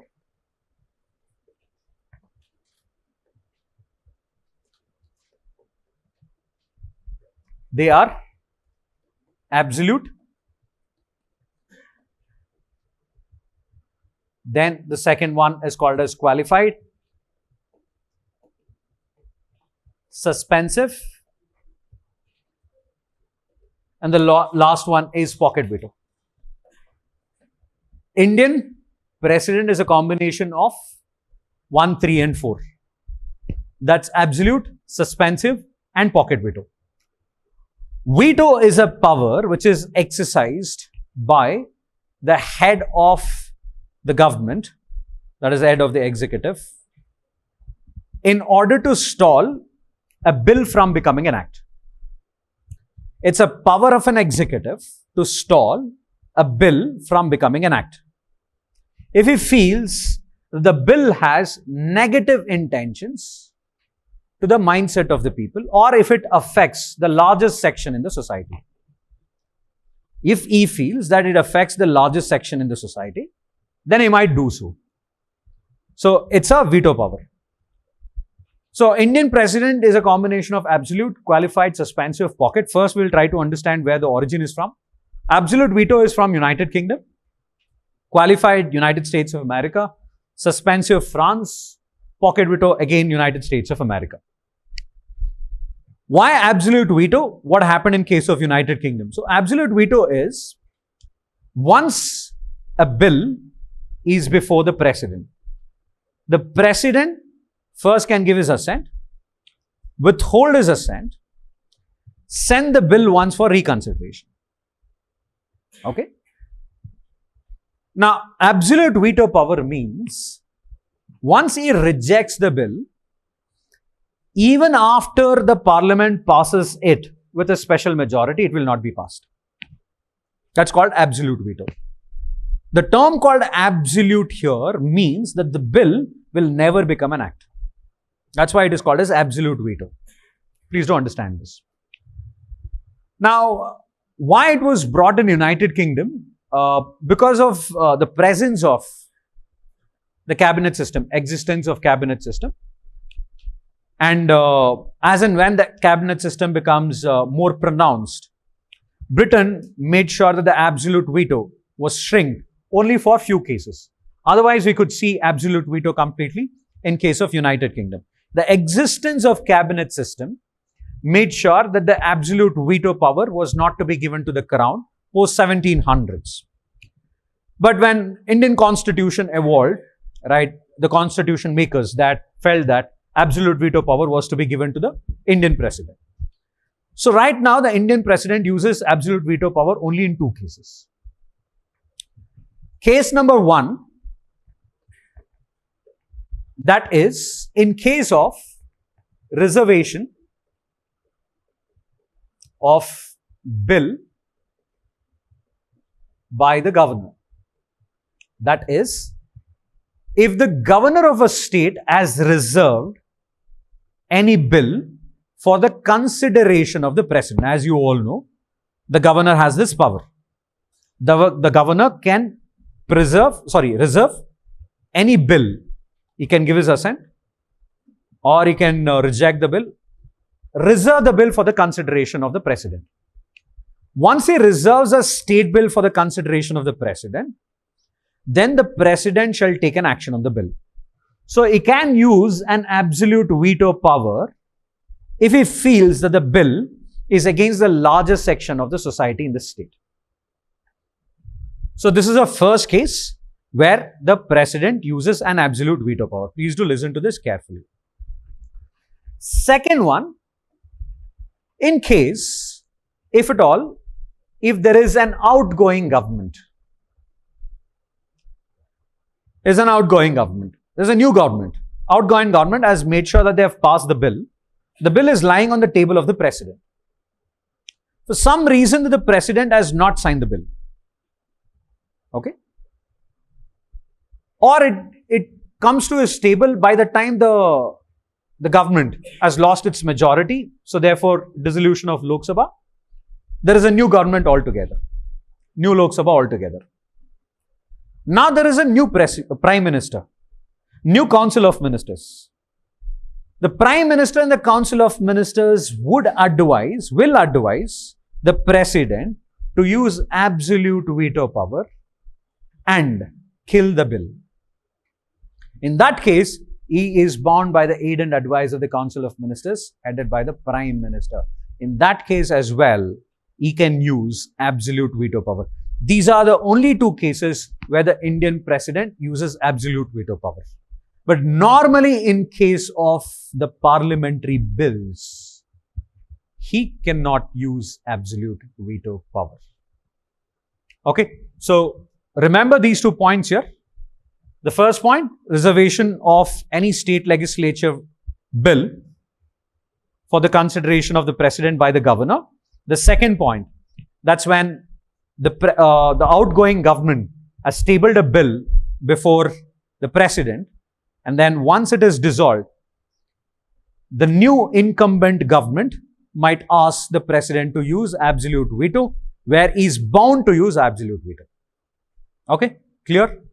So you want me to give the dictation? And the second one? Okay, all right. Next, qualified veto.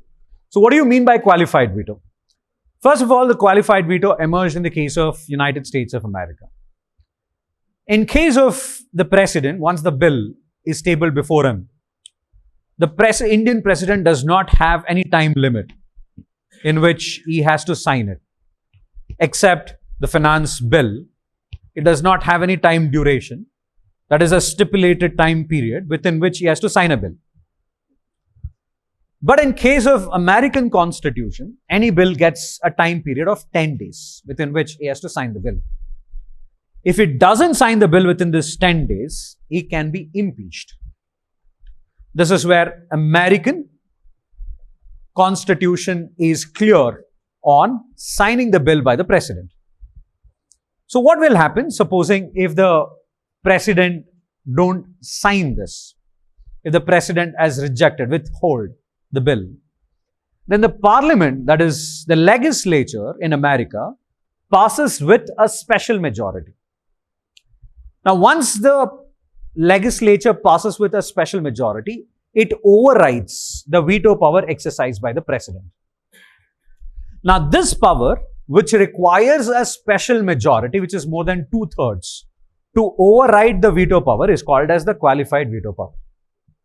This is to be seen in case of United States of America, not to be seen in the case of India, United States of America. So that is, the president there has 10 days. And then 2/3 majority required. Next, in case of France, we find something called a suspensive veto. So what do you mean by suspensive veto? The president has said no to the bill, withheld. The parliament has passed the bill. It has ratified the bill once again with a simple majority, which means that they have overridden the power of the president, which is the veto power of the president, with a simple majority. So this is called as suspensive veto. Suspensive veto is a veto power which is exercised by the president, exercised by the legislature, when they override the president's veto power through a simple majority. So here you require a simple majority. Pocket veto is nothing but delay in assenting a bill.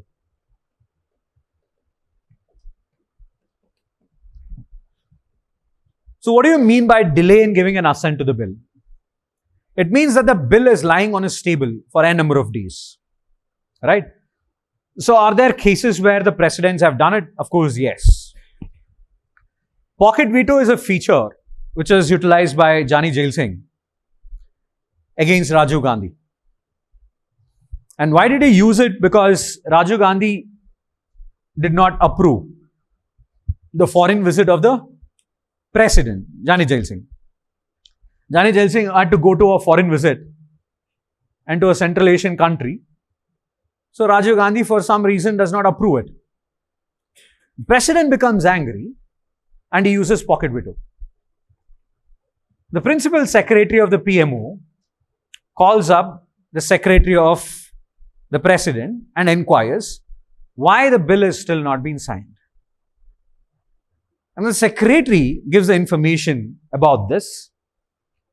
The moment the cabinet again decides on approving the foreign visit of Jani Jail Singh, that's when you see that Jani Jail Singh signs the bill. Sometimes it's not the miscommunication.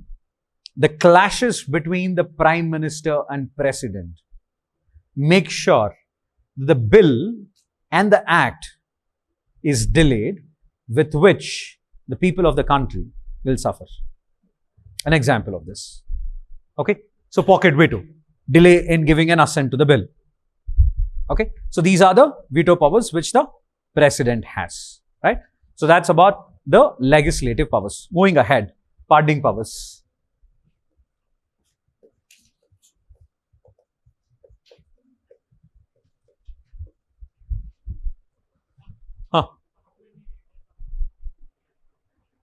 No time period.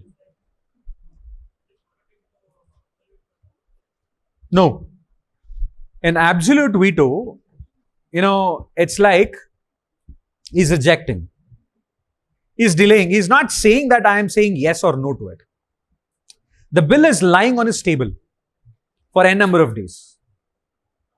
He's not communicating that whether it is yes to the bill or no to the bill. That is why it is called delay in giving an assent to the bill. Okay, it's not the same as that of absolute veto. Okay, so now let's talk about the pardoning power. Article is 72, right? So this is again in news because of Rajiv Gandhi's assassination, and those assassins were supposed to be released from the jail, right? So from 2014, every year, this was the current affairs. Every year, every single year. Because I think in 2015, the first time the Supreme Court of India said life in prison means it is only for 14 years. And most of them were in jail for more than 14 years, for almost 20 years, were eligible for pardoning. Okay? Now, what do you mean by pardoning? The same thing as that of the mercy petition. So how shall we understand this? Is it the executive power or a judicial power? Or is it like questioning the judicial power? It is not questioning the judicial power. It's an executive power, basically. Why it is an executive power? It's nothing to address the miscarriage of justice. No, it's not that. The person who has been judged as with an award, he's been given a punishment, he's been given an award. He has the idea of giving a punishment to have a sense of remorse. Normally, in case of India, we have the following types of offenses. So the moment we say offense, there are two types of offense. Cognizable, non-cognizable. What do you mean by cognizable offense? Cognizable offense? Anybody? Cognizable, non-cognizable offense. These are all the grave offenses. Non-cognizable, it is like a petty crime. Sometimes you need an FIR, sometimes you don't need an FIR. Okay? For example, drink and driving case, non-cognizable. So something which is like, somebody has not renewed the certificate, non-cognizable. Cognizable cases are those cases which is like heinous crime. Like in case of, murder, dacoity, extortion, right? So all of that comes here. So the court, depending on this, shall give the following punishment. So it's simple imprisonment. Sorry, yes. Rigorous imprisonment. Life, then death penalty or the death sentence. These are the 4 types of award. Award, when it is given by the court, is a punishment, right? Simple imprisonment, rigorous imprisonment, life, death. So all of them are the character. So the pardoning power by the president means that a person who has gone into this punishment should get an opportunity, supposing if he has corrected himself, if there is a sense of remorse. In that case, the mercy petition can be taken into consideration. They can appeal that you can lessen my sentence. So based on which the president can use the following powers. The first one is pardon. Second one is reprieve. Third one is respite. Next is remission. And the last one is commutation.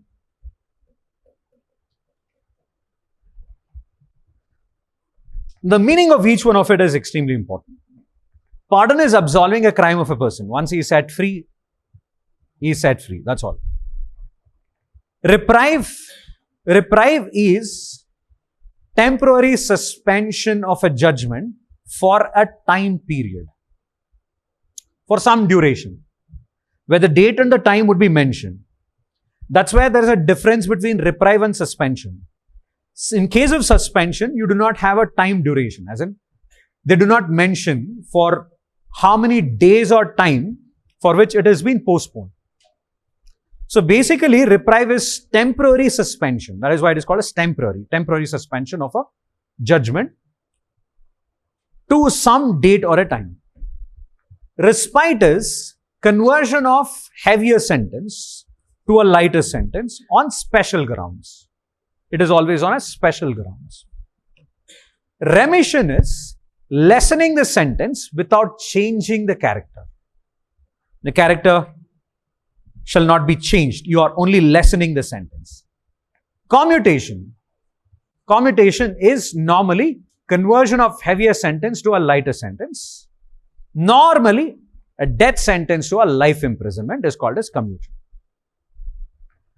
President can exercise any of these in any type of punishment. So he gets the complete executive power in implementing pardoning powers. However, what is important is, this is not the discretionary power of the president. So there was a case called Maruram's case. In Maruram's case, it so happened that the initiation of the pardoning power would be done by the Council of Ministers. However, the point of question was, once it is on the table of the president can exercise his own discretion, which was later changed to make sure that the president is bound by the aid and advice of the Council of Ministers, without which he cannot have his pardoning power. He cannot use his pardoning power in his own discretion. So normally it so happens that the presidential secretariat will notify, and then the cabinet shall have a decision decided from the Ministry of Home Affairs, right?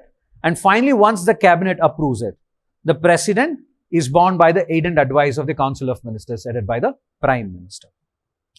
So this is a procedure of pardoning, right? So in any of the case, we should always understand that it is bound by the aid and advice of the Council of Ministers headed by the Prime Minister. Now the next question is, does governor also has the same power? He also has the same power with some difference. Difference number one, the president can pardon a death sentence. The governor can only commute a death sentence. President can pardon a death sentence. The governor can commute a death sentence. That is, he can convert the sentence, commutation of death sentence to a life imprisonment. He can only commute a sentence. That is heavier sentence, that death sentence into life imprisonment. Number two, the president can grant pardon even in the case of court-martial. But the governor does not have any of this power. First of all, the military courts do not come under the ambit of the other courts in India. So one of the most important thing, what you have to understand, is a difference between martial law and the presidential order.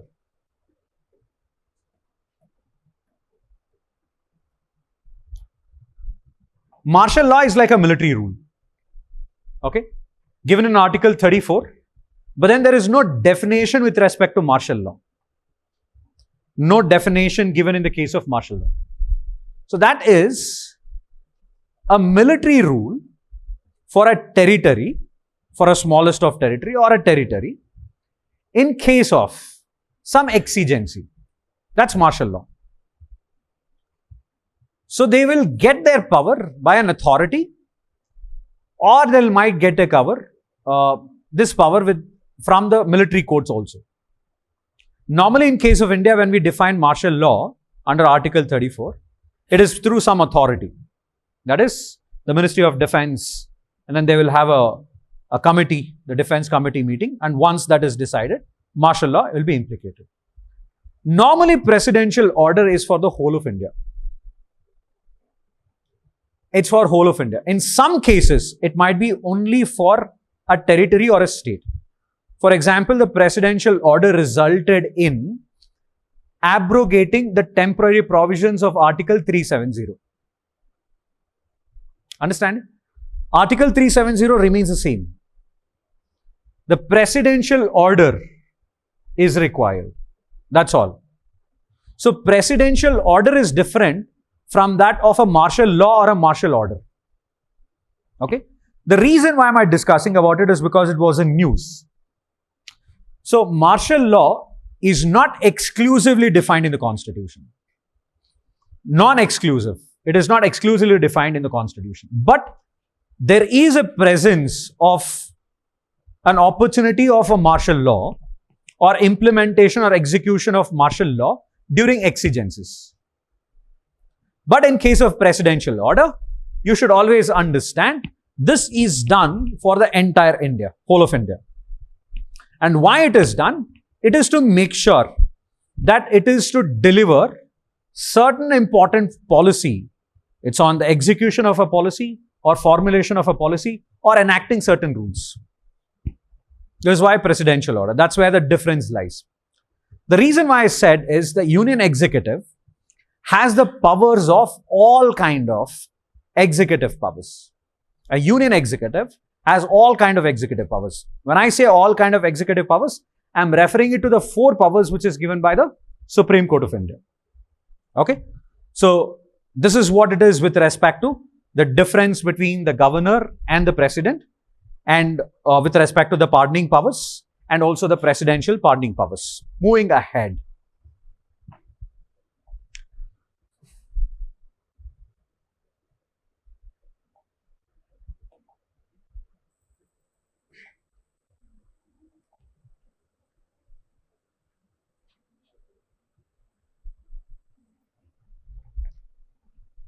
Okay, so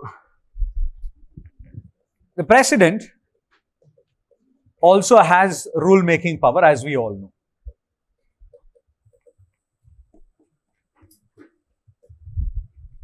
And without his assent, a bill will not become an act. So I forgot to mention about Article 111. So he provides the ambit to the transaction of business rules for the ministries and departments. That is what the president does, right? So in the union executive, he is the one who is responsible for doing anything associated with the executive, anything associated with the legislative powers or an executive powers, also in case of some of the judicial powers. Diplomatic powers is the other miscellaneous powers.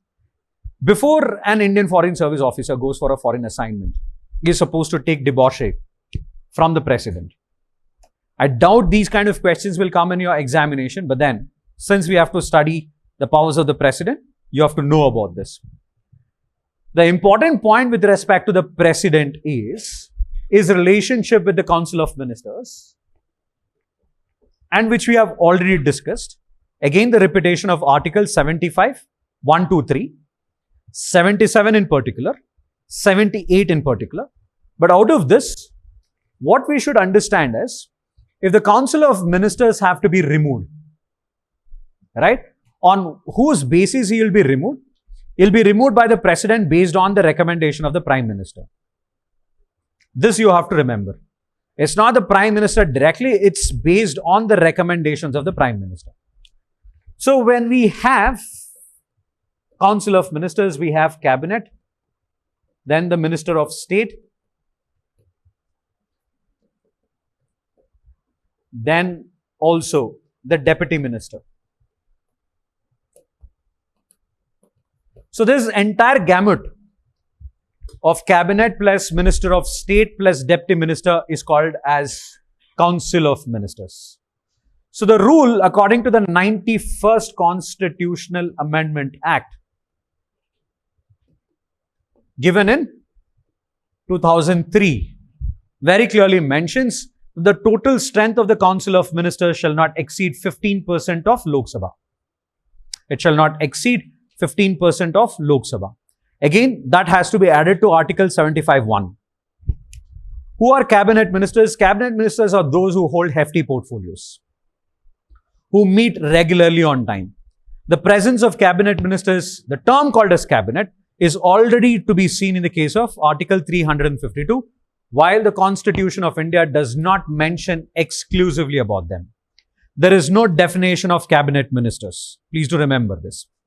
But these are those ministers who are responsible to undertake the most important decisions in the country. For all policy formulation, for all policy execution, it is always the Cabinet Ministers. They hold hefty portfolios. The Cabinet committees are extremely important. That's where the governance comes in. Cabinet committees do not have any place in the Constitution of India. They are considered to be the arm of the Cabinet. There are various Cabinet committees. For example, Appointments Committee. For example, the Political Affairs Committee. Political Affairs Committee is considered to be the super cabinet. Why it is called a super cabinet is because you have the presence of the 4 important ministers there, along with the prime minister, who hold the key portfolios. They are, of course, finance, home, external affairs, defense. Along with that, it is the prime minister. Normally, in the case of appointments committee, again it is chaired. All important, cabinet committees are chaired by the prime minister, except parliamentary affairs committee, that is the cabinet committee of parliamentary affairs, which is always chaired by the home minister. All of the other cabinet committees would be chaired by the prime minister, except the committee on parliamentary affairs, which will be chaired by the home minister. Cabinet committees will always make sure that it overcomes the paucity of time of the cabinet. Okay? Why? Is because the cabinet should have time, but then they don't have time. They meet once in a week. The organization of meetings will be done well in advance before they meet in the cabinet. This is why we have cabinet committees. Cabinet committees helps in coordination. It helps in speedy disposal of cases, undertaking decisions, especially in policy formulation, undertaking and implementation of programs. So these are some of the advantages of cabinet committees. Cabinet committees are extra constitutional bodies. They do not have any place in the parliament also. Please do remember this. Okay? It's a part of the governance. So that's about the cabinet committees. We have still not got any question with respect to cabinet committees. We never know. But please do remember what cabinet committees are. Cabinet committees are considered to be the arm of the cabinet, but which work outside the cabinet, who have various committees for appointments, for economic affairs, for financial disbursal. They have various committees. Why they are done? For speedy decision making, to undertake speedy decision making. They are done for better coordination, better organization and methods amongst various ministries and departments, right? So they act like a catalyst in case of undertaking decisions. They act like a catalyst in case of undertaking decisions. All right. So that's why cabinet committees. Next, Minister of State. These are of 2 types. One is Minister of State, who is holding independent charge. The other one who is under the cabinet minister. Now, one of the important feature of Minister of State is, that is who is holding independent charge, is he attends only those cabinet meetings which will be called by the Prime Minister. He will not attend all cabinet meetings. He will attend only those cabinet meetings which shall be called by the Prime Minister. Next, the Minister of State who is under the cabinet minister, you should understand that he is the one who will never attend the cabinet meeting. He shall never attend the cabinet meeting. He will assist the cabinet ministers in reaching or taking some decisions or undertaking some policy programs, policy formulation. So, ministers of state under the cabinet minister shall never attend the cabinet meeting. Minister of State independent charge will attend only those cabinet meetings which shall be called by the Prime Minister, associated with respect to his ministry. Deputy Minister, we do not find the place of Deputy Ministers today. It is more of a grooming post. Those who have newly elected, who has the potentiality to become, a cabinet minister, start with their career as a Deputy Minister. So the next time once they get elected, and if the same party is in power, then they might get the position of Minister of State. Then after that, it will be the cabinet ministers. Okay. So this is about the hierarchy of Council of Ministers. What do? Again, they are responsible for crisis administration. Who? Council of Ministers. They are the ones who help in running the administration, central administration. They undertake the most important decisions for the government. They all are responsible for execution of important programs, formulation of important programs. All of these are some of the objectives, functions of the Council of Ministers. The Constitution of India does not define any powers of Council of Ministers, but then they find a place in many articles of the Indian Constitution, especially in Article 75, which we have already seen. Okay? So 74, 75 Apart from that, you can also see it in 77, 78. Okay, where we find the term called as Council of Ministers. Take a break, right? And then after that, we will continue. Many of you have asked me a question on fundamental rights. Anyway, I'm going to do it. But one of the questions is on the right to reservation. There's no right to reservation.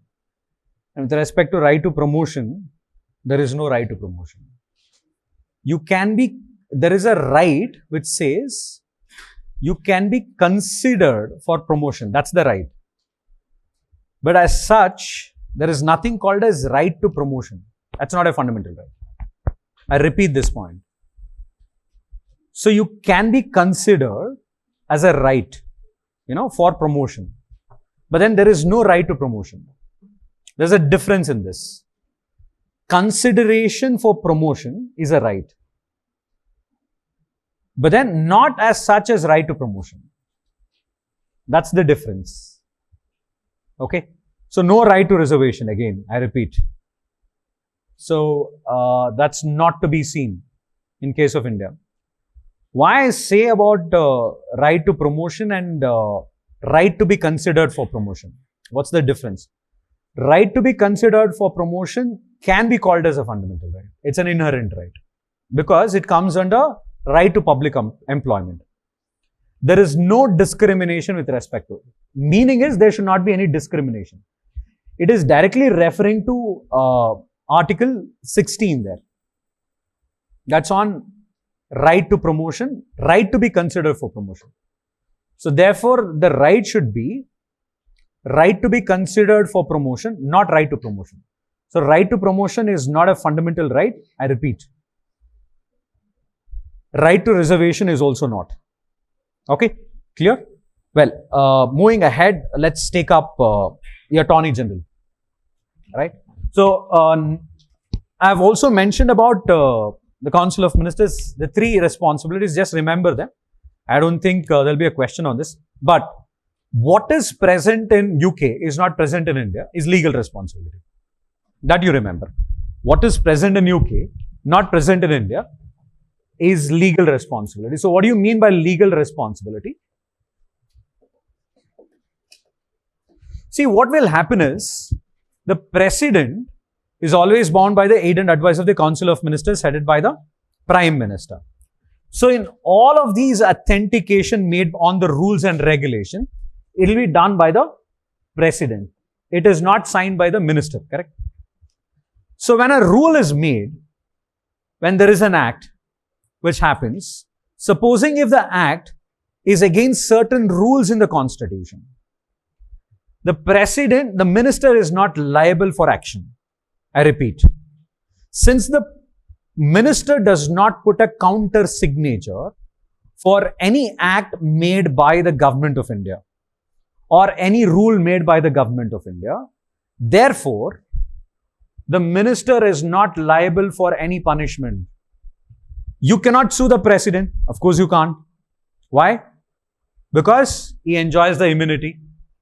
Very clearly. You can file a case against him. You can also give a notice to him. But you cannot inflict a punishment on him. In case of a minister, how does he escape legal responsibility? By the absence of counter signature. That's where he escapes from the legal responsibility. Therefore, in United Kingdom, there is a presence of legal responsibility for ministers, which is not applicable in case of India. This is how the understanding is. Now, again, this is important for prelims as well as mains. Okay, please do remember this. Because whenever you are writing about the Council of Ministers, we normally write two important things. One is the sink and swim together tag. That is where we speak about the collective responsibility, the individual responsibility. Individual responsibility is with respect to the ministry, the department. Collective responsibility to Lok Sabha only. Right? Sink and swim together. So, if there is any problem with respect to Prime Minister, he has to resign. There is no question asked.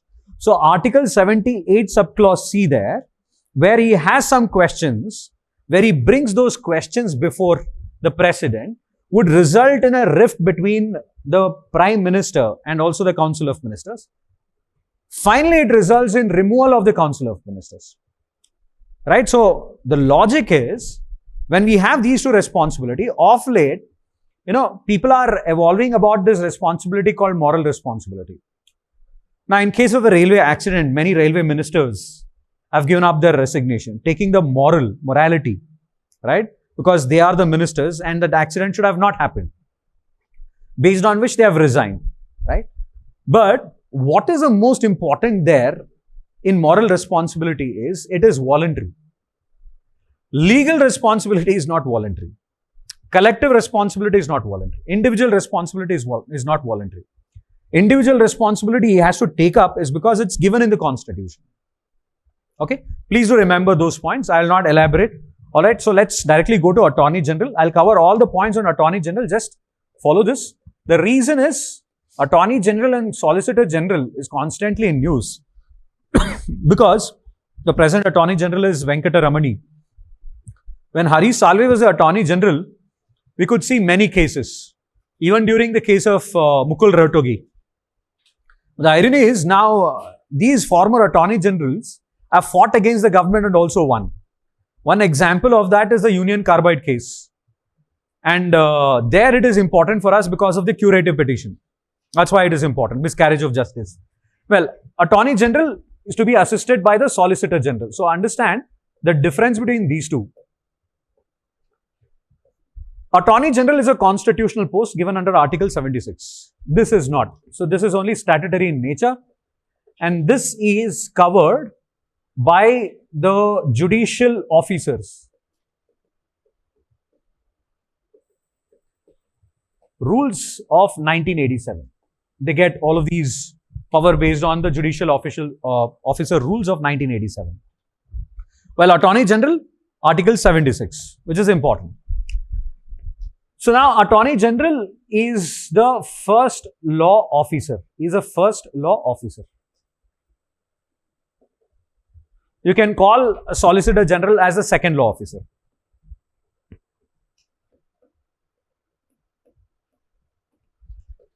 Attorney General is appointed by the President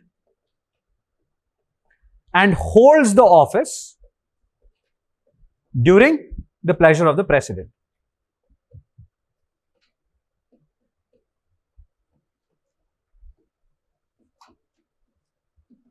Interestingly, in case of Solicitor General, again appointed by the President, but before that, please do understand that the Appointments Committee shall decide about the appointments of the Solicitor General. Now, once the recommendation of Appointments Committee is made, then the President appoints him.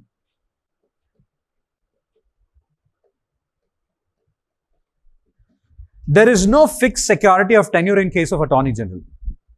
Please do understand. But in case of Solicitor General, is always appointed for a period of 3 years. Needless to mention, supposing if he goes against the government, then he can be removed or he has to submit his resignation. I repeat, supposing Solicitor General, see, can both of them do private practice? Yes. Remember this. This is important. They are eligible to do private practice. Can they become director of a company? Can they become a director of a company? They can, provided they have to take the permission from the Government of India. Because both of them, especially Attorney General, is not whole-time counsel of Government of India.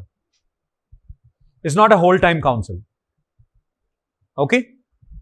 Solicitor General can have a private practice, but then that practice of the case shall not be against the government or any bodies associated with government, any trust of the government, any public sector undertaking. He's not supposed to take up any of these cases.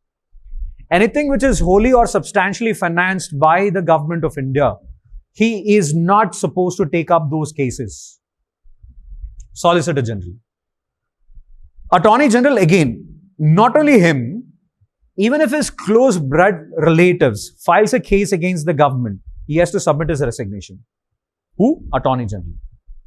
Same thing holds good to him as well. Right? Example, when I think before Mukul Retogi, there was one Attorney General. His father was also a lawyer, and he had filed a case against the government of India. Therefore, during that time, he had to submit the resignation. By default, once the government dissolves, once the government changes, they submit the resignation. Once the government changes, Attorney General submits his resignation. Same thing holds good with that of the Solicitor General. Right? But they are not whole-time counsel. Now, the other important things, once there was a question which was asked on Attorney General. The question was, he can vote in the Parliament. Okay? Now, he cannot vote in the Parliament. But can he be a member of any committee in the Parliament was the next question. He can be a member of any committee in the Parliament, but he will not have the right to vote. Please do understand very clearly, Attorney General, I'll write here, Attorney General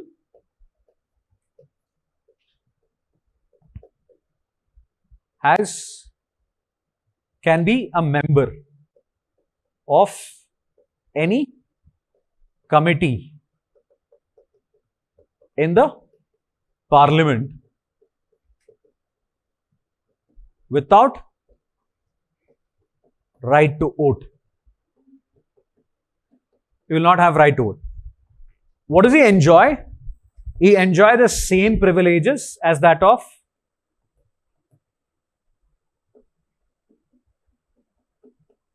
Member of Parliament. He has right of admissibility in all courts of India. Right of admissibility in all courts of India. Rights of admissibility, that is right as an audience in all courts of India. He can also attend sessions of the Parliament. Like how we have contempt of the court, we also have contempt of the Parliament. Therefore, he can also attend all sessions of the Parliament. Can he participate in discussions? Yes, he can. He can participate in discussions of the Parliament. Only thing is, he does not have any right to vote. No right to vote. Okay? So, since he is not a government servant, therefore, he is eligible for private practice. And therefore, there is no security of tenure. Right?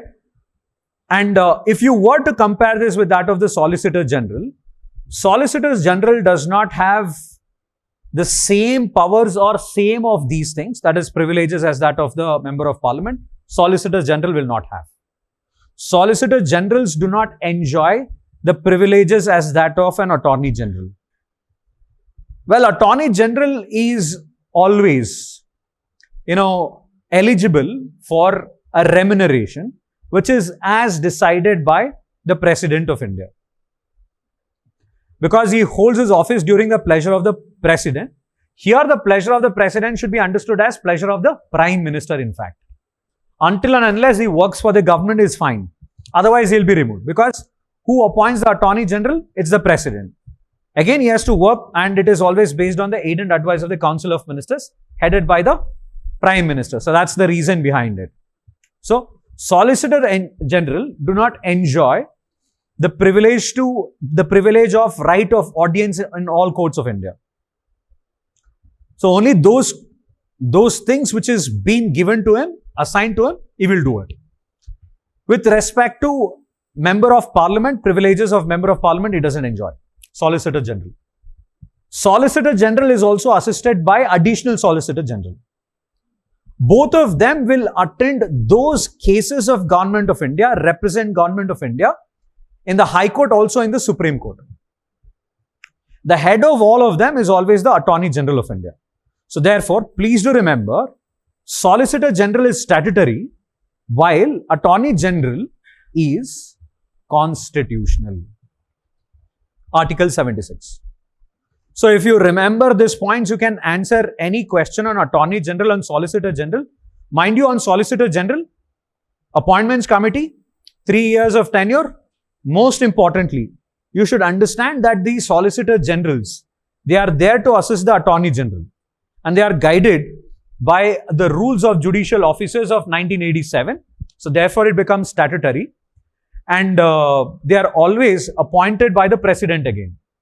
But before their appointment, you should always have the recommendations of the Appointments Committee which has cleared their appointments.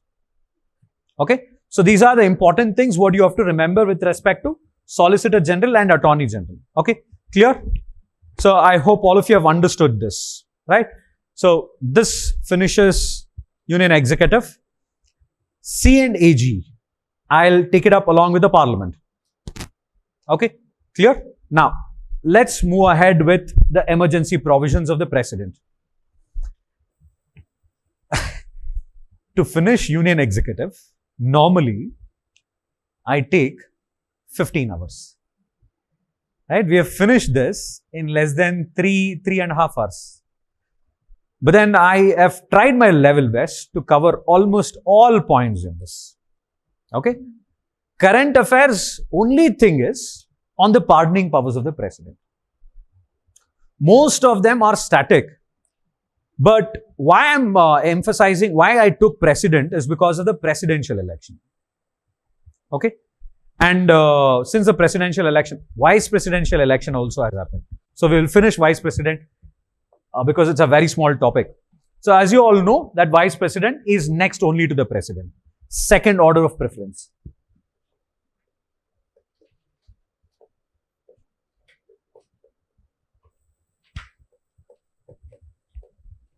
Vice President. And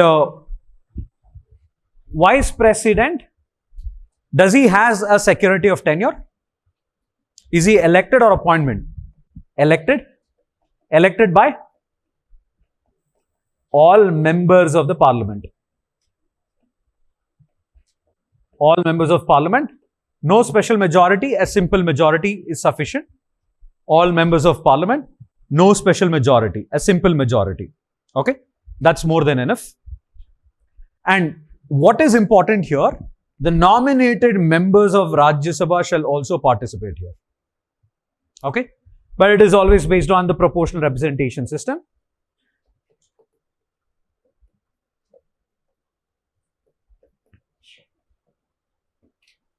With a single transferable vote.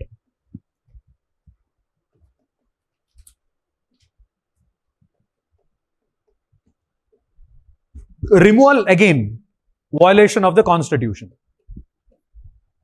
Removal, violation of Constitution. But then the resolution has to be initiated from Rajya Sabha. With 1/4 members have approved this, then it has to be passed in Rajya Sabha with a simple majority agreed by Lok Sabha, meaning Lok Sabha shall also pass it with a simple majority. When we say agreed by Lok Sabha, without mentioning any majority, it means it's a simple majority. Okay, you need not have to worry about it. Simple majority here is the total members who are present and voting there. Okay, clear. Next, talking about the President, sorry, Vice President, he'll act as the President in the case of the death of the President, or if he is ill, or if he is absent due to any other unforeseen circumstances. Now, when we say due to any unforeseen circumstances, please do understand, even if there is a case as such where the President has gone abroad to do his duty, the Vice President shall act as the President. Even in that case, if there is some exigency which means that the President has to do it, President has to sign something, he shall act as a President because he has gone to some foreign country and he will not be available for disbursing his responsibility for a few days. Right? In all circumstances, it is the Vice President who act as a President. When he is acting as the President, he enjoys the same emoluments as that of the President, but he will not take the emoluments of Vice President and also the President. Please do remember. Right? Now, needless to mention, once, if he is if there is an expiry of his term, so for example, if he has finished 5 years, for some reason, the vice president election has not happened, he'll continue as a vice president till the new vice president gets elected. Same thing holds good with the president also. Due to some unforeseen circumstances, if at all, if a president has not been elected, then in that case, the president shall continue in his position till the next president is elected. Same thing holds good with respect to the vice president. Okay? But then in the absence of vice president, you don't have anything. But with respect to disbursing responsibility in case of Rajya Sabha, yes, you have an alternative. Normally, we see this in case of joint sitting. So, in case of joint sitting, who calls the joint sitting? It's important. It's always the president. But then, who presides the joint sitting? It is a speaker. In the absence of the speaker, deputy speaker. In the absence of deputy speaker, deputy chairman, not the vice president. In the absence of the deputy chairman,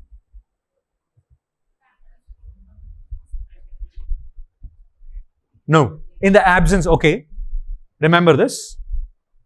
Speaker is not there. Deputy speaker is not there. Deputy chairman is not there. Who is presiding the joint sitting? Any member? So it is as decided by the president. Normally in these cases, the senior most member shall preside the joint sitting. That is as decided by the president. Convening joint sitting is done by the president. But then who presides it? Who presides over the joint sitting? That's always based on the order of preference. Normally, the vice president does not have any other responsibility other than filling up this responsibility. Therefore, he is made as the chairman of Council of States. But then, he is not the member of Rajya Sabha. That we have to remember. Okay? So, nothing much with respect to vice president. That is all we have to remember about the vice president. Okay, emergency provisions. So, under emergency provisions, we have Article 352, 356 and 365. Then Article 360. So, Article 352 is national emergency in case of war, external aggression, armed rebellion. Okay. So, it is in case of war, external aggression, or in case of armed rebellion. National emergency. First of all, what are emergencies? Emergencies are exigencies where the normal administration cannot be carried out during these exigencies. You need some special features in administration. Therefore, in Indian Constitution, we have got 3 types of emergencies. One is national, the other one is state emergency, the third one is financial emergency. National emergency can be proclaimed. First of all, whenever the term called as proclamation of emergency is in vogue, if the term is mentioned as proclamation of emergency, we should always understand this as national emergency. Proclamation of emergency means national emergency. The Constitution of India has not defined certain things in national emergency. For example, the term of external aggression, the meaning of external aggression is not to be defined. Armed rebellion is an inserted term in 44th Constitutional Amendment Act 1978 after the original constitution had the term called internal disturbance. Now, what is internal disturbance? Any disturbance which happens at any point of time. That's called as internal disturbance. Okay? So, when we have an internal disturbance, how do you interpret it? Normally, we interpret that 2 gangs are fighting each other. And normally, whenever you read a newspaper, you'll find this in each and every single day. Using that, can you proclaim a national emergency was a question. But then, it was proclaimed in 1975, infamous emergency by Indira Gandhi. Well, the next government made sure that it was substituted, removed, and then armed rebellion was supposed to be made. Armed rebellion is a word which makes sure that armed gangs, that is who are armed with arms and ammunition, they are fighting each other. That has resulted in a kind of exigency. So that is why national emergency can be proclaimed on these cases. Who proclaims it? It's none other than the president. Again, the president shall proclaim it based on aid and advice of the Council of Ministers, headed by the Prime Minister. But the changes to Article 352, which was brought in after infamous internal emergency, was, number one, the term called as cabinet was introduced. That is, the cabinet's approval, written approval of the cabinet was necessary.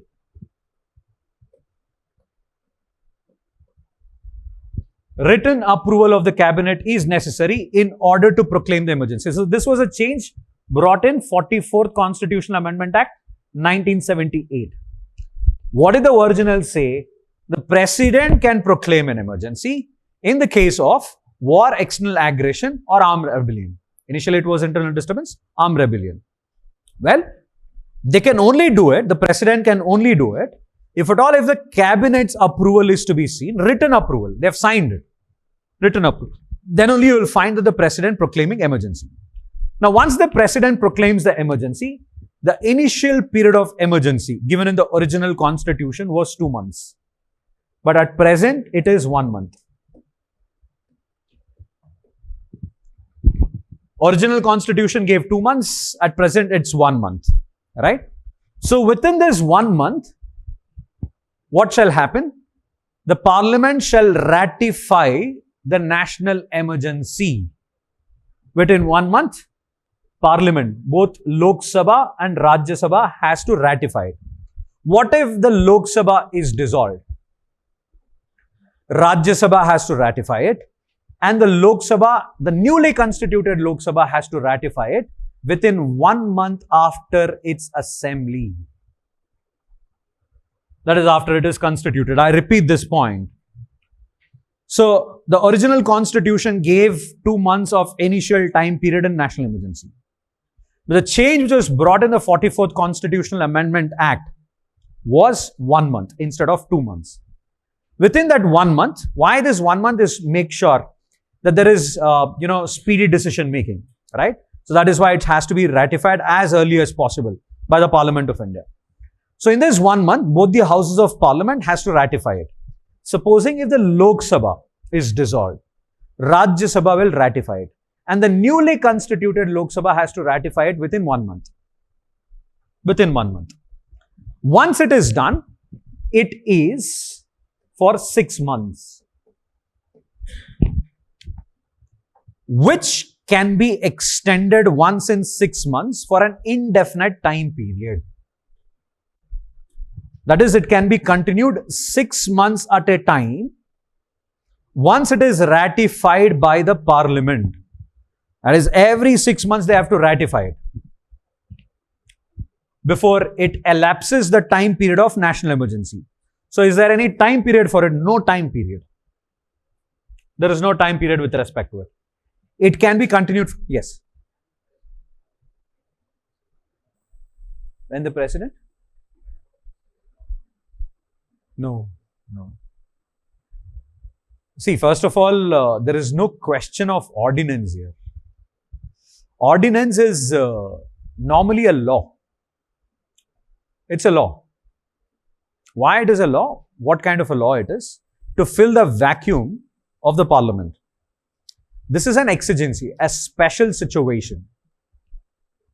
In this special situation, the parliament is functioning. But the problem here is, there is some exigency, some external emergency. Right? So, in order to counter it, we need some special feature. We can't have the same feature as that of the normal administration. Therefore, this. Right? Clear? Right. Now. So, it can be continued for n number of periods. So, that is indefinite periods. So, that's about the procedure of proclamation of national emergency. Now, the most important What happens after that? Consequences. Number one, very, very important.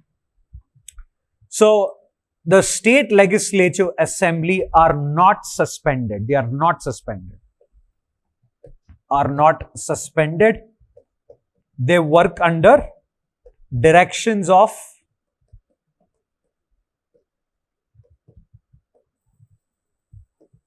president. So if at all, if there is anything as such which has to be passed in the state legislative assembly as a law, they can do it. But then if it is of a grave concern, there has to be, those bills require a prior sanction of the president, which threatens the security of the country. Okay? Clear? Right? So please do remember this. Number two, the tenure of Lok Sabha can be extended 1 year at a time. The tenure of Lok Sabha, supposing if it was about to end and national emergency is in vogue, it gets continued for 1 year. Emergency next year continued, 1 year extended. That also means that the election shall happen within 6 months after the national emergency ceases to exist. I repeat the point. The election shall happen within 6 months after the national emergency ceases to exist. That is, once the national emergency stops, within 6 months there shall be an election. Okay? Got it? Next. Number 3. Fundamental rights. All fundamental rights shall be suspended except 20 and 21. Extremely important. 20 speaks about arbitrary arrest. 21, right to life and liberty. In fact, by default, if it is a war, by default, Article 19 gets suspended immediately. But then, if you need to suspend any other articles of the fundamental rights, you require a presidential order. So, presidential order is required to suspend the fundamental rights. Through the presidential order, you can suspend all fundamental rights except Article 20 and 21. Indira Gandhi made sure that even that can also be suspended. So that was a change which was brought in by the 44th Constitutional Amendment Act. Right? So next. Yes. 19 years. In case of war. By default. But then, if you have to, not in the case of armed rebellion. But, if at all, if it is anything as such which the president intends to do it, presidential order. If the government intends to do it, presidential order is compulsory. Through presidential order, you can expunge all fundamental rights except 20 and 21. Clear? Everybody? Yes? Okay, now, next fourth. The center state relations are suspended, so it becomes unitary.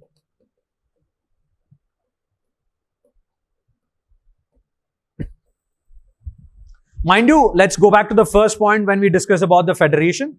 During national emergency, the entire country becomes unitary, right? So therefore, the center and state relationship, including financial relationship, that gets suspended and it becomes unitary. So they have to obey the laws which is as given by the union government, because this is an exigency. That's the reason behind it.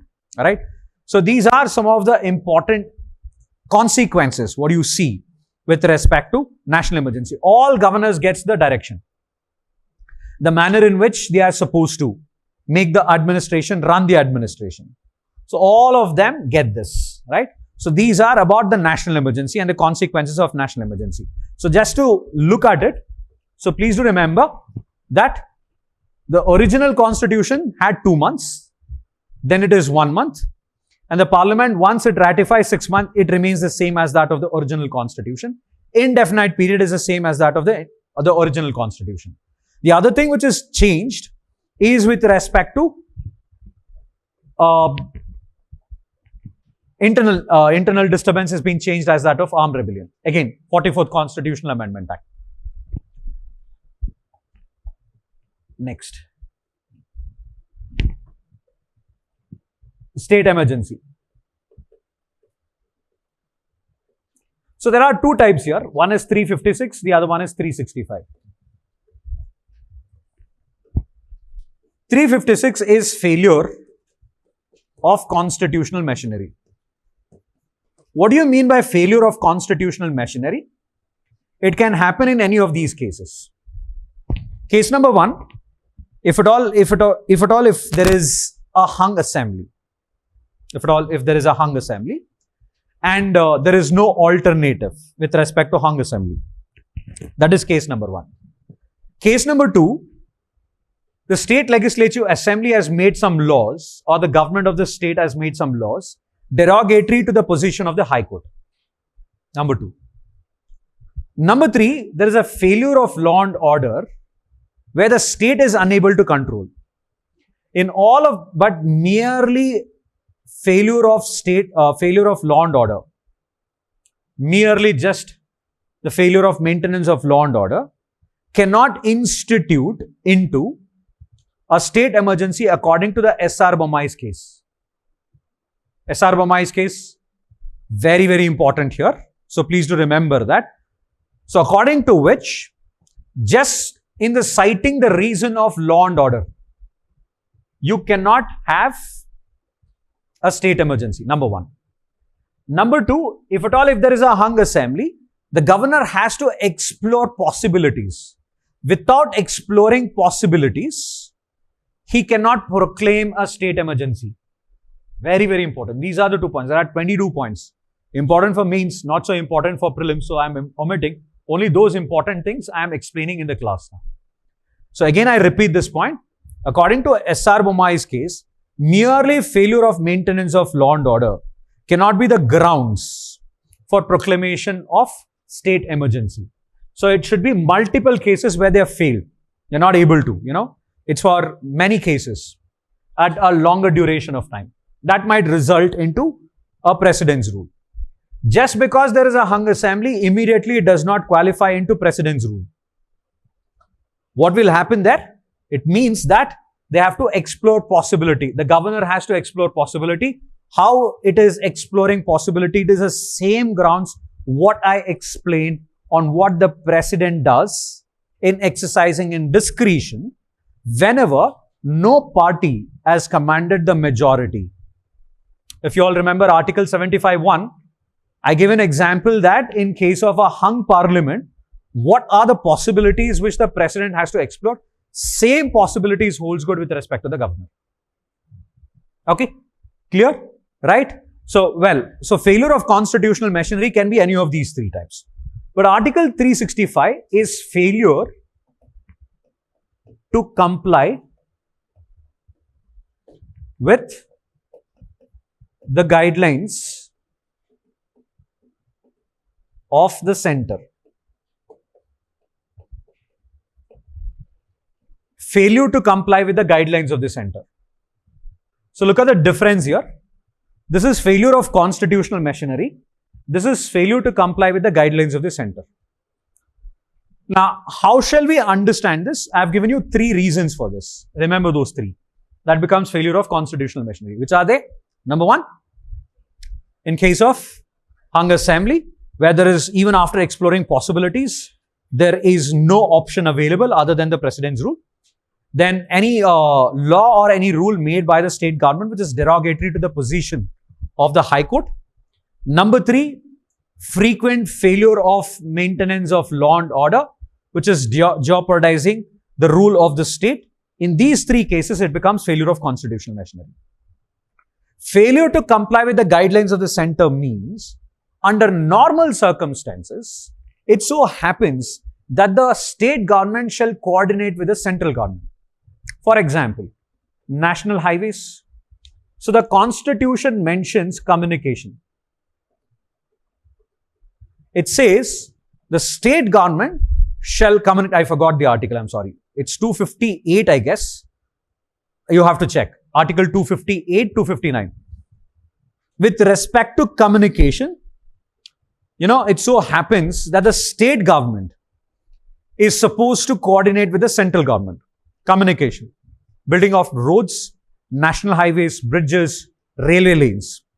Supposing if they don't, in that case, it means that it is a failure to comply with the guidelines of the center. This is under normal circumstances. Again, I repeat, right? If they fail to comply with the guidelines of the center, then the central government has to give them a warning. It has to resist. It should not immediately proclaim a precedence rule. It should resist. So in the second instance, if they continue to do the same thing, then in that case, it can be a precedence rule under Article 365. This is a clear difference between Article 365 and Article 356. Got it, everybody? Yes? So 365 is failure to comply with the guidelines of the center. And why will this happen? What type of guidelines are we speaking about? If there is a problem of coordination from the state, it's a state's problem, not the central problem, it's a state problem. State has failed to coordinate with the center with respect to providing communication, national highways, building of construction of national highways, big bridges or infrastructure development or laying of railway lanes. They have to coordinate with the railway department, including, wherever there's a case of land, there's a dispute with respect to a land. If they have to take the land, buy the land, if the land is at a dispute, and if they don't coordinate, even that comes across as failure to comply with the guidelines of the center. All of these does, right? So this is under the normal circumstances, which will result in a precedence rule. Now, what will happen? First, we should understand the procedure. Procedure for both of them is the same thing. What is the procedure here? The precedence proclaimed. Based on, very, very important, based on Council of Ministers headed by the Prime Minister. Governor's report is not compulsory. Governor's report is not compulsory because the Constitution very clearly mentions the report of the governor or otherwise. Or otherwise. The meaning of otherwise means that the president can also take a different, meaning to it and then still proceed with an emergency or refrain from proclaiming an emergency on the state.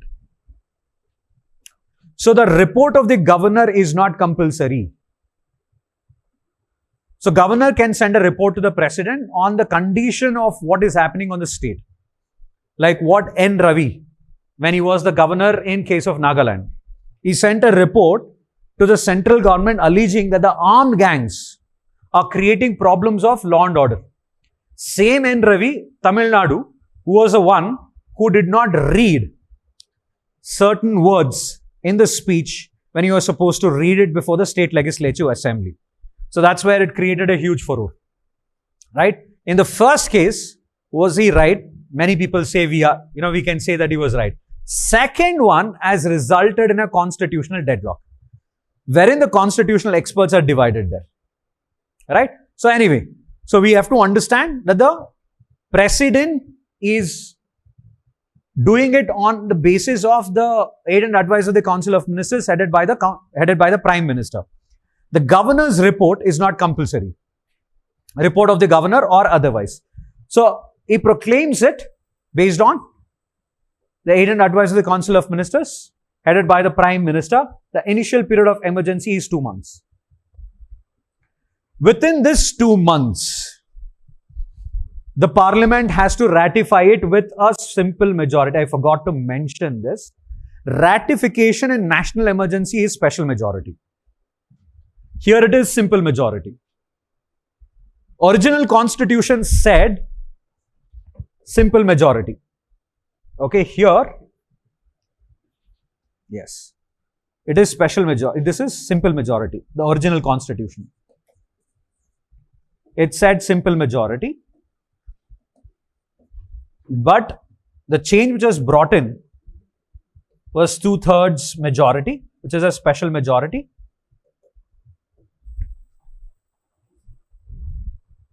Okay, got it? Yes. Please do remember that's the change. Again, this change was 44th Constitutional Amendment Act. So you make a list of the changes in the 44th Constitutional Amendment Act or go through the table, which is either given in Lakshmikant or PM Bakshi. DD Basu hasn't hit. He has not given that. But PM Bakshi has given it. But only on the important constitutional amendments. Don't go through everything. Only on this. And also on the schedules. Just to have a look. Schedules. Because maybe you might get one or two simple questions. Maybe. We did not expect any simple question this time. Because as and when 20 lakh applications. Right? And there are 20 lakh applications. Right? And close to 10 lakh of them write the exam. Imagine 13 lakh of them write the exam. And just 13 to 14,000 write means, question yourself, where do you stand? That's the practical thing. I'm not scaring anybody. I'm not demotivating anybody at this critical juncture. Please don't misunderstand me. Examination is as serious as it can. Right? So, please do make sure that you give your heart out for this examination. Endurance is the key. Right? Endurance is not without reading, without studying. With studying. With making sure that whatever you study, you have the same, perseverance which you had in other examinations, wherever you have passed. But then don't compare the university level examination to this examination. There you will get gold medal, getting 90%, you will not get here. But please do remember, consistency is the key. Very, very important. Hard work can beat any talent. Hard work beats talent.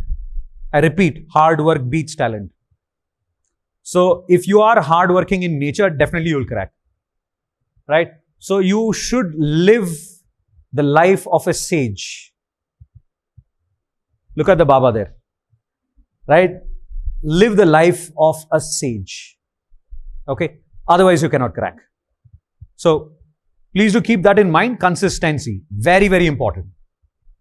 So, if you have thought that, you've attended the class and then you've got everything, right? You will crack, you will get the unique points, right?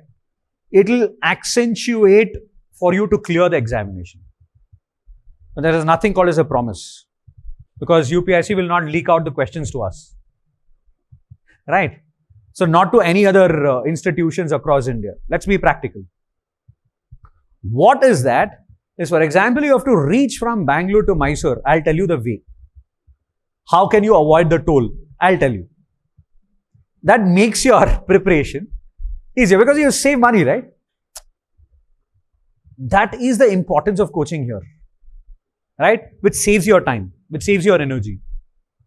So, where you can get all of your doubts clarified, cleared, accentuation of more points. That's important. So, but that doesn't mean that it is a substitution of your hard work. No, please don't. All right. So, coming back to this, I forgot that. So, please do make a note. 2/3 majority there. That is on.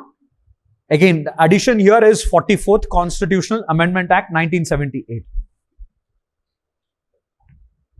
So, this is a simple majority. Okay. So, both of it has the same procedure. There is no difference here. Simple majority. And within 2 months, they have to ratify it, simple majority. Once it is ratified, it is for 6 months. But there is a time limit. There is a year limit here. What's the duration? The maximum duration is 3 years. Even in that, if it has to go beyond 1 year, if Article 356, not under 365, in Article 356, if it has to go beyond 1 year, that is the President's rule is extended beyond 1 year, the Election Commission of India shall provide a certificate of why they cannot conduct an election in that state. Okay? So with respect to Article 356, please do remember, again, both of them have a limit, 3 years. But this is for a shorter duration of time. We have seen it for only brief, times during Indira Gandhi and also Rajiv Gandhi. Why they used to do it? Opposition party in power. Therefore, they used to use the tool of Article 365 to inflict upon that. Okay? So, they had that power in the case of Lok Sabha. So, in those cases, you can say to an extent, they were a threat to the democracy. Alright? But, when we speak about Article 356 here, it should have a limit of, it has a limit of 3 years, plus 1 year, if you have to extend beyond 1 year, the Election Commission of India's certificate is a must. It's a must. Why elections cannot be conducted has to be presented in the certificate. So now, let's talk about the consequences of state emergency. What are the consequences? I hope all of you have made a note of this. Yeah. So what are the consequences here? The first consequence, State Legislative Assembly suspended.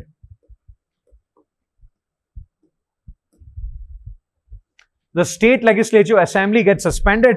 Important thing, please do make a note or understand this if you have already understood. Remember this, that in the case of national emergency, the State Legislative Assemblies are not suspended. In state emergency, definitely the State Legislative Assembly is suspended. Right? And who is responsible for directing the administration in the state emergency? The governor, under the directions from the center. The governor does it under the directions of the center. This is what you have to remember. The governor is responsible for carrying out the administration in the state under the direction of the president, under the direction of the central government. Number 3, the finance bill of the state shall be presented in the parliament.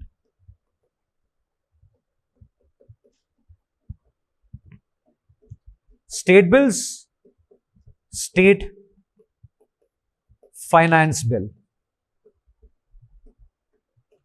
And the budget of the state shall be presented by the finance minister of India.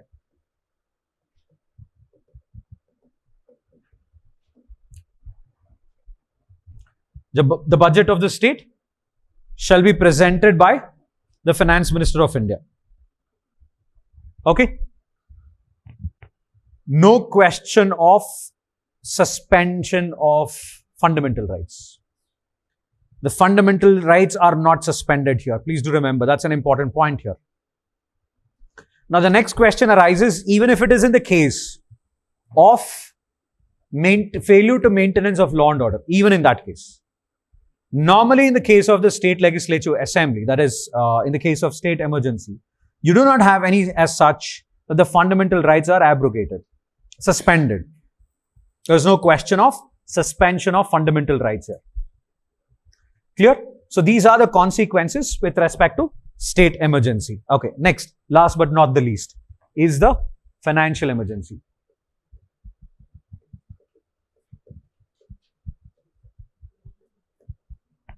Now, why financial emergency? Again, the president proclaims in case of liquidity crisis in India.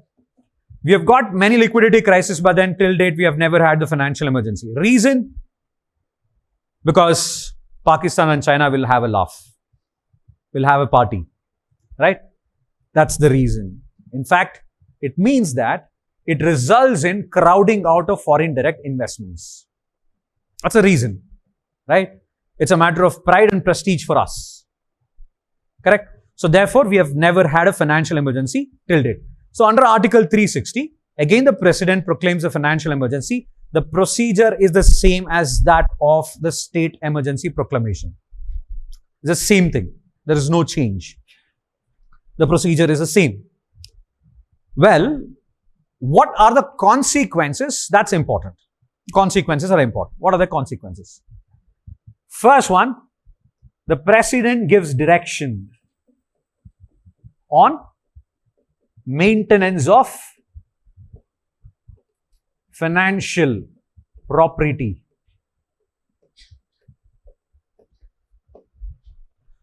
Directions to all state central authorities on financial property, maintenance of financial property. It is to make sure that there is prudency in finance, that there shall not be any wasteful expenditure. There should not be any wasteful expenditure. Number 2, the salaries of constitutional authorities shall be curtailed. Important constitutional authorities, including High Court, Supreme Court judges, that shall be curtailed. Salaries of High Court judges, Supreme Court judges, all of that can be curtailed.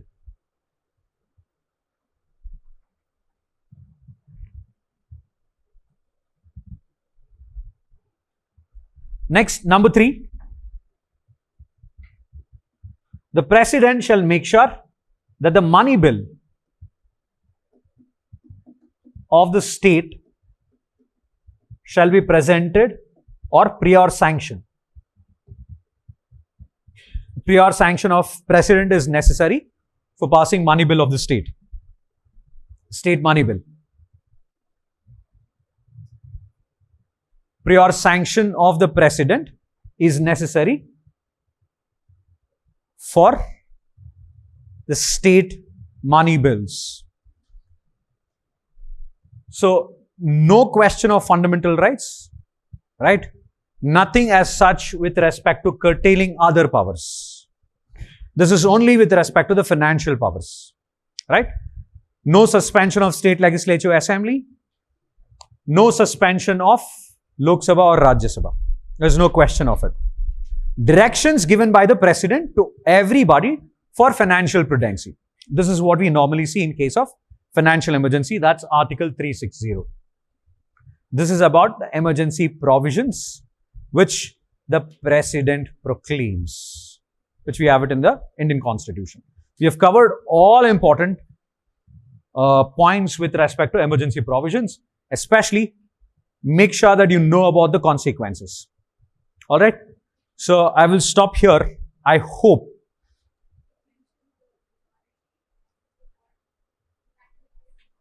Simple. Same thing as that of the state emergency. Simple majority. I hope today's class has brought you some understanding of the entire polity. Well, tomorrow it will go long because we have two important organs, especially the Parliament and also the judiciary. I have citizenship plus rights and DPSP. Rights, make sure that whatever I tell you in the class, please do make a note of it. Then interpret based on those points. Okay. So I'll give you all fundamental rights which are inferred. Okay. And use the same thing even in the examination. Till date, he has never asked a question on inferred fundamental rights. He has never asked a question till date. Even if you look at the 2022 question paper in prelims, there is no inferred fundamental rights. Okay. But that doesn't mean that he will not ask. Right. So we will try to finish it tomorrow. And last year, I think we did not get any question on fundamental rights. There was only one question. Yes.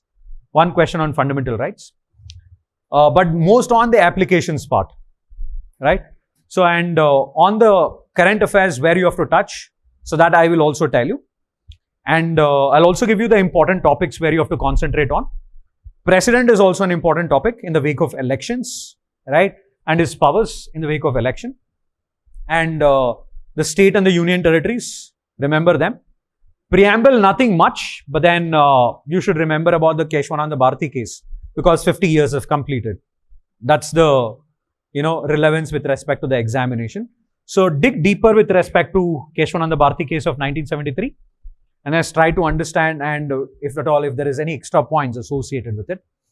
Yes, of course, on the historical background, only remember those things which I have done it in the class. Don't remember anything. Apart from that, whatever I have discussed in the class. Okay, clear? So tomorrow again I'll start at 10. Okay, so I'll try to cover as much as I can. Clear? And if time permits, I'll also take up some of the other bodies, which was in news, but then not so important, if time permits. All right? Yes. Thank you.